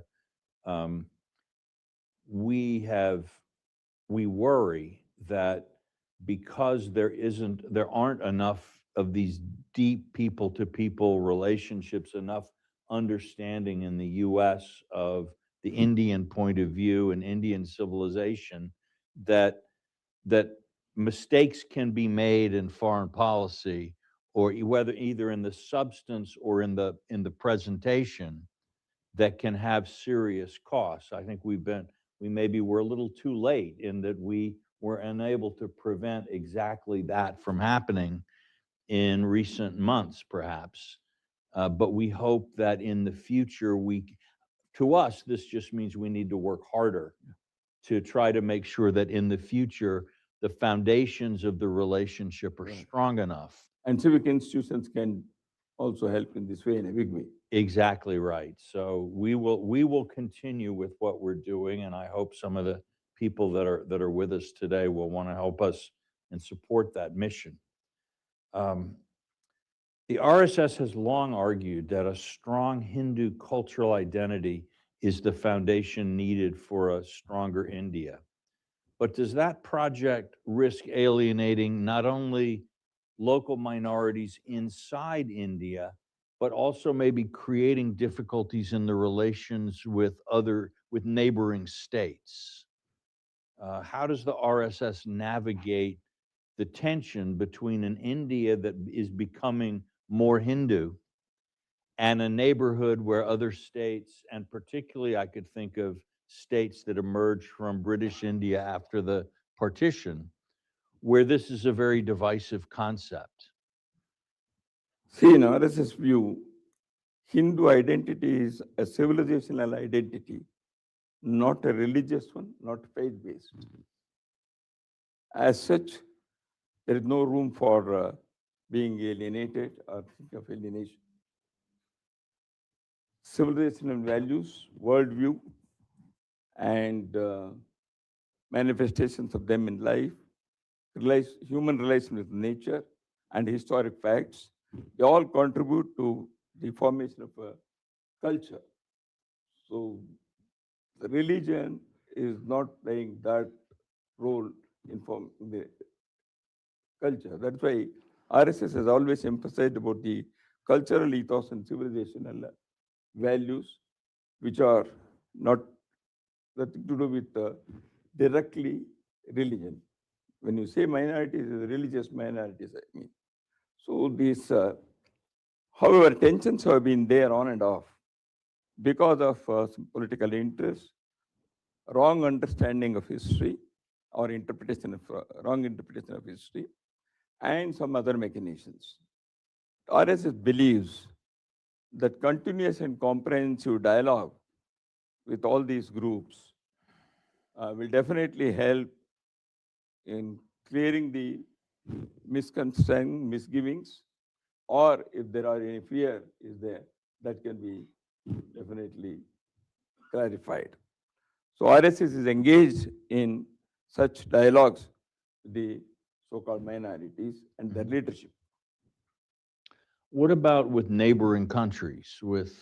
Neighboring countries, tensions are there because of various factors, because there in the political leadership of neighboring countries many a time they have not come to the, as I said, the mutuality and trust that was damaged in the past decades. And the people-to-people relation with neighboring countries is still, even today, it is one of the best. And that's why many people who visit neighboring countries are happy. And the problem is only with one neighboring country, and which is born out of the Indian womb. And it has become a neighboring country, but many people are behind that country to create problems. Yeah. When you talk about this sense of civilizational identity, I find myself thinking maybe for Americans, the closest comparison, which is strange in a way, would be to Jews, where Judaism, people are Jews, some people are Jews out of a clear religious commitment. But many Jews are Jewish in a cultural way and maybe don't embrace the religion formally, but are their life experiences, worldview, food that they eat or whatever has that cultural connection. Is that how you think of Hinduism in India? Something like that, of course. But however, the comparison may not be 100% always true. But it is something akin to that. And what I is in the long history of India has developed a worldview on the basis of the philosophy that has been visualized and explained in our Upanishads and Vedic texts. So because of that, the various sects and other sages who have explained those things in the context of society and nature, they all have emphasized on this particular worldview. And I think that has manifested in our day-to-day life. India's soul is spirituality. And the culture is the expression of the soul of a nation. And India's culture expresses that spirituality. If the Jews are also thinking the same way, I think you are right. Well, I remember I used to live in Jackson Heights, Queens, in New York. And of course, that is a neighborhood with a lot of people from South Asia. And you would walk down the streets and see restaurants and, holiday, Diwali lights and so on. But you'd find there some people were from India, some Pakistan, some Bangladesh. And yet somehow in Jackson Heights, they all seemed to be, they felt a sense of unity and they were all drawn to the same place. Is this something of the way you think of the civilizational unity of people? It can be many such experiments have taken place. For example, in Puducherry in India, the Aurobindo Society, they have also thought of words oneness through creating Auroville. So this oneness has been tried in many ways. But thing is, I think bringing together is one thing. But feeling that oneness is possible, as you said, by better understanding of other people in society. And in a way, what you said also can be helpful in making people understand that oneness. Now, to get away from oneness for a moment here, Pakistan has recently reasserted itself as a significant player in Gulf and broader Islamic world diplomacy. From an RSS standpoint, how do you assess this development, and how do you assess what it means for India and Indian policy? RSS doesn't get into this politics of these things. However, what the government of India say and thinks and feels, that is in the interest of India, and we are in alignment with that. Okay, so on this particular issue, you and the government are? No, on many issues. Many issues, yes.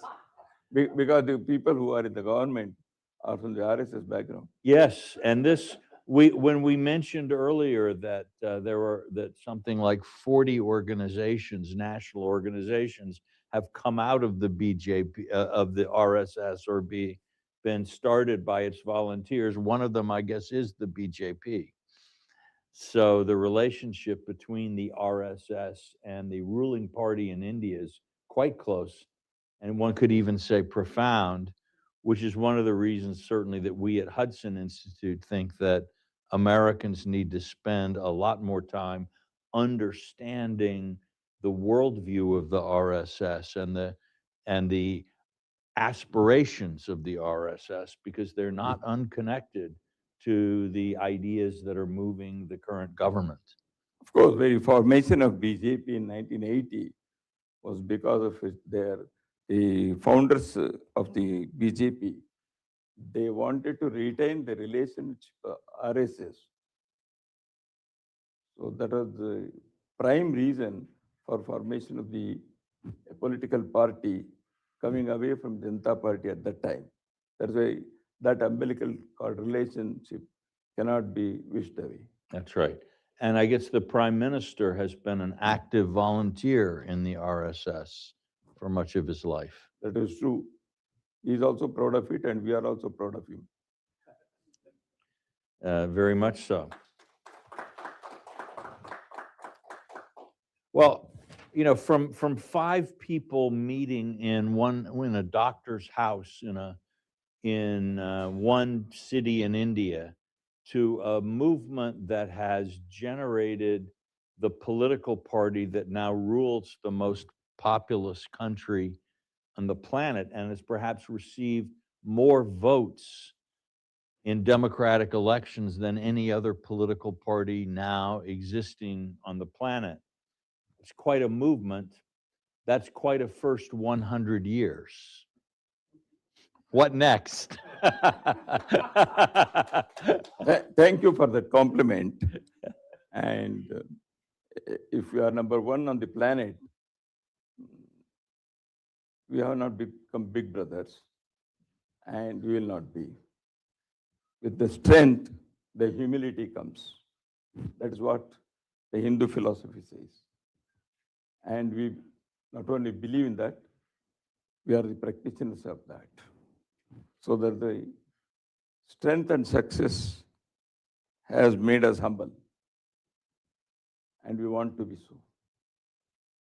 So humbly, I would like to submit that the RSS will be, for the next decades and whatever time it takes, will be engaging in the same activity of creating selfless volunteers for the work of society, nation, and for the work of humanity, for the service of humanity at large. Because it has always been said that a real Hindu ceases to be a Hindu. He becomes universal global citizen. And the RSS believes in that.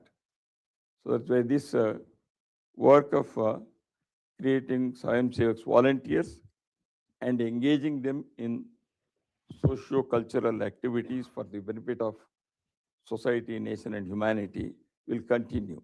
And at the same time, we would like to see that India embraces modernity, get modernized, but having its cultural roots strong enough so that the succeeding generations of India, they should be able to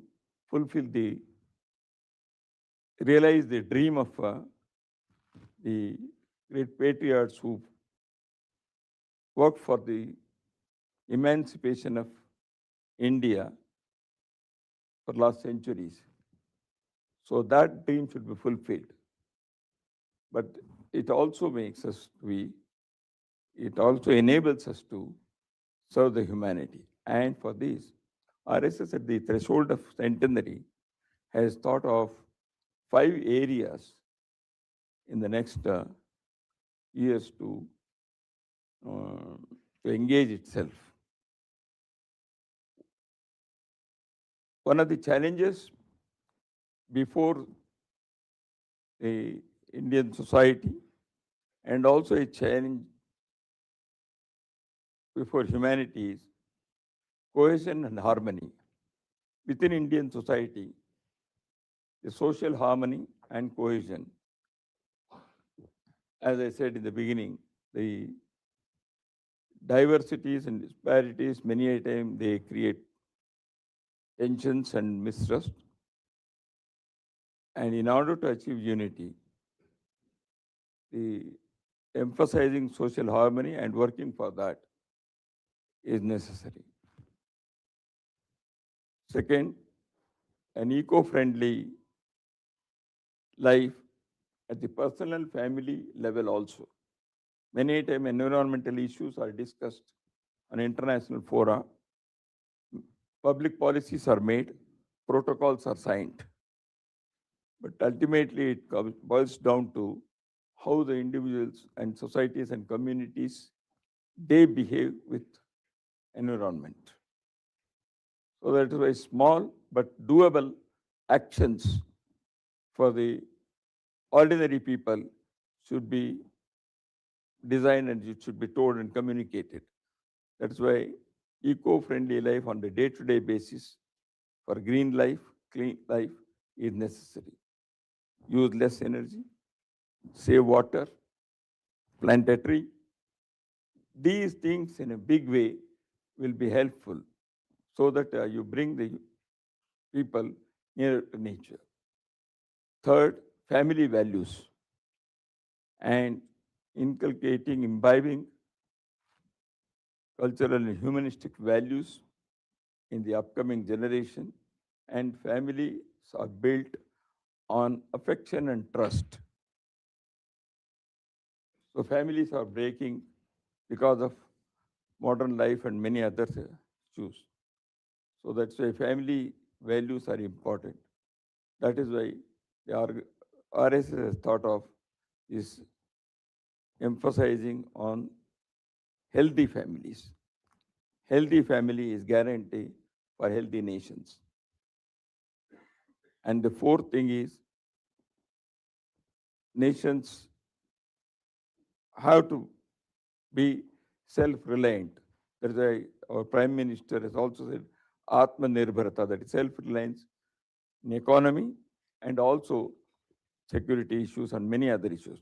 But that doesn't mean give and take will be over. We have to keep the doors open. But anytime dealing with any society, any country, any nation should be on our own, in the nation's interest.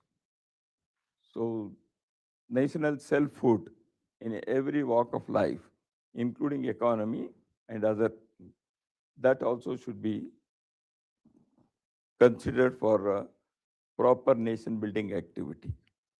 And the fifth, civic duties and civic sense. That means wholesome citizenship qualities and virtues that should be inculcated, imbibed in individuals and communities. So these 5 areas, as a first step, the RSS has started among its volunteers, and now on the occasion of centenary year, we are now spreading it to the whole nation, and we have been communicating this to large society through various activities.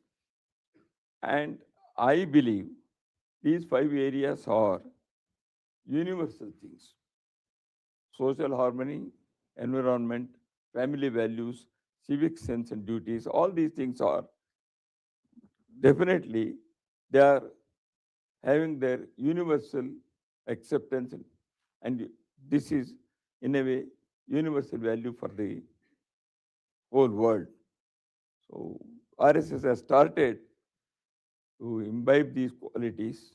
So that is how we want to make a strong, prosperous nation that would be bringing the dreams of our forefathers for the great nation, and also to feel and make world as one family. So for that, it cannot be an emotional exhortation, but for that, a nation has to be strong and self-confident enough. Then only we can serve the cause of humanity wherever there is misery and hardship. Okay. Well, that sounds like enough work to keep you busy for a while. That's a very, very ambitious and very thoughtful program. We want your active participation and cooperation also for this. There's nothing in any of those 5 points that I disagree with. So I think I'm looking forward to continuing to get to know you, the organization, and India better, and working to build bridges. Thank you for this. And we actually do have some time for some questions from the audience. So please remember that a question is a short statement that would be punctuated with a question mark. So let's try to keep it short so that many can have a chance. Yes, the lady back here. And the mic is coming to you. Please introduce just tell us who you are and ask your My question. name is Sahana Singh. I'm an author. I'm based in Ithaca, New York. And my question is for Dattatreya ji, I wanted to know the difference between volunteering and seva and the Sanghatan work done by RSS. Because see, my daughter studied in high school, and the only reason she did volunteering was that there were credits associated with it. So many hours of volunteering and you get credit, and that's how you graduate. But with RSS, there doesn't seem to be any of that kind of incentive. There's no incentive of heaven or a fear of hell, or no credits. But still, there are so many of them getting into this kind of work. And how is it different from volunteering? I've already told. Volunteer is a loose translation of the term Swayam Sevak. Or sort of better term, we are using this one. The Swayam Sevak, or the volunteer, as I said, is not just giving some time for some community service and getting some credits, as you rightly recognized. So it is a way of life. The Sanghs, RSS, Swayam Sevaks, the volunteers, they feel that it is a way of life that they have adopted. So that's why the volunteer, generally it is counted in time, 1 hour, 1 day, etc. Here it is 24/7 and 365 days. And once a Swayam Sevak, always Swayam Sevak. That is our basic thing that we say. So that is, it is a lifestyle that he has adopted. He follows it in his family, and it becomes a habit to live a life of, as I said, values with integrity, honesty, transparency, service-mindedness, and that gets expressed in every activity of the person who joins the RS. So that's why this is continuous. It's possible because of person-to-person continuous communication and contact, And I've already explained that in the beginning, how it goes on and on for, but the continuation is there. So that is how the Sangh's volunteering work is there. It is not, as you rightly put it, for some, but it is a lifestyle. And RSS volunteers, the Sangha Swayamsevaks, from day one they feel that they belong to this nation and culture and they have to do something for society and pay back to society. So this is imbibed because of the activities that are conducted in 1 hour assembly, which we call Shaka. So because of that, this is possible. Yes, sir. Hello, my name is Sudhanshu Kaushik. I'm a doctoral researcher at Johns Hopkins looking into political communications for young people. My question revolves around India. As you know, there are 67 crore or 670 million people below the age of 25. I've had the opportunity to study ABVP and how it engages young people. My question is more so, how do we move beyond, as someone who, what focuses on the day-to-day, how do we incorporate, or how does the Sangh incorporate more young people into its decision-making body? I know you were talking about the conflict, or not the conflict, but the way that modernity works with our culture and tradition. So as a Sangathan, you value the time, the service that you put in, but modernity also requires more young people having a seat at the table. Really curious to hear your thoughts. Yes, it is the activity that keeps engaged, as I already said. You wanted how many people, how young people are attracted? Right, leadership in young people. Yeah, in RSS, all are young at heart.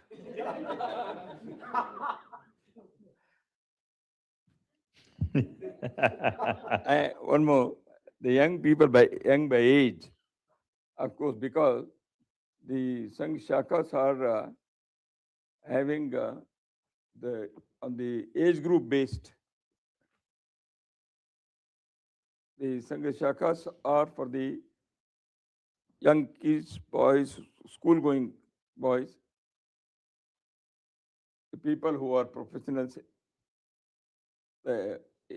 slightly grown up, and people who are retired, who are aged, who are senior citizens. So the activity designed accordingly. That is why shakas are also held. They are conducted on the age group based manner.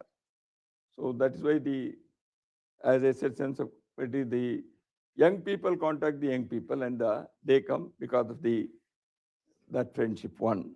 And another thing is the leadership position is also there. These people are given the full freedom to design their activity. They conduct the whole the activity, the Shaka activity, and also the young people in the RSS. They are given the organizational positions because of one is RSS conducts training camps. Those who are having those training, because of that, organizational management is learnt. And another is experience because of their nature, behavior, and experience. They naturally, they take the leadership positions. And RSS believes in and practices teamwork and team leadership. That is continuously, it happens. Every Shaka is conducted because of a teamwork that is there. And these things help in achieving young people taking leadership positions and keep the activity going on. Okay. Yes.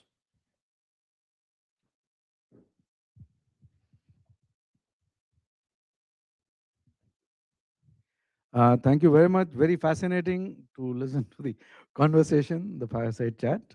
My question, I'm Pradeep Kapoor. I'm from the Indian Foreign Service and work now in the area of geopolitics and academics and passionately involved with rural transformation.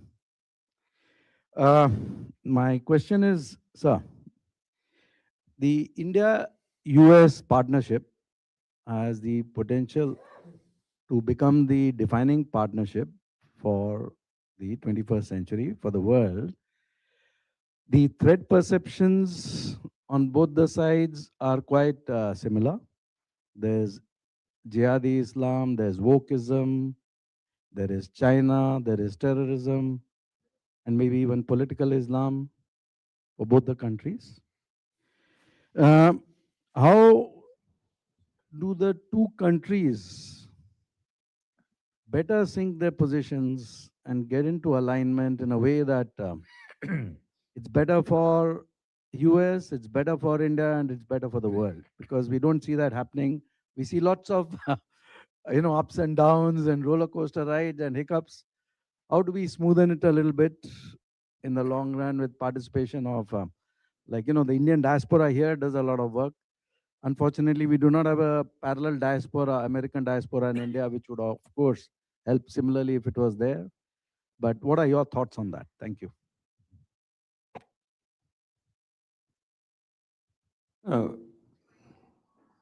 About this thing, I think much has been discussed during the day, and nothing more to be added. The thing is, the India diaspora in America, that's their role, if you want. See, their first allegiance is to, actually, as citizens, those who are citizens here, they have a duty to be good citizens of this country, land. And as citizens, whatever is expected, they have to do that. And there is a cultural connect, and that should be retained. It will be retained naturally. And because of that, they can definitely help and participate in the process of creating better relation between these two great democracies and countries. And back home, if they feel that they can serve the cause of their culture, they are welcome to do that. But they can retain they should continue that affinity. So Indian diaspora in America is not one monolith. It is also having a lot of I'm not telling they are warring groups, because their situations are different. Some are coming on long visa, some have come as students, some are Indian origin people who have been here for decades like you, and some are born birthright citizenship they have acquired. So Indian diaspora also carries many of the identities that they have back home in India, language, religion, etc. So that's why it is having many identities simultaneously. One individual is also having multiple identities in different times. So that's why I think this unique diversity can achieve unity because of the unique RSS way of thinking. So that is all those people, they should primarily be motivated. The world is one family, Vasudhaiva Kutumbakam, and their duty towards host country and their cultural responsibility. Okay. Well, I'm afraid we are coming to the end of our time together, and if I don't finish up, we'll never get out of here. Just to close down the conference, first of all, I would like to thank Dattatreya for sharing his time with us like this. For the many distinguished guests, Ambassador Quattro, and many other guests that are here today. I look around, I see a lot of faces of people I've come to know and trust in my work in India. My colleagues here at Hudson, I hope you heard the message from from Joel Scanlon this morning of Hudson's deep determination to continue working on and helping to build this relationship. The many colleagues that joined us from other Washington think tanks. It's been, I think, a rich, exciting conference. It has renewed my own personal determination to continue to do what little I can do to build what I fully agree with Kurt Campbell is a decisive relationship for the peace and stability of the world in the 21st century. In some ways, when I think about what peace could look like at a time when I think most of us would say we don't see enough peace in the world, if India can be successful in bringing, let's not even talk about a geopolitical balance of power in Asia, but a cultural, economic, and social balance in the Indo-Pacific. If India can emerge as the kind of great civilizational power, font of ideas and enterprise, of generator of wealth, yet also built around a civilization of understanding, and take its full place among the other great nations and civilizations of the world, and I would never exclude China from a place at that table, Iran, many other fine nations, civilizations. India resuming its full place in the world is key to the development of a kind of a human world where we can all be fully members of our own cultures and civilizations, but learn from, mix with, work with people all over the world. So thank you for the work that you're doing. Great. Thank you.